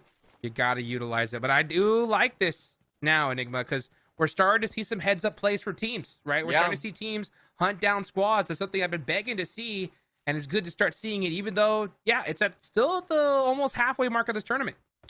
Yeah, unfortunately, the team that still hasn't learned from their mistakes, we see it solo and our G player out in zone, but Inco Gaming, they actually are looking for the mountain portion themselves, getting thirsted immediately. Nunez being finished, and okay, so they did have one player knocked. Titan Gaming's in the area. I'm interested in seeing if any more squads are going to look to try to climb the mountain. Let's see what happens as M2M's holding down the spot. They're just going to camp it out. Yeah, just try to survive, hold the position. You're dead center of zone. No reason to go crazy or move out of your position at all. Titan Gaming rocking a split right now. Alpha 7 holding that compound on the south. They're definitely the team to keep an eye on. Where's Team Liquid at? Oh, Team Liquid is set up for this match. Yeah. And I mean, they love that compound down at the bottom of the mountainside. The first Erangel of week 1, I believe, on one of those days, they had a miscommunication. Maybe one of them was knocked in a vehicle and thirsted, but I believe they still got a top 5 finish in that game. So them being a 4-man center zone and you know the mountain isn't actually able to focus on you, you could rotate right underneath and just steal all the elimination points. All right, you are. That is something that can definitely happen here in the next few minutes. This is the calm before the storm, folks. Stage 4. Next zone is going to be a big one right here, especially if it goes to that southwestern side where Influence rages. All these teams are going to have to move, so they're hoping it centers up. Not the worst. Centering up, I mean, it wouldn't be too bad. One thing I like to see, though, is a lot of teams changed up their game plan from yesterday to today. The same zone, a lot of people focusing the fights. I mean, you even noted it yourself with Death Wolves. Focus the team, especially after that Erangel. You got to be putting pressure on them, checking these sort of teams. And we're going to see the zone shift in this next second or two. And it stays on the mountain, Jukes. Influence Rage on that bottom right side. Going to have to start coming up the mountain themselves. Yes, they are. And the perfect zone shift for all these teams. Influence Rage is the one that's got to move. Alpha 7 are going to have to move here as well. Entity 7 is going to have to be the team that's going to probably gatekeep these squads. And let's see if they're going to be able to do it. And look at that. Federal, he's got his climbing shoes on right now. Could you imagine trying to run up that incline? I mean, I wouldn't be able to do it. Maybe like to that first rock, but, you know, reason why it's a video game and not me having to do it in person like VR or something, that'd be kind of crazy. That would be brutal right there. I'm trying to stick to the high ground all I can. That's a fact. But let's see what Mafioso can do, because Mafioso is the only player right now inside for Alpha 7. So they're rocking a 3-man. But Alpha 7 has already 7 eliminations, so they've done enough. They really have. Yeah, the nice thing, too, is with Mafioso in zone, they're looking to actually gatekeep Entity 7. He heard them on the pull-up. Again, this is the thing we talked about. Good teams from great teams. The good teams, every once in a while, forget to hold the edge of zone and come in with it. They rotate too early. Looks like Alpha 7 is not going to be making that mistake, leaving Revo and McGrone in the back. And wait, actually, it looks like Influence Rage is moving in. They're forced to start running in the open. Yes, they are. And they are full sending it. We see McGrellin there throwing the smoke walls, and they actually got around Entity 7, but Law, right, all the way from the blue zone, says, hey, we're going to give up our position But we're going to go ahead and at least take that point. Oh my gosh. And now Entity 7 has eyes on them. Yeah, sometimes it's not worth shooting because you just go, you're going to go out right after. But sometimes you got to get that point as well. Law, the last one up for Influence Rage. Yeah, the issue is just Influence Rage. They took a long time on the rotate. Didn't even realize Entity 7 was there. Now it's just going to be Dublin. And, you know, Alpha 7, they lost 2 players, but Mafioso is still alive in the zone as a solo. Both of these teams kind of just holding each other in blue zone. And for the most part, it looks like Law is going to just be going for that last elimination. Yeah, I mean, he's not even going to give the point. 7 to their team. It's a nice performance, but with 9 teams left alive, that's going to be 0 placement points for that squad. Yes, it is. And you can see right now, Furia trying to continue with those double points. They have 4 so far. So that's going to be 8 total. They have 3 players up. They're doing a great job. I'm glad they were able to eject from that position. Definitely the smart play. As Milaz, last player up for NRG. And Hyper got taken out extremely early. So looking at other teams, Inco, right? Inco have a big opportunity here. They're still up, and Furia is taking down E7. Wow. These are some critical eliminations. That's another one to their total. And they're actually in a really good position here. And that is Entity 7 out of this match. Yeah, and they just completely kind of separated themselves from the very top of the mountain. There's a lot of different spots you could be playing. Actually, it looks like Mafioso's found out, unfortunately for them. 7 eliminations to their name is good, but oh, man. And Gaming, he's got the MG3. Is he going to hit the shots? 1v2 situation. Good nade damage, but Titan Gaming, they're the ones that have to get around the mountain. NRG's in front of them. Actually, like a 1v1 situation, needing to hit the shots. And, I mean, the blue zone, it's doing too much damage, Jukes. Yeah, it's just punishing right now, especially stage 6. It just ticks off like crazy.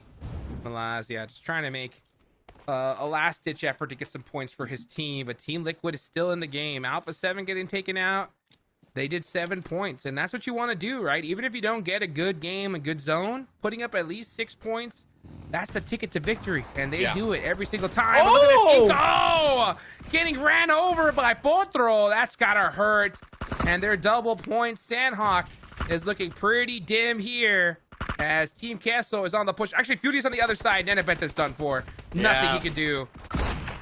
And now it's Team Castle versus Furia. Furia, man, back-to-back solid games for them.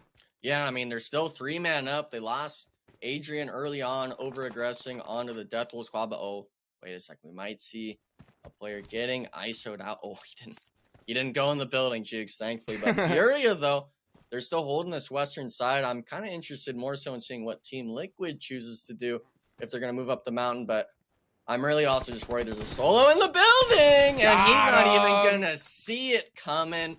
Unfortunate for Team Queso, making a lot of great plays, but now no team has 4 players up. We're talking 3 trios and a solo in the lobby. Guizal's so smart, too. Look at that. He got that instant knock. He gave away his position. Stick and move, right? Hey, move to the other side of these rocks and just survive. Well played there from Guizal. Death Wolves, they know that Team Furia is still alive, so they want to be able to negate as many points as they can away from them, and now Team Liquid has activated, right? They've been silent this whole time, and they say, okay, it's time to get a chicken dinner now. Let's get it. We got to challenge your inner bush, especially when it's Gillian, and they're actually going to stand up. The DVS reigns supreme. It's going to be an instant trade, though. But with these fights going on, it's going to allow Team Liquid to start third-partying. And your Furia, you had all the options in the world at one point, just being down to a solo. And the patience. Be more patient.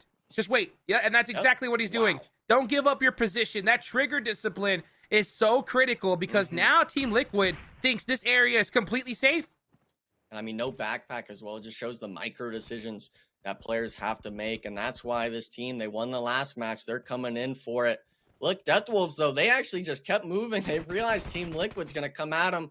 Force the 1v1, though. Team Queso is going to come on top. We're down to just the top 3 teams, Jukes. And Team Liquid, they've got 3 players strong. It's just a matter if they can hit the nades, and it's now going to be 1v1 situations for these solos. Are they going to be able to hit the shots?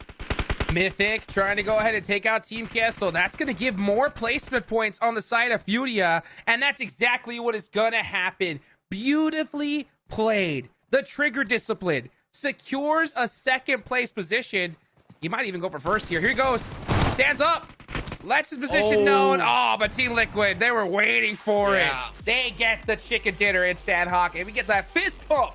As, man, this team is just looking unstoppable here. Yeah, the first game, you know, was maybe a little bit more luck on the solo staying alive, but here, I mean, 3-man strong, they had to move up the mountain, and they took the fights when it mattered most. A lot of these teams crumbling under this team cohesion Team Liquid has, and there's a reason why their first place is because this team is the most dominant force in the lobby.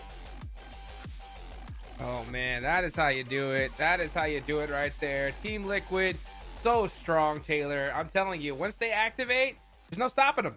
That's right. It took them a while, though, to activate, didn't it? They took their time. I mean, they ended up landing a little bit more south, but come stage 1, going into stage 2, they were already rotated up and basically center zone to join the likes of Furia. So I actually thought Furia, as well as Team Liquid, were going to be fighting much earlier on. And you could even throw Titan Gaming in there as well, because they were all 3 within the same vicinity. But now Team Liquid stayed where they were. Nobody came to them. Nobody wanted to challenge them. But they struck just when they needed to, right in stage 8 to start their dominance towards first place. Winner, winner, chicken dinner from Team Liquid. Their second one of the day, right? First one started off in Arrogale. Just when Alpha 7 was starting to catch up, Team Liquid says, nah. It's time to take it all the way back. So let's actually talk about Furia, the second place team. Hot Chooks, 8 eliminations, a solid second game, especially after their first place on Erringa with 7 eliminations. Furia establishes center zone early. Like I said, they had to watch out for Team Liquid, potentially Titan Gaming, but really their first test came against Death Wolves.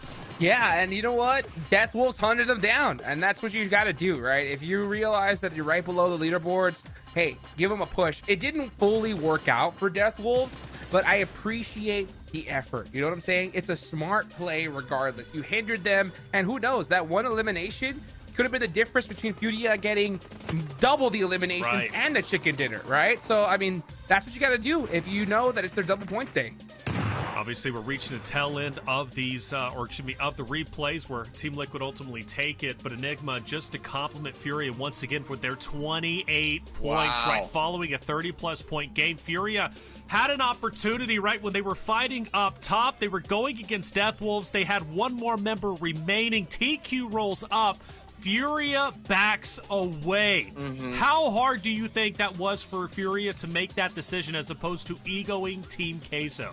I mean, it's an ego check. There's nothing else to it. Furia, someone, the IGL's got to just admit, you know, even though we lost a player, there's one player in the building, it's not worth throwing the game. I really enjoy that they chose to go south side. Yes. There's that whole kind of mountain that they were able to span out and play on. Farmed a few teams down below, like the likes we saw with Influence Rage and stuff like that when they were coming in. But the team itself was just, I mean, they cut their losses and they made sure to use the most of the 3 remaining players. If Furia doesn't back away from that fight, I strongly feel they do not get second place. That fight from Team Queso doesn't go clean, right, Hachuk? So good job from them. I love that Furia is evolving, and that third place spot is getting a little bit more comfortable as Death Wolves will fall down. Well, actually, I technically move up over Eco Gaming, but still remain in fourth place. They started today in third. They now trail 24 points behind that of Furia. Still a big gap to go for to catch up to Alpha 7, but they're making progress. Furia, the biggest winner of double points today, Hachooks. Man, if they keep playing like this, they're going to be a problem. I'm going to tell you that right now because we're seeing them level up. They're making excellent decisions, right? Even though other teams are putting in effort to try and take them out, right? They still secured a second place and got some serious points in this match. So there's still a couple more games left to go. They've had a phenomenal day today. And if they continue playing like this for the rest of the tournament, because there's still a lot of games left, who knows? They might even be able to challenge those top 2 squads. They're just playing so intelligent. Like, that's the key takeaway. Furia is playing intelligent PUBG Mobile. And that backing away from Team Queso in that moment, after they've already lost a member and not trying to ego child the last member of Death Wolves and not trying to ego child Team Queso, speaks volumes about what they are willing to do to play for placements. On the second page, nobody moves up or down. It's going to be the same story there in Hyper. Continues to struggle just a bit. E7 as well needs to start coming up. They've had glimpses of, wow, this team is incredible, but not consistent enough to move forward to the top 8 at this point in time. Furia, again, the biggest winner today. 2 more games to go, and we're going to be hopping back into Miramar for game number 5. Will Furia continue their trailblaze up the standings? I hope they do, because I want things to get interesting. But if you are a Death Wolves fan or a Team Queso fan, you're hoping Furia makes a mistake, so Team Queso or Death Wolves can move up in their spot for 3rd place. Good stuff all around, and Zarpatch is on site conveniently to talk to one of the members from Furia. We're going to be talking to Archazin and getting his thoughts on how today is going. All right, guys, here we are with Archazin from Furia. Congratulations, you got the victory. Double important because of the double points. How are you guys feeling? Como se estão sentindo? Doble ponto, doble importante para vocês. Como vocês estão? Cara, estamos muito tranquilo. Nós sabemos que tipo precisava desses pontos, então nós tínhamos que pontuar sim ou sim. E nosso objetivo é ganhar, é ser campeão e é isso. They're very happy to be able to point. He's been telling me that their objective is to be champion, and they're working for that. But you guys are a bit lower on the table. There's still time, of course. Is there something that you have changed from days past to now? You have been doing great, but still you have some room for improvements. Have you changed anything? Vocês ainda precisam trampar mais para chegar mais em cima naquela tabela? Se estão mudando alguma coisa ou estão jogando do mesmo jeito? Não, estamos jogando do mesmo jeito, porém tipo, não mudamos o nosso jogo. Só aumentamos um pouco a agressividade que precisava e a calma. Então acho que isso eram os fatores principais para nosso time encarregar as vitórias e acho que é isso. He says that they're trying to be more calm, but also to be more aggressive, to be able to get more points on the matches and try to go up on the scoreboard. Archazin, thank you very much.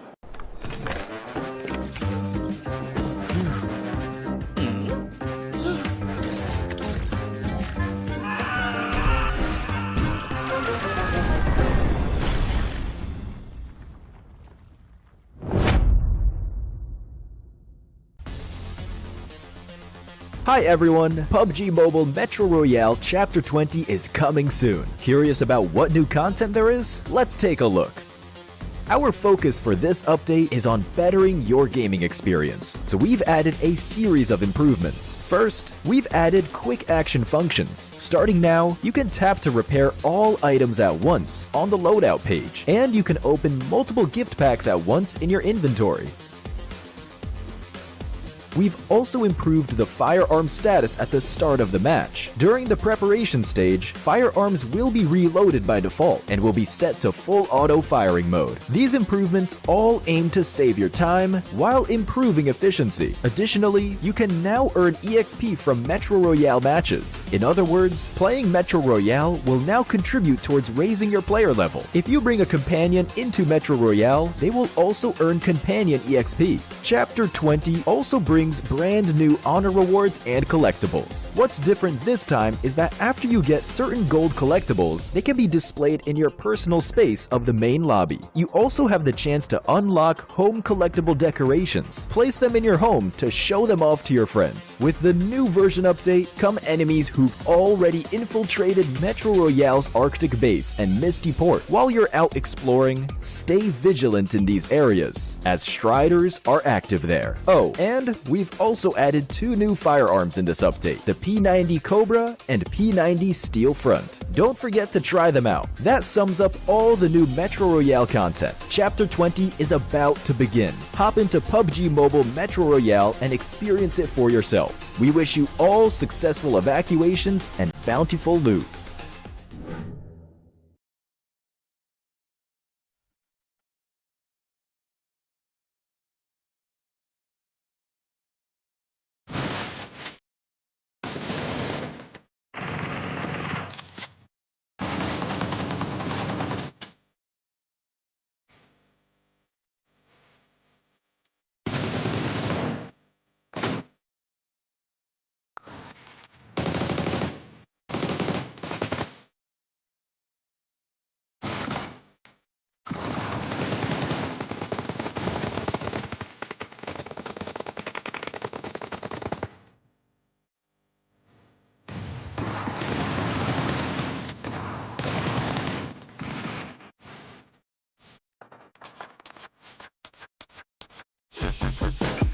Pass is active today to the 30th of June. There is a message pinned at the top of chat with the code and a link. Redeem the code with the provided link to earn 20 points in the new PMSL Pass event and be that much closer to earning the Dark Arts Gentleman set and Dark Legend UMP 45.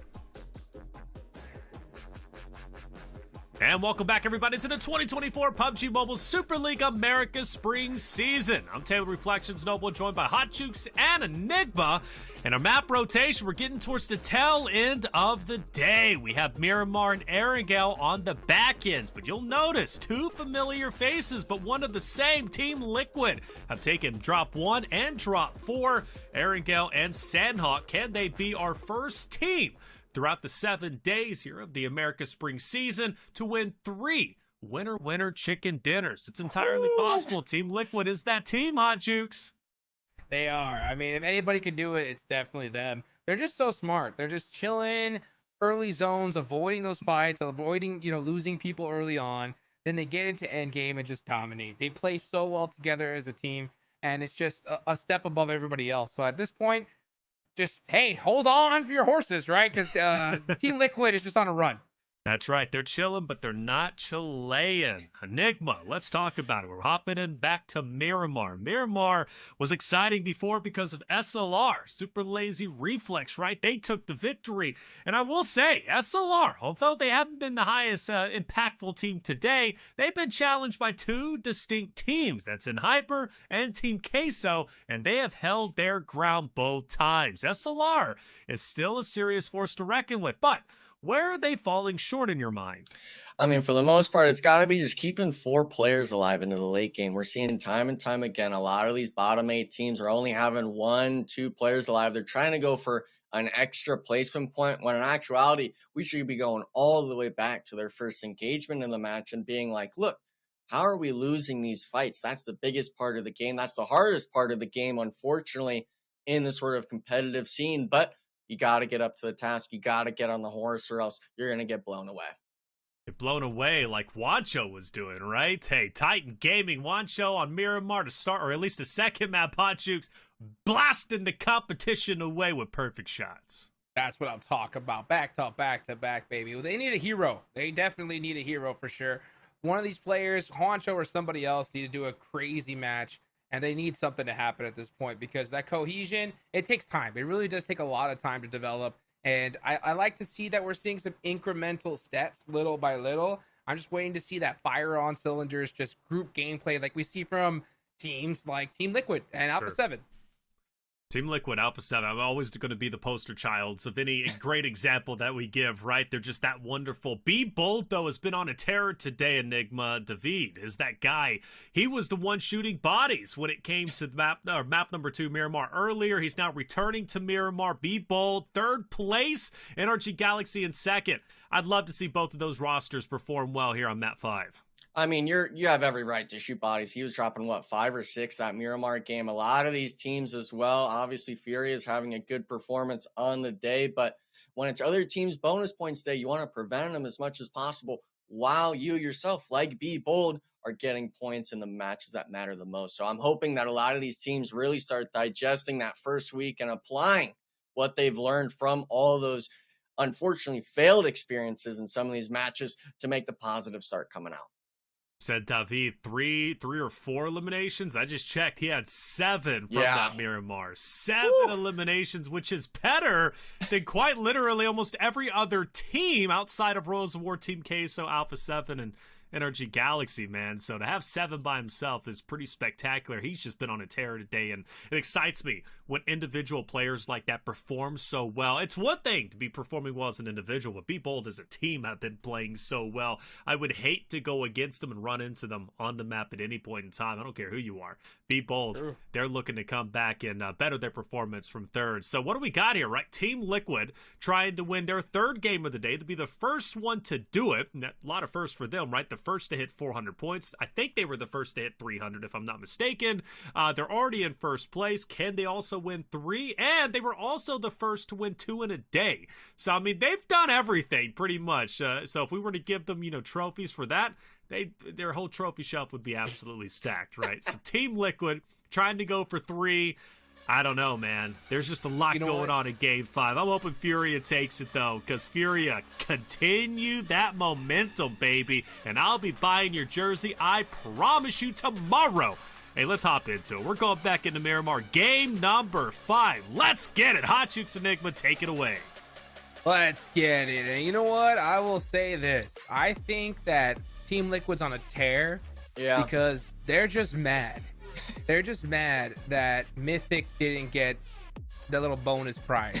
The MVP, one, you know? Yeah. Yep. Yeah. Revo stole it away from them, and I think now they're like, nah, dude, we're gonna secure this 100%. But I mean, Alpha 7 are having some crazy games as well. But Team Liquid, when it comes to consistency, they're just ridiculous. Yeah, I mean, they're the cream of the crop. There's a reason why they're first place. One team, though, that I really have liked seeing, at least on the day, has been Furia. But, you know, I know that, like, Taylor likes to see maybe Team Liquid get a 3-peat, get 3 out of 6 on the day. But in my mind, they've already got enough points. I want to see a team from Group A at least get another win. And unfortunately, Entity 7 and Hyper, they're out of it in my mind. So I'm hoping for this game, at least Inco Gaming shows up and gets another high point game, because they were the best for week 1 on the bonus point streaks. You've said it many times yourself. I'm wanting to see some signs of life out of them, not just Furia. Yeah, I agree. I want to see it, and I need to see it now. There's only 2 matches left today. I mean, if you're now is the time more than ever. So hopefully we can see that, you know. But at this point, it's hard to really just expect it, because we're seeing too many simple mistakes, and I'm not seeing any sign of adjustments. No, if I'm being really honest, you know what I'm saying? Yeah. Like, especially from, you know, NRG right now, it's been really hard to watch, because I would be happy to see, like, all right, hey, they did a full send together and they lost the fight. Yeah. Okay, but that's different, right? Different than just 4-man stratting, everybody playing for themselves and just getting bodied over and over and over again. Yeah, I mean, it's almost the way they're playing. You might as well see them just drop 4 corners, you know, like a solo on the top left, the top right.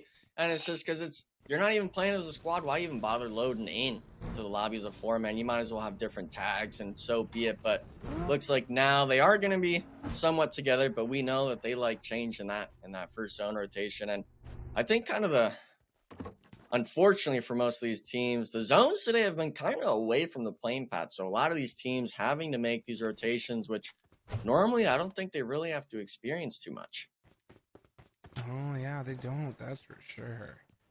Oh, boy, man. It's, what do you think about 9Z? 9Z is like a team that's like really hard to kind of put my finger on, right? Because I see them kind of make some kind of crazy plays, like the bad decisions when it comes to pushes, but they do play together as a team, right? Yeah. I mean, it's just kind of, you know, like what better of both worlds you want. Is it you want a team that's got experience but not together like NRG? Do you want a team that maybe just doesn't understand what they're doing like 9Z, but they play as a squad? It's all up in the air. Maybe you don't like it's a team without brains, so to speak, quote unquote. There's a lot of different things, and we get to really see all of that kind of unfold with so many teams in the lobby. But for the most part, it's kind of just up in the air of what these teams are really doing. All right. Well, it turns out it looks like we got some words from NRG. So let's hear what they have to say. That's something I'm really looking forward to hearing for sure. All right, guys. End of match 4. I'm with Melas. 6th place. You were right there at the cliff. It was hard to go up. Yeah. Tell us a bit about the match. We started at the beginning trying to isolate BBD. We lost one guy, then we tried to leave that engagement. After that, another team ran from our back, killed 2 of our guys, and I had a lot of heals. Tried to play a little bit out of zone, get some heal done, and better positioning for my team later on. How are you guys feeling this week? Yeah, some mistakes again at the end of the games, but still, yesterday we did good. We did around 44 points, and today we're still on 30 points, which is okay. We have 2 more games, and I think we started this week better than last week, for sure. For sure. Okay, that's 2 more matches. Let's go. Let's get it. Go for the chicken. Let's go for the chicken dinner. Let's go. Let's go for the chicken dinner, man. That's what we need to see. We need to see it, and sooner rather than later. I mean, it's not their double points day, you know, for NRG. At the same time, though, I mean, they got to be able to put up points, and we got to see progress, right? Yeah. Especially in a day like today. Well, the nice thing is they did note that, 30 points on the day so far. They still got 2 games left. That is kind of an improvement. Obviously, we're not seeing it too much, maybe in that 50 or 60 point range on the days, but I mean, something's better than nothing. We can even note Hyper. I think they're still in that 10, 15 point range total with bonus points. So we're seeing some teams struggle. NRG, thankfully, is showing some sort of gas moving in the engine, but unfortunately, we're needing to see a lot more with it being week 2. That is for sure. All righty. Well, SLR going to go ahead and pick up their teammate. He may have hopped out the vehicle just a little early. Oh, actually, going to go ahead and run him on into the taco shop here. Hey. Get a little recharge. Little snack. Yeah, little snack. Like to see that. Oh, wait a second. Titan Gaming, Alpha 7 jukes. Titan Gaming a little bit spread out. Juancho actually in the front. And I mean, we're seeing it time and time again. This double stack in the vehicle is way too deadly if you're on a buggy. But look at Alpha 7, right? They this is what I was talking about. Go for an obvious play like that shot, and if they get him to spin out, they're going to take that elimination and then go from there, right? But they don't get it. They leave. You know what I'm saying? They don't take dumb fights, and that's why Alpha 7 is in second place. They know what to do. And the crazy thing is, too, is Titan Gaming, they have the reads themselves. They have to make decisions as well. They're so far back just from those little pod shots that were nowhere close to Juancho. Alpha 7's rotating completely in front of him. And now if you're Titan Gaming, are you even looking in the right direction if Alpha 7 comes from this eastern side? Or are you going to get caught in the open with no one around you? That's a good question there. Yeah, and I'm telling you, Alpha 7, they have such a big awareness of this game. Well, what's best to do, right? When to take fights, when to avoid them, how to drive. You know what I'm saying? They know what they're doing. And I think that's why we see so many teams struggling. Cunha, he's got a good idea what to do, and that's just pop on out. Interesting decisions, to say the least. So what was it that Hyper said they're struggling with again? Small mistakes or something. Starlight's not too stressed about it. Something like that. Okay. I just wanted to make sure that's what was going on. All right. Well, let's see if those can get fixed. It doesn't look like it's going to happen in this game, but it could happen in the last match of the day, Yeah. Progress, baby. Little by little. Oh boy. Oh boy. Come on, NA, USA, USA. Let's get it. I mean, the candle's already blown out, Jukes. We can relight it at some point, but I got to see more than just, one day of hope out of our teams. Yeah, one day indeed. Rada Boy on the move. Rada Boy and Death Wolves have had a good day today. They've really been putting in a great effort. It's not their double points day, so of course they get passed up by Furia and Inko. But I don't think they should be too hesitant. They want to put up some more points on the board, but more importantly, right, try to hinder Furia, Inko, all the top teams from just, going off today. Yeah, and Inko's the team I kind of put on blast for this match. I'm wanting to see them have that sort of high elimination match. The Sandhawk, they had the opportunity, but forced themselves in front of Team Queso and ultimately sandwiched from Furia. So their early game in the zone right now, they are on that northeastern side. The zone is about to close. And for this team, I mean, Death Wolves, this is the beauty of, PMSL and stuff like that. Jukes is Radaboy and stuff like that. Obviously, Juancho. A lot of these players are having the opportunity to really make a name for themselves and start to stand out. So even if your team isn't performing too well, obviously Death Wolves is performing, in my mind, greatly. Almost not perfect, but, better than most teams. It's great seeing players really stand out and make a name for themselves. Yes, sir. That's something I enjoy seeing right there. Is teams and players, right, doing whatever it takes to make it happen here. Especially since, we're about halfway, right, through this tournament. Yeah. There's still a lot of games left to be played, and hopefully we see these teams just grow, get better and better and better. The problem is though, as you grow, everybody else does too. You know what I'm saying? Everybody levels up. So we have to see a complete spike in just gameplay, especially from the teams 10th place on down, because, man, that gap is insane. At third place is the mark. 338 points is where it's at right now by Furia. And you can see Furia on their double points day trying to catch Victex. He goes rolling. And goodbye, Victex. That is the worst thing that can happen to you. Yeah, I mean, maybe he blows up the vehicle, but there's no way you get out of this. The rest of the team's not even going to be turning around for him. Just cut your losses. And unfortunately, Miramar is one of those maps where if you land the wrong way off the mountain, your vehicle just instantly starts flipping. And it's kind of a surprise to see with him being in that sort of bus, but it won't matter too much. Unfortunate stuff for Big Tex. And Furia, for most teams, it's 1 point jigs. That's actually 2 to their name. Of course, it is the bonus points for them on the day. So, unfortunately for these teams, seeing Furia still accumulating points isn't going to be sitting well. Okay, well, I got a question for you. Okay. All right. Royals of War just got taken out by Furia. They know where they're at. Do you think that Royals of War, considering they're in 6th place, do you think that it's worth risking, like, trying to hinder Furia at all here? I think you got to maybe wait for the zone shift to happen, because in my mind, I don't see it shifting southwest. I don't see it going on. I think it's going to go either north or to the east, maybe to the city. So if you're Royals of War, it's easier to hold a team out in zone rather than just taking the fight to them. So if they could hold Furia, we obviously see Titan Gaming just to the north of them as well. Both of those teams could potentially gatekeep Furia and prevent them from getting eliminations. But the issue at that point is, are you going to be able to hit the shots if you choose to make that play? Yeah, you know, I don't expect them to go and just do a straight push, that's for sure. Yeah. But, you know, they're going to keep in mind, like, oh, Furia is right there, and we need to take them out. So maybe their decisions go towards trying to prioritize taking them out rather than just trying to win the game. You know what I'm saying? Yeah. And it's kind of hard, though, because they do need points right now. The next zone goes north, right? Yeah. Royals Northeast. of War are in the Royals of War are in this circle. Furia, okay, Furia is completely rotating away, so that storyline is done for, because Furia is battling it out right now, and let's see if they can hold on. Oh, they're taking out Titan Gaming. Oh, that's tough. I mean, double knock from the squad. Furia Kowski, he's the kind of the spearhead of the squad every time, inactive now.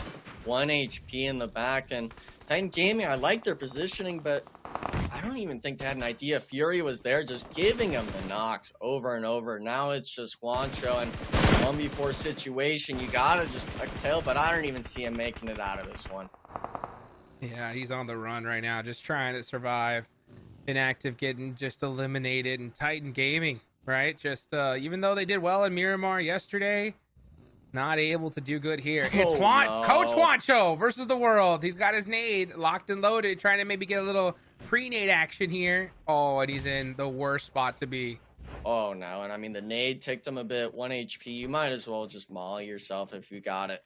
Don't give him the points. You know it's double. And look at this Fury, though. They didn't even opt to go in the building to give him the 1v1. The utility comes out, and 4 free points from the Titan Gaming squad. No eliminations on Fury. Hey, double points day, baby. Take those to the bank. 5 eliminations for Furia. This is going to be 3 back-to-back good games from them. I mean, Furia doing exactly what they need to do, right? On the most important day of the week for them. Yeah, no, I mean, they got to keep the momentum going. Obviously, a first and what was that, a second place back-to-back game. So really getting the elimination points for them. Unfortunately, it's Alpha 7 and Team Liquid in front of them while the zone shift's closing. But Team Queso, that's another team. They've been kind of quiet on this eastern side. A lot of these teams choosing to play around the mountain. Playing around the mountain.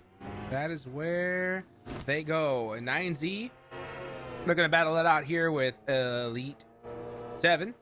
And let's see what ends up happening. This is all the way over here by El Azahar. Uh-oh, looks like Death Wolves punishing and Hyper. Wow. One by one, they go down. Last player's up. And that's looking like Hyper's going to be eliminated here. Yep, it's just Cunha.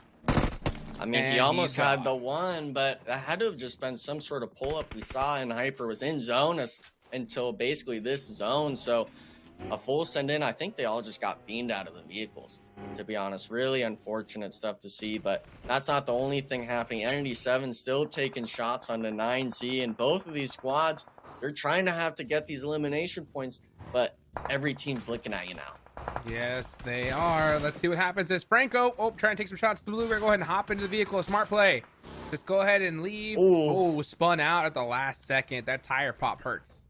Yeah, I mean, Joko, he almost got knocked as well. Obviously, they're the ones closer to zone, but with NRG, with 9Z next to you and stuff like that, you got to make sure that they don't get around you. And 9Z actually looks like they're going to maybe be able to get a full 4-man reset. So 3v4 situation, you got to apply the pressure. Apply it now, and you can see Hate on the move.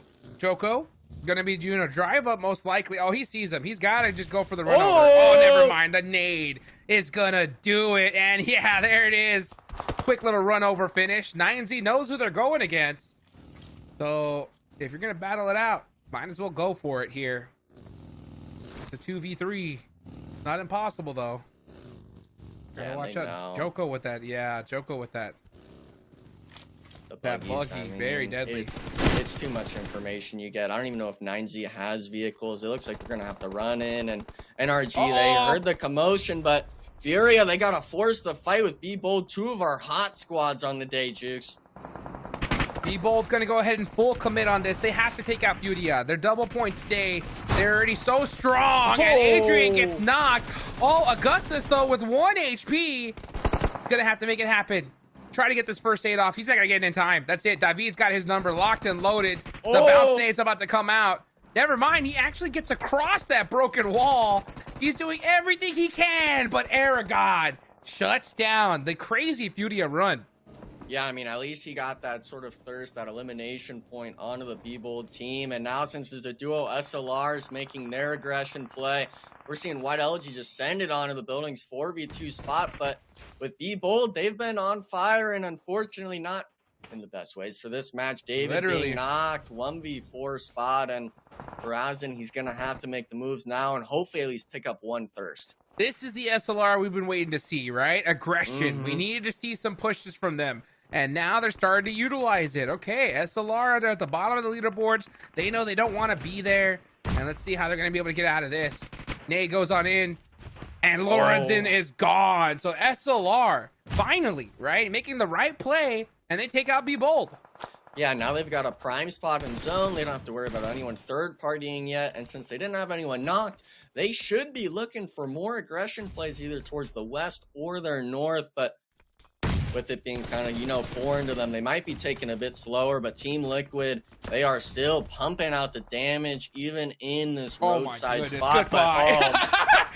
Carlos, what do you even say? He's like, what is that? Oh, that's a nade. He just shimmied over to the right and just got destroyed.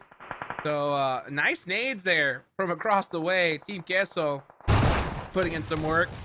And Revo getting knocked as well. Man, we're starting to see battles go all over the place, and we're seeing some of the top squads get punished here. Yeah, AGG a little bit spread. It looks like Alpha 7, even though they have 2 players knocked, they might get a full reset off. AGG, yeah, I mean, they're just cutting their losses. This is one of those spread ideas, Jukes, just too far away from each other. Alpha 7 just 4-man sending it. Zone shift happens. It does go towards the west, but you're Inco Gaming. You're still having to make the fights. I wanted them to pop off this game, but 1v3 situation. He's going to be caught out at some point, and 0 points for the squad. Yeah, that's going to be it for Inco Gaming. So, not the Miramar they were hoping for, and Alpha 7 hangs on once again. Oh, beautiful play. Revo has to get it perfect, and he does. Able to get the res, and Alpha 7, full squad, still up. 7 eliminations. A lot of these teams, I mean, Team Queso's got 9 to their name. But we're seeing the likes of AGG. They fought earlier. 0 eliminations for them. So the 2 hot squads is going to be Alpha 7 and Team Queso. And it looks like a lot of these teams, they're whittling themselves down just for them to get the elims. Mythic with the Groza and Ghillie suit getting taken out by the legendary squad of Entity 7, man. Entity 7 holding it down right here towards the end. Here we go. Franco going to run across the road. And he should be able to make it safely. Now he decides to pop the smoke and throws another one across the way. Maybe a little bit of a bait smoke there. SLR. 4 players up. Eliki getting naded all the way across from Mafioso. On the dome. And I mean, Ozan, he's got to get the trade on this, but. That was right between them. And does damage. Not able to get the finish. McGrellin now pushing up. Yeah, I mean, he took 0 damage coming in. He's trying to get the thirst. Even if he was to get knocked, his teammates are so close. I mean, he wouldn't be getting thirsted here. Alpha 7 in zone, and now we just see it kind of like a tidal wave coming around this Mountain Jukes. Just a full 4-man roster peeking you. At this point, I mean, do you honestly just leave him down? Never mind. You're giving him another knock, and now this is the full aggression. Yeah, I mean, at this point, this fight wasn't necessary, you know? Yeah. You know you're down and out, you're getting beat. It's better to try and just run away and leave. But maybe that's what they were trying to do and got caught out in the process. Koi is still going to hold this angle for now. Yeah, you know he's gone. There's nothing you can do. Just take off and live to fight just a little bit longer here. And now they know it's Alpha 7, and let's see how they move from there. Because I think once they realize it's Alpha 7, they're like, yeah, let's just completely leave this fight at this point. Yeah, you got to just look to the east. Just completely ignore him. I'm also seeing it looks like Team Queso starting to constrict down on Entity 7. Entity 7 made that nice play on Team Liquid to get into the zone, but Team Queso, they're the ones with the vehicles. They have all of this roadside to work with, Jukes. Entity 7 could be in for a world of hurt if Team Queso chooses to aggress. Yeah, here they go. Team Queso moving up little by little. Oh, they're looking at their Golden Marauder. And, starting to put some shots there. Oh, they saw Franco. Franco is trapped by that tree.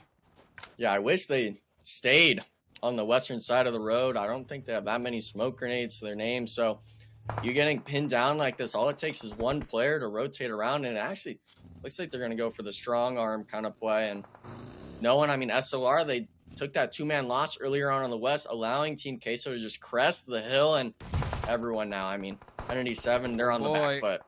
Yeah, on the back foot. Franco with a beautiful smoke wall. Got to give it the heads up. That was a nice play. Able to make it to safety. And now they're going to be rotating away from this fight. That's a smart thing to do. Just avoid this fight almost entirely. And just move into zone. Hate going to throw some nades. Yeah, just to try and distract a little bit. And, oh, never mind. Second thoughts. He's going to try and hold this spot. Maybe try to do a little bit of a back-end play. Interesting to see the split from Entity. Well, you can't move too early. These teams are going to be aggressing if you allow them to move up. And it already looks like Milos might have a pressure point he can go on to. If he actually pulls up, his team has enough support where I think he would just be able to shoot every Entity 7 player on the side. But we're seeing as well. Koi, he's starting to move towards him. And Franco, I mean, it's just landing on him.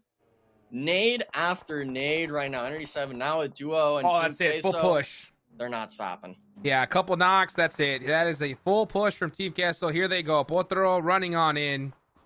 Full sending it. Double checking, make sure there's no one behind them. That Molly might just do it. Oh, just a little bit off the mark there. Hate gonna try to get this res off. It's all up to Franco up close. Not even able to get that first aid off. And that's Entity 7 done for. Yeah, 1 for 3 trade. If SLR can maybe get a thirst, it'd be worth it for him, but not going to be the case too far along the ridge. So SLR, maybe a chance to pick up 1 or 2 extra points there. Not getting as expressive as I'd like to see, but no. Come on, let's slow it down a bit here, boy. You're not that guy. Koi saying, I got this, guys. Don't worry. I'm going to full send it onto a full squad of Team Castle. And no, I'm kidding. That is not the play for sure. At this point, SLR, I mean, they won the first Miramar, right? They're going to, it may have been by luck, in their words, not mine, you know? Yeah. But they are trying to hold it down here. They're already in a top 6 situation. It's looking good. Death Wolves are in the mix, but you can't count out Alpha 7. 9 eliminations so far. I was going to say them and Team Queso, they were the Team hot Queso with a seeds. dozen. Team Queso's got 12 eliminations to their name. And I mean, both of the squads, I think, are 4-man still. So everyone else is, I think you're kind of trying to steer clear of both of these squads. Yeah, that's going to be the play for sure. The problem is this zone. There's not a lot of coverage here. There's a lot of hills, a lot of dips that you can play, but, you know, you're not trying to play them unless it's absolutely necessary, and that is exactly what's happening. We'll see where this next zone goes. That's why we see so many teams playing on the edge right now. And we're going to see Colgoat head towards the center, and you can see not very much coverage here. Wow. A lot of open angles. I mean, open angles is kind of light. I mean, he's basically just in the wide open for people. Team K, so I expect Milos to spot this at some point. He should be able to get shots down on him, but... Little hill. The smoke is a dead giveaway. Enough. Smoke's just like, look at me, look at me. Oh, he's moving, though. Oh, I like this. But if he had headshotted, it's not really going to matter. I think maybe a few seconds too late. Yeah, just a tough play. And that's why nobody's playing the center, folks. Oh, Dragon getting headshotted as well. These shots are just insane. the control from these players on another level. Next zone, dead center on the Alpha 7. Carrillo and Revo are waiting for everybody. It's looking like an Alpha 7 win already. Yeah, I mean, they're 2-2 split. AGG, they were forced back by Death Wolves, but with Alpha 7, they were holding, I think, the roof of that building still, so just raining terror over every single hillside. And Artix, I mean, it's only a matter of time. Only a matter of time, indeed. Cardi C, what is he going to do? Waiting for trash. Because Death Wolves are going to push up eventually. And let's see how they decide to do it. But instead, yeah, clear your backs. They're just trying to clear their backs out first, make sure nobody kind of sneaks up. And they're going to move in at the last second. Yeah, I think it's going to be up to Rataboy, just making sure you clear this little hillside with the buggy. But you also got to worry, Team Queso's got to make this rotation across the open field. Hopefully you don't overlook too many of these small ridges, because it's like you said, there's a lot of nooks and crannies that these teams can be playing. But AGG, I mean, he's moving a lot. I'm really hoping that he kind of just stops moving, because that's way too many sound cues. Way too many sound cues, indeed. Every little shimmy. Oh, I think they heard it. Yep, yeah. They heard it. Rataboy had to heard something. He's looking for it. On the He's move. not committing yet, though. Patience. What's going to be the play? Cardi C. Oh, he's going down. Oh, back it up. Little shimmy to the side. Wow. And Death Wolves are leaving him alone. They're saying, you know what? Let's go focus in this direction. And that could be a good idea, because Team Queso are set up on this edge. But I think it's going to go all the way to Circle 9 here, Enigma. What do you think? Yeah, it's going all the way to the end. It'll be like yesterday with the Team Liquid squad against NRG, but those teams are not alive. SLR getting eliminated. The duo, when they were fighting Alpha 7, reminding themselves that, hey, there is still this duo on the south. More eliminations for the squad, now up to 11. But the AGG solo, he tried to bring one down with them. Unfortunately, the anchor of Alpha 7 getting knocked, but looks like he might be able to get rest. Let's see if he's going to be able to. And yeah, Revo pushing on up real quickly. Oh, that nade. Wow. Looks dangerous. And yeah, they're going to back it on up. McGrellan's going to be holding that choke point. Oh, but he gets shot right on the side. That is going to hurt. And that takes away that angle away. And now it's up to Carrillo. Yeah, he's trying to just apply that pressure. Mafioso does get picked up and naded instantly once again. That is the trouble with these late game knocks. It is so difficult to pick your player back up. Now they're just going to go ahead and just leave him be for now. And another nade comes on down. Oh, Carrillo gets pieced up. Death Wolves doing a great job of controlling Alpha 7 from this 3-1. Yeah, but the issue is it's not just a 4v4 jigs. Team Queso starting to come in on the east. Alpha 7, they haven't finished the player just yet. So Alpha 7 could potentially get a full reset, but as I say that, Revo getting knocked 2 players down. Team Queso's really starting to reap the rewards of them fighting first, and it's starting to look like a steamroll. Yeah, that fight's taking so long. Team Queso are trying to get this third party going. Mafioso with no helmet on. Wow. Popping up, gets the knock. The shimmies back and forth, and he's going to go for that reset. Wow. Meanwhile, yeah, Death Wolves are taking out Team Queso on a full push to try and take advantage of a hurt Alpha 7. Yeah, I don't think Team Queso really has 15 eliminations. I don't think they have any frag grenades to their name, and the key component is McGrellan still has a bit of an overwatch for the squad. So even though they were knocked to 2 players down on this ridge, they were still able to keep all 4 players, and now it's just a straight 4v4.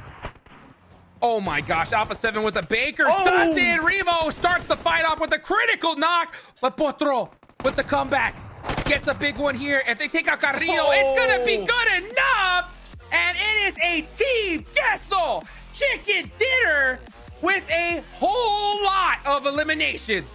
Yeah, I mean, they needed that. They were in that top 8 range, and then even though it wasn't their double points day, I mean, they're going to be blowing everyone out of the water other than Alpha 7 in points. And the team, I mean, they just ran up to every squad that was 2 or 3 man, and they just picked them apart. And at the end, obviously, it was a 4v4, but the teamwork was something superb. And Taylor, you know, were you really thinking, you know, Jukes and I were counting 9, 10, 11 eliminations to the ending 2 squads had double-digit elims. Woo! It's always possible, but are you counting on it? No, you can't count on something like that, right? We've seen Team Liquid take wins without double digits because they take their time, but Come on. At this point, Team Queso, Alpha 7, we're not taking their time. Anything but that, okay? We're going to talk about it. Team Queso finishes off with 19 eliminations. 19 Woo! Could very well be the record, at least when it comes to America's spring season. I don't know. I'm going to have to do some double checking on that one. Alpha 7 with 13. And the Death Wolves drops way off at 5. In fact, the closest to Alpha 7 at 13 and Team Queso at 19 was Furia, who finished off in 13th place with 6 eliminations. So you want to talk about wiping out the lobby. Team Queso, Alpha 7, they did exactly that. Incredible stuff. Very impressive. And Team Queso says, man, you know, we've lost our spot. We're looking at Furia takeover. We're looking at Royals of War, you know, challenge us. Now it's time to get back on top. Team Queso doing exactly what they needed to do. So let's talk about it. Furia on your screen, Hot Chooks. They get finished off early, 6 eliminations. What went wrong for the boys? Oh, man. I mean, it was just a crazy play. I think teams are trying to shut them down. So I think when they realize it is Team Furia, they're going to be doing a little bit extra to try and just kind of tide them a little bit. And I think that's what happened here. And it started off with that elimination onto Death Wolves, and they were just waiting for them here. And it was just an all-out battle, I mean, from all these squads. Yeah, it's tough, right? When you start to have success, teams start to take notice, especially on your double points day. Furia was just on a bit too much of a terror. Teams knew they needed to shut them down. This was a great push from Team Queso, I believe, onto E7. Enigma taking them all out. It was a shame that player behind the tree couldn't pop the Medi in time. Yeah, I mean, for the most part, it's just Team Queso going in and out. You might as well call them a tidal wave at this point because they just work as a team. It's always all 4 players on the same page. It's not people making solo plays, and even at the end here, we could see it. Obviously, after the Death Wolves fight, it got to a bit of a reset, but the team itself stayed calm, they stayed composed, and since they've been one of those namesake teams, they were fine with the pressure on this fight, and ultimately, it brings them to close to, obviously, those 19 eliminations in the round. Wow. 29-point total game for Team Queso without double points. I'm not going to do the math, but that's at least, what, a 50-point game? Something like that? Oh, yeah. Coming out from them, right? I mean, that is massive for TQ. I'm excited, right, moving forward to see how well they're going to perform when it comes to their double points day. Alpha 7 just below them at 19. A big win, given the fact Team Liquid finishes off in 8th with just 2 points. Alpha 7's been trying to come up, trying to catch up to Team Liquid, and they're getting that much closer, game in and game out. Who knows? Come game 6, we could have another first-place team. E7 with 10, and then Furia with 12. Still happy with that result, given the fact that the rest of Group A Hot Chooks haven't been performing really well today at all. So Furia getting 12th, it's still a win in my book. Yeah, absolutely. I mean, they did what they had to. I mean, if you're not going to win the game, put something on the board. And 12 points, are you kidding me? That is solid, right? So, especially considering how well they've done all tournament long, you know? Oh, well, not all tournament long, but specifically all day long, right? Team Furia have been putting in that work. This could be the start of, you know, the rise of this team. Good. Oh, there it is. 1 point separates Team Liquid from Alpha 7. That huge 19-point game is paying off. So game number 6 is going to decide it. Who's finishing off in first today, Team Liquid or Alpha 7? It can only be one. Furia, still with their good effort from earlier, will maintain their 3rd place position. But on the come up is Team Queso after a huge pop-off game without double points, still earning 29. They move up to 319 points in 5th place, just behind that of Death Wolves. So getting very close. Furia still an opportunity to separate themselves from the pack. Will they be able to do so? We'll find out in game number 6. We take a look at 9 through 16. We do have some shifts. Enigma and E7 will move up over 9Z at 190 to 189. But even still, that gap, man, continues to grow. Maybe not 16 through 10, but 10 to 9 and up, man, is just getting crazy. Yeah, I mean, unfortunately, with it being double points, you expect Entity 7 and Hyper to be moving more than just one placement. We're not wanting it to be just a one day, a one-hit wonder, one game even you do well, and you gotta be good in every day of every week. And these squads on the bottom 9, they're really just almost handing it over to these top 8 teams. Handing it over indeed, man, which is tough because it's like you don't want to do that as a competitor, but sometimes you just don't have a choice. You know, it's just being taken by force. Good games as a whole. That was honestly one of the most entertaining games we've seen all day outside of map 1 Eranga, which takes the cake. I mean, with Alpha 7 playing as well as they did on that map, I mean, hot jeez, it was just nutty. I see your smile. I was still smiling from it too.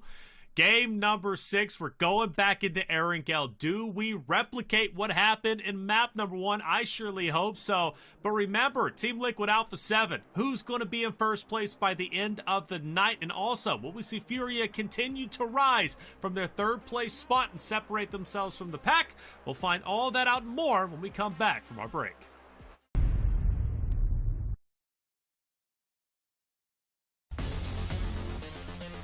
Hi everyone, PUBG Mobile Metro Royale Chapter 20 is coming soon. Curious about what new content there is? Let's take a look.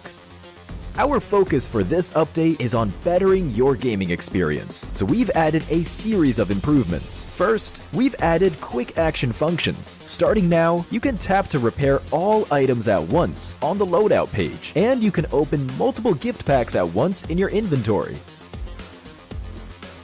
We've also improved the firearm status at the start of the match. During the preparation stage, firearms will be reloaded by default and will be set to full auto firing mode. These improvements all aim to save your time while improving efficiency. Additionally, you can now earn EXP from Metro Royale matches. In other words, playing Metro Royale will now contribute towards raising your player level. If you bring a companion into Metro Royale, they will also earn companion EXP. Chapter 20 also brings brand new honor rewards and collectibles. What's different this time is that after you get certain gold collectibles, they can be displayed in your personal space of the main lobby. You also have the chance to unlock home collectible decorations. Place them in your home to show them off to your friends. With the new version update come enemies who've already infiltrated Metro Royale's Arctic base and Misty Port. While you're out exploring, stay vigilant in these areas, as Striders are active there. Oh, and we've also added 2 new firearms in this update, the P90 Cobra and P90 Steel Front. Don't forget to try them out. That sums up all the new Metro Royale content. Chapter 20 is about to begin. Hop into PUBG Mobile Metro Royale and experience it for yourself. We wish you all successful evacuations and bountiful loot.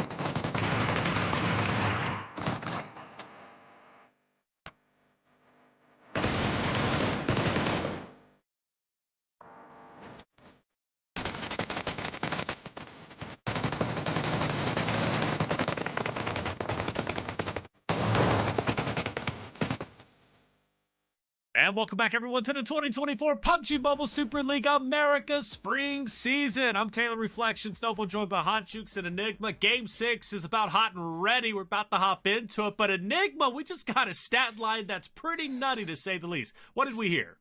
I mean, for the most part, from production side and stuff like that, I'm looking at Revo 20 eliminations on the day. And we're not even through the 6th game. Alpha 7 star player, the MVP of week 1, looking like he's trying to have a repeat in week 2. And unfortunately for these squads, we're talking now, I believe it's around 88 total eliminations on a player alone. So that 100, that triple digit mark for elims, it's definitely reasonable. Whoa. Crazy hot jukes, right? Trying to reach 100 as an individual player, better than some teams have done the entirety of all 7 days. This is ridiculous, honestly. He wants that MVP again. What can I say? You know what I mean? Team Liquid are going nuts. But what could you do when you just have the aggression of Alpha 7? And that's just, you can just see the difference in play styles, right? Alpha 7's like, yo, we'll just push anything, take him out. And Team Liquid's like, yo, we'll just chill back and win the game. It's crazy to watch.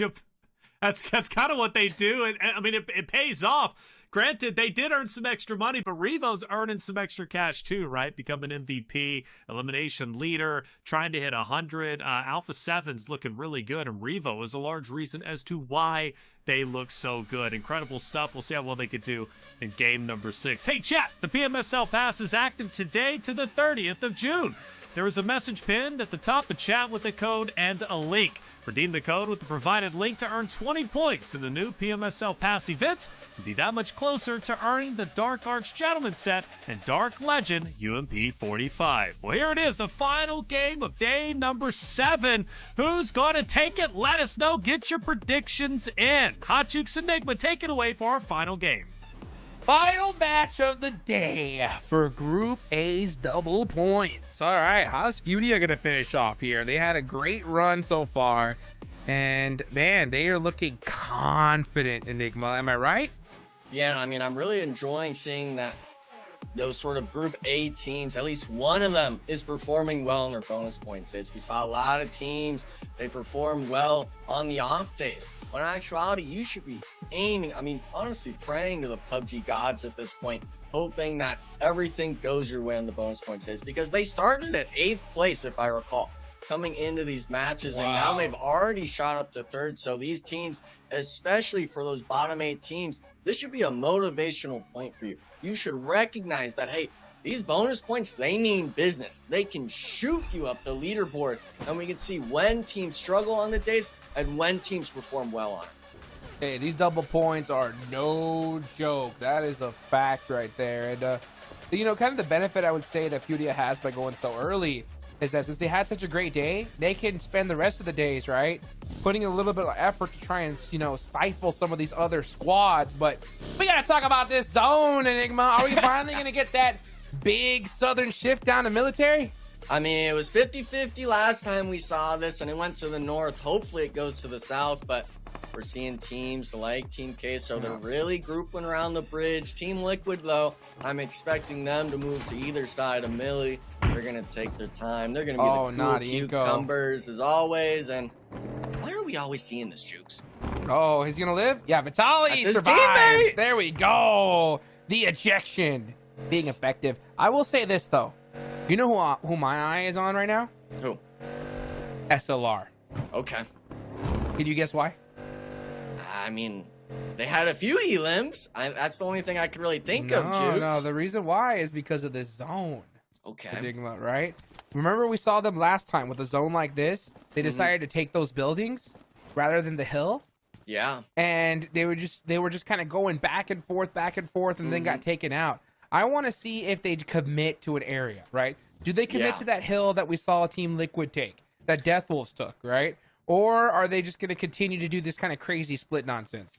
I mean, you got to condense down. SLR, we're not the individual players we think we are. Maybe Koi is, but you still want to have players around him if he gets 4-man sent. But people are taking their chances. He ran over him? How did he hit him? The tire. Oh, man. Oh, and he survived. Wow. Victex running through Team Pmsl, and now he's going to have a back angle. Yep, Potro gets taken out by Victex. Team Pmsl with the bridge camp not working out. Yeah, I mean, unfortunately, Milos not hitting the shots. Maybe it's because of the iron sight, but all of Rose of War, they're on you like swimwear, and for the most part, these players, it's only a matter of time. Yeah, Milos is down, and I think the last player is all the way to the south, so really unfortunate stuff for the squad after a 19 elimination Miramar match, possibly being the first team to get eliminated. Wow, what a play there from Royals of War, honestly, right? You got to give it up to them, and that hurts if you're Team Pmsl, considering that Royals of War is only 2 positions below you, right? Yeah. And they just got outplayed. Honestly, it all started with Victex. Victex being able to cross the road, getting that knock on that buggy. I don't even know how he did it, man. He put those extra wide tires on, you know what I'm saying? Yeah. And was able to just clip the toes of that Team Pmsl player. Let's see. Watch. Victex. Okay. Got him! Oh! Literally was the back tire. No, he stuck his arm out and just straight up decked him on the way out. Oh, you know what I'm saying? That is how you do it. And this is the crazy thing is we could look at all of those players' gear and stuff like that. Even 9Z.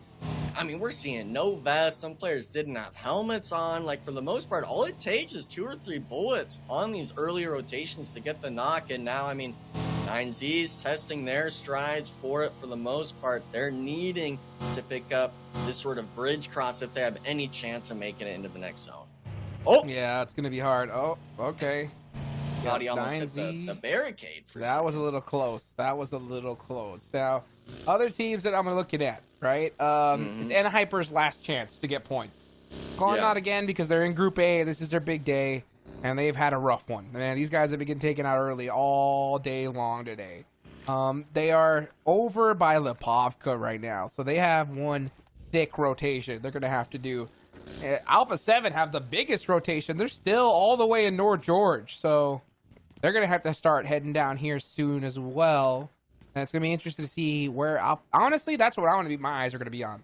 Alpha 7, right? Where do they end up on this match, considering that they have such a crazy rotation? Now, the only thing that they're hoping for is the zone goes north, because if it does, they're going to be real good. Well, I think a lot of teams are hoping it goes north. Obviously, we were talking about SLR's choice of spots. They crossed to the south, maybe even swam it. Furia taking that sort of coastline position. Team Liquid still holding it down in the military base. They're obviously betting it goes to the south side, but we know how these zones are, Juice. We've seen a lot of teams really just get almost screwed over by the zones for the most part. And with this being Erangel, everyone knows every nook and cranny of the map. We know how water plays go. We know who chooses to do the boatations and who's really just kind of making poor decisions at the end of the day.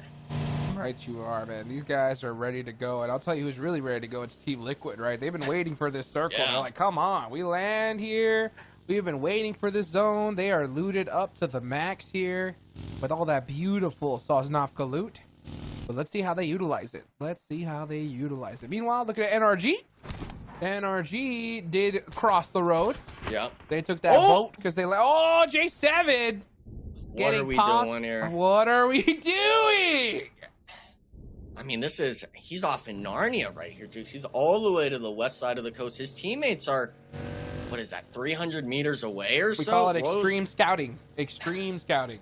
I mean, I don't think it's scouting if you're on the kind of the edge part of zone. I don't think that's really how it would go, but thankfully for him, he's not going to get camped out from the vultures.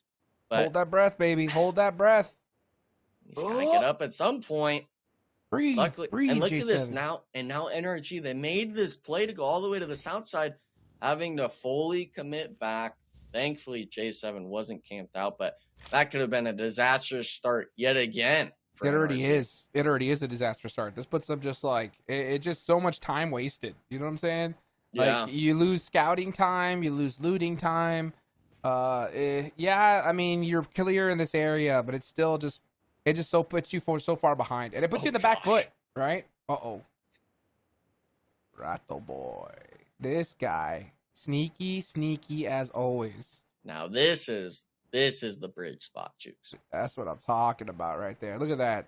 Making sure there's no boats in the water. He's ready to pop them on the way over.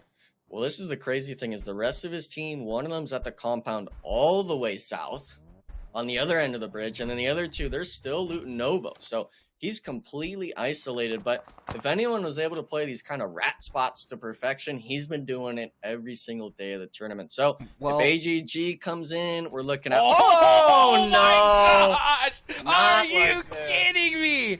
What is going on? And I'll tell you what, this is ridiculous. What a circle. Team Liquid are like, again, right? Again. And imagine NRG right now, how they're feeling, because this is like the worst possible shift, and Alpha 7 are just laughing all the way to the bank. Yeah, I mean, as soon as you see the zone shift like that, it had to have been at least 15, 20 just driving icons on the players. They all understood, yeah, we're going to have to start driving again, guys. This is exactly like yesterday or whatever. Like, we're going to be in for a world of hurt. What a shift. And I hope people did their homework, because we've seen Rato Boy take that exact spot before on that same bridge. So team should have an idea that it's possible he's chilling there. And he is, all right. Death Wolves are going to start splitting it up. Team Liquid is going to be taking this bridge here soon. We'll see how they decide to play this. All Glory Gaming laughing again to the bank, because this is the ultimate shift for them. Yeah, I feel bad as well. Like SLR took that swim across. There's a lot of names we could think of where they took that early bridge rotation, either lost players or, you know, just had to sacrifice their cars. And then for it to go all the way back north, I mean, it can't get much worse than that. PUBG Mobile Super League Americas, baby. That's what I'm talking about. That's what we've been waiting for, that toxicity.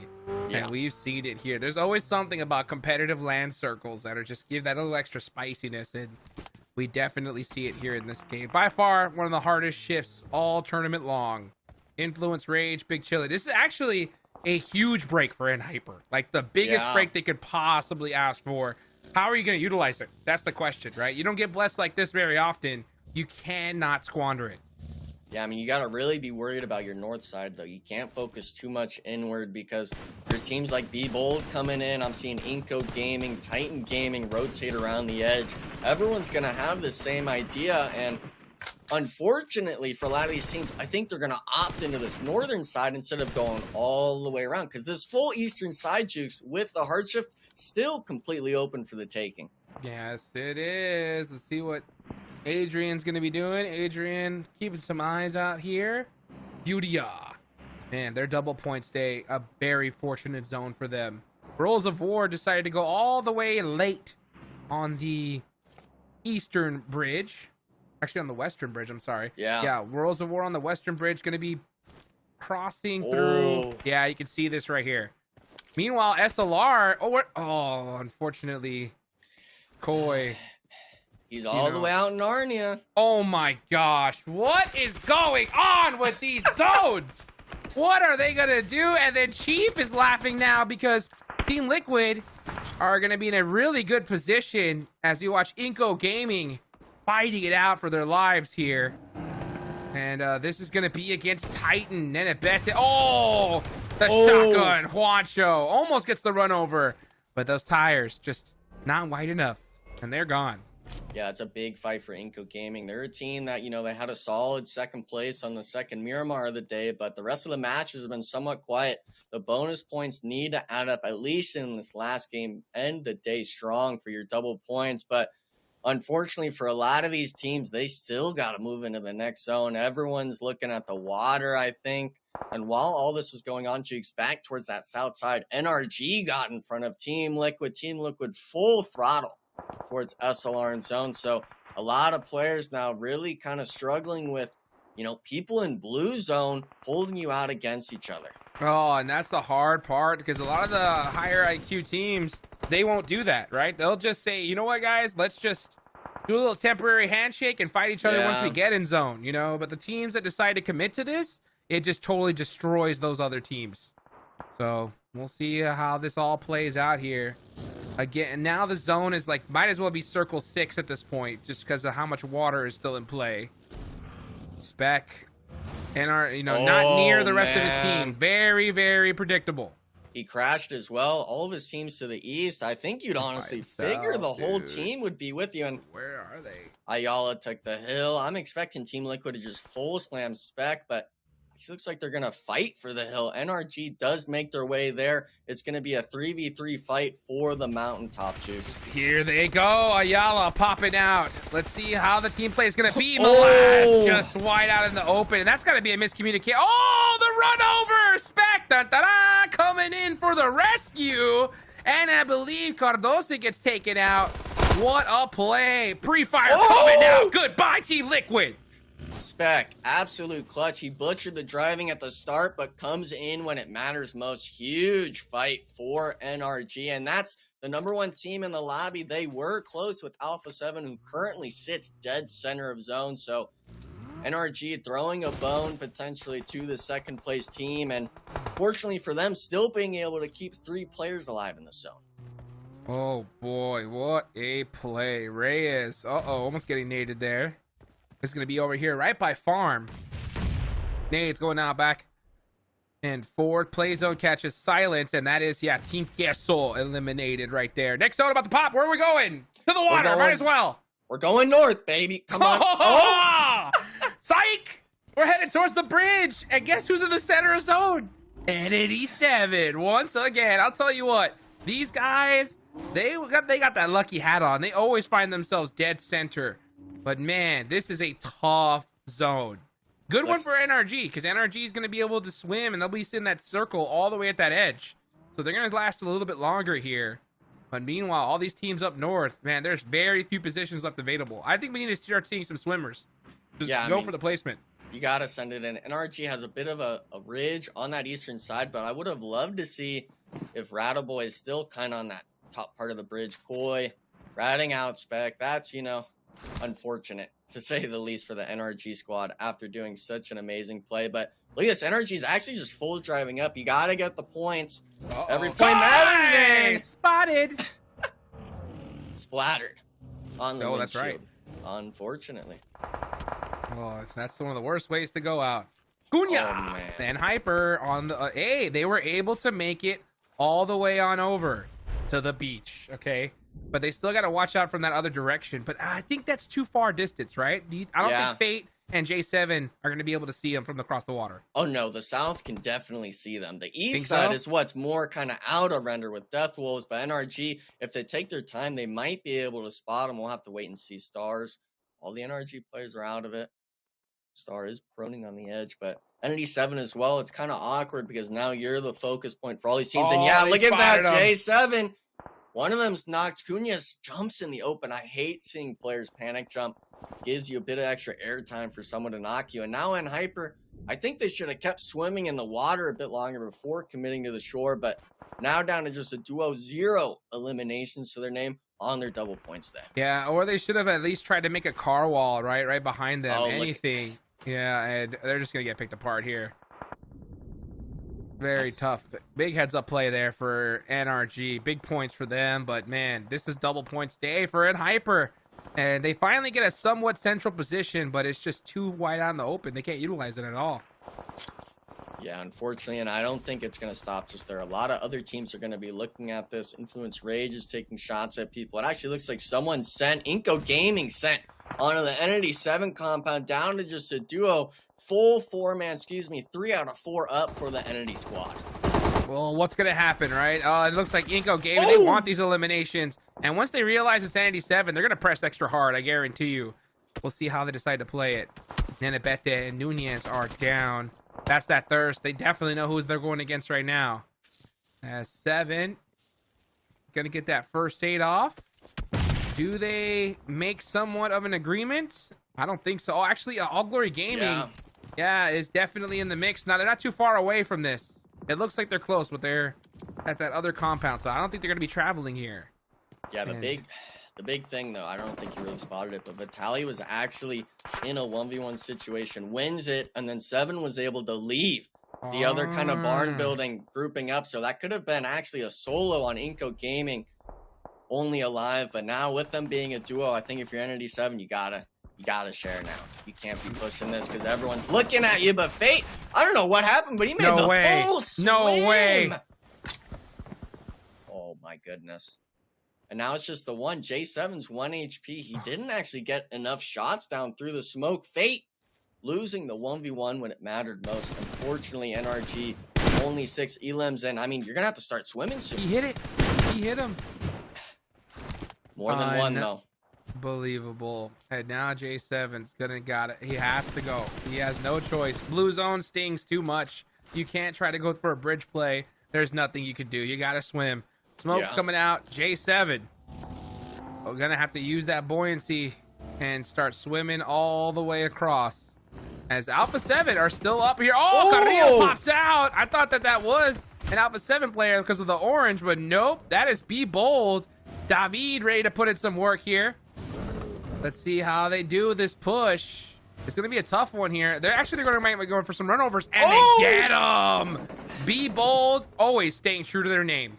Yeah, and I mean, for the most part, Alpha 7, they had to just send it into the water. 9Z was kind of gatekeeping him on the shoreline. He actually decided to swim, so both teams on the shore taking casualties, not being able to really stay alive. And Be Bold now, even though they're on the edge, they're a full man squad. They're able to work themselves, if they wanted to, into the Inco compound, but they might also choose to just stay on the shore. But Influence Rage, it's not stopping there. AGG winning a big 1v1 for the squad, but now we're seeing Death Wolves constrict on them. 1v4 situation.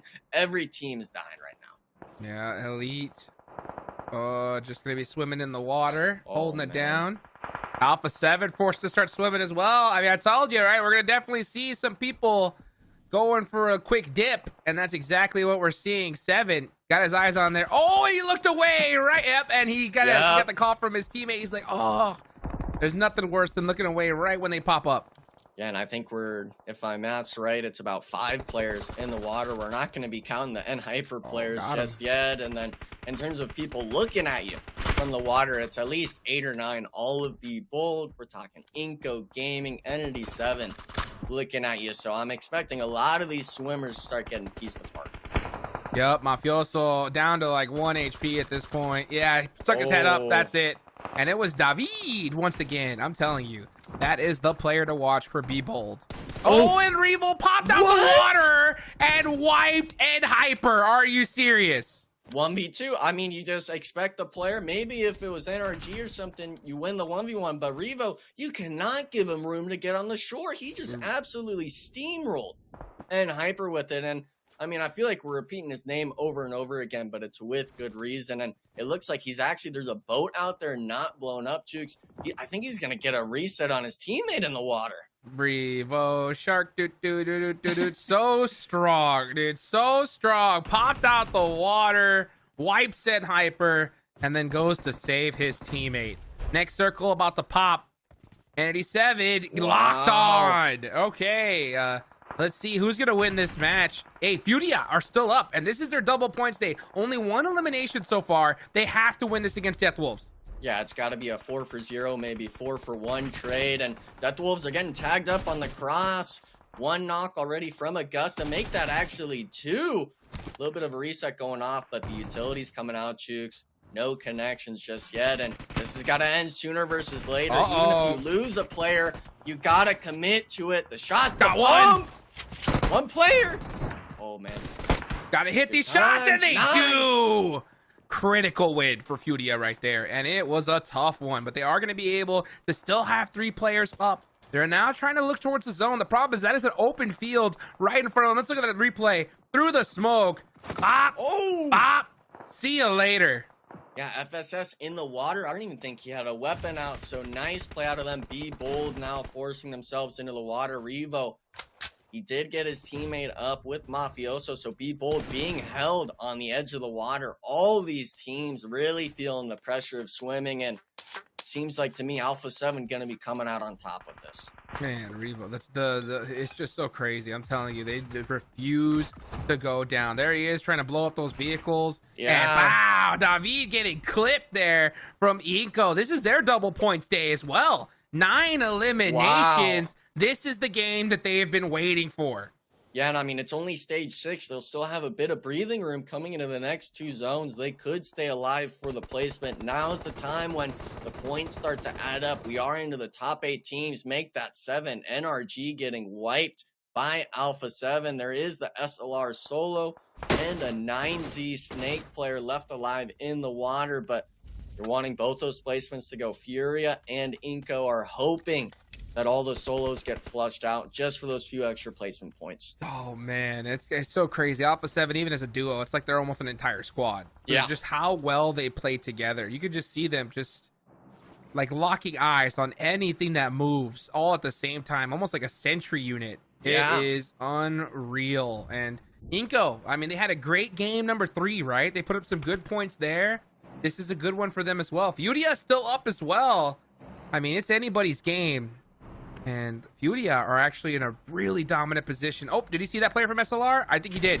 Yeah, he saw something. Oh, actually caught Elite way out there and got a hit marker as well. Yeah, I think Adrian's watching, Artuzan just making sure, 2 sets of eyes watching the water. Someone's going to be able to spot him. It actually looks like a second player now coming over. SLR, Huozan being down just 1 HP essentially. Both of these players in the water, they will get eliminated eventually, but with the zone shift, they've still got 20 seconds left.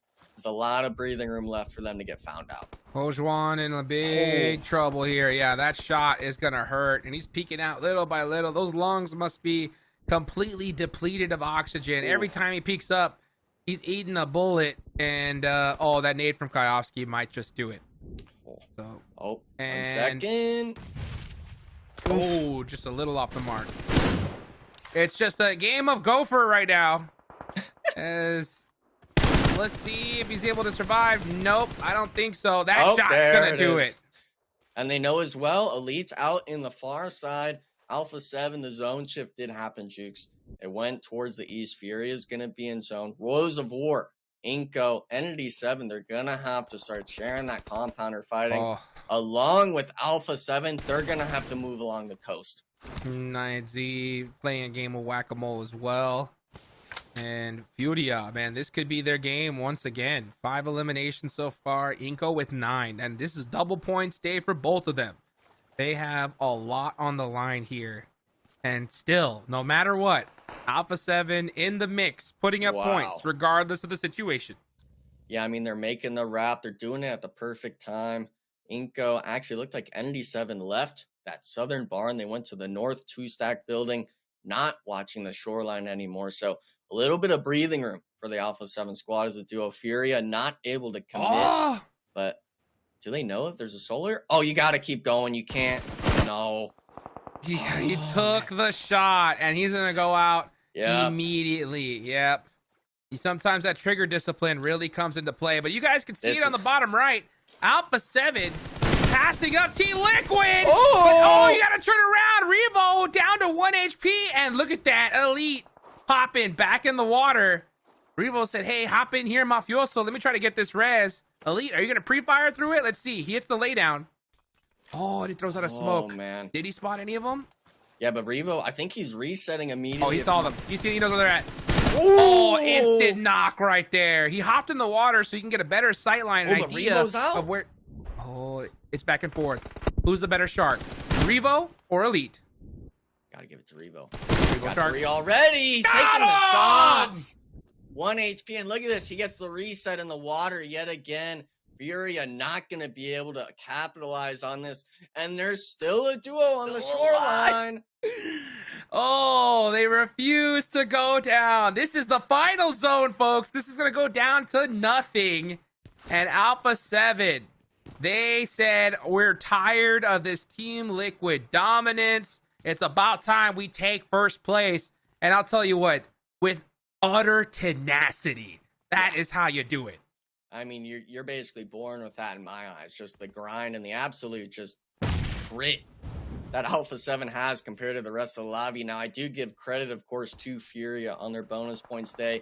But with this zone, it's going to be a matter of where you're at when that starts shifting. It's going in the open. Furia, they're trying to actually make a little bit of a vehicle wall. But in my eyes, Alpha 7, they've got an amazing spot in zone. It's going to be right outside of the compound in the open, Jukes. It's still anyone's game in my eyes. It really is. The zone's going to go down to nothing. It's one of those fights. It's all about timing at this point, right? Who's going to be able to make the first move? If 2 teams fight each other, that third team is going to be able to third party it perfectly. I'm going to have to give it to Furia, though, because we're going to see Alpha 7 and Inko go at it.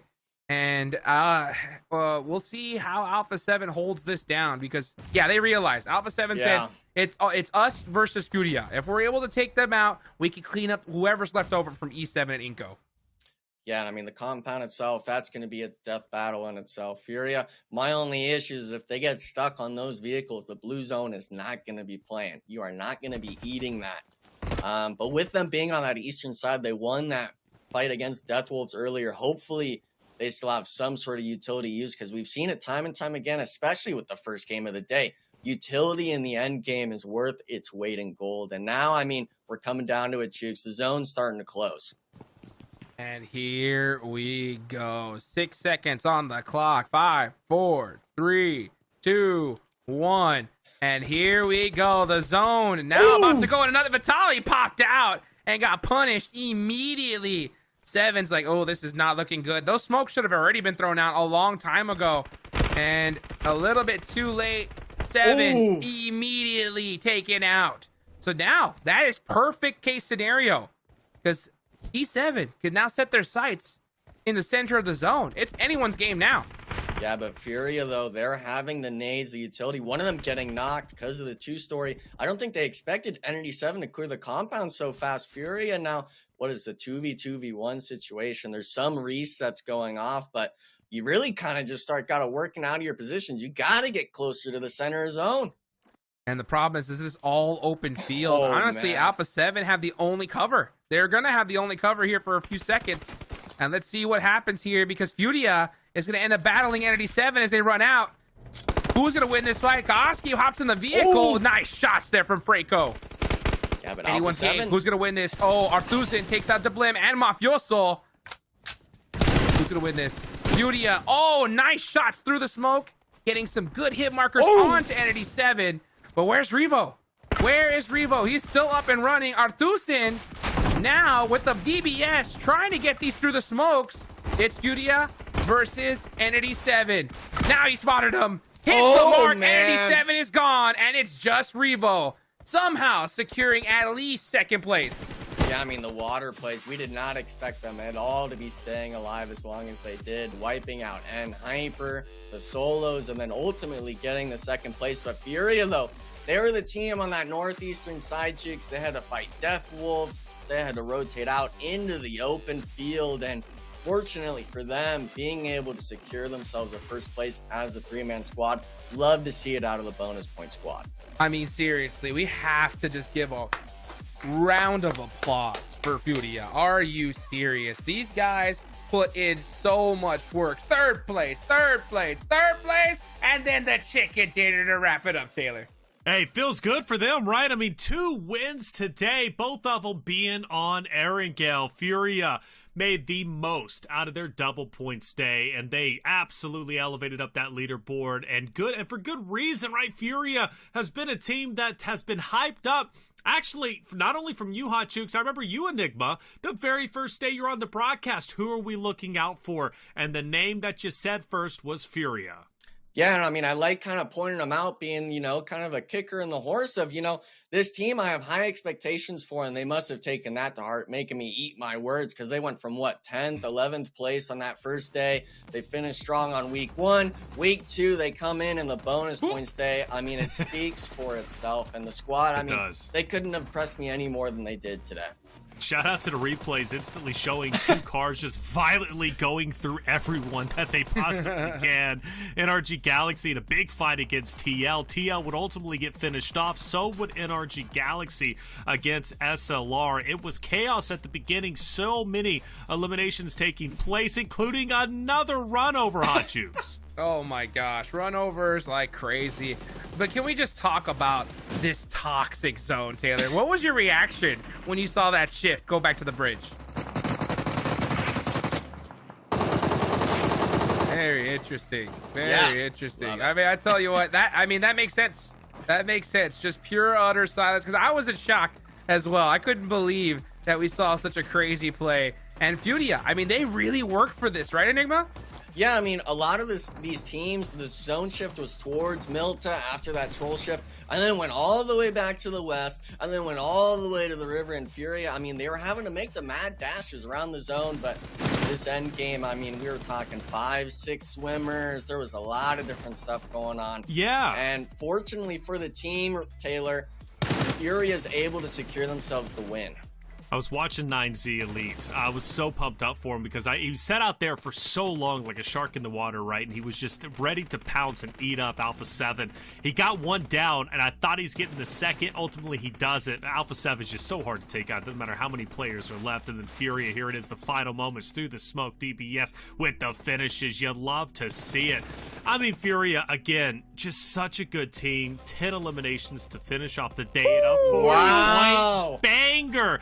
Absolute banger. So what did we get here, Hot Chooks? Furia with 40 points. E7 finishes off very strong with 26. So does Eco. All three on their double points. But let's also not forget Alpha 7 with 12 is enough to pass Team Liquid. Game 6 was monumental for multiple reasons.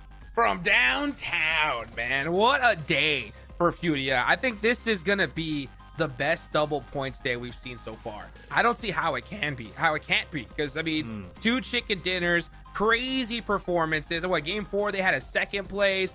They did everything they needed to do. Now it's how do you play the same way for the rest of the week, right?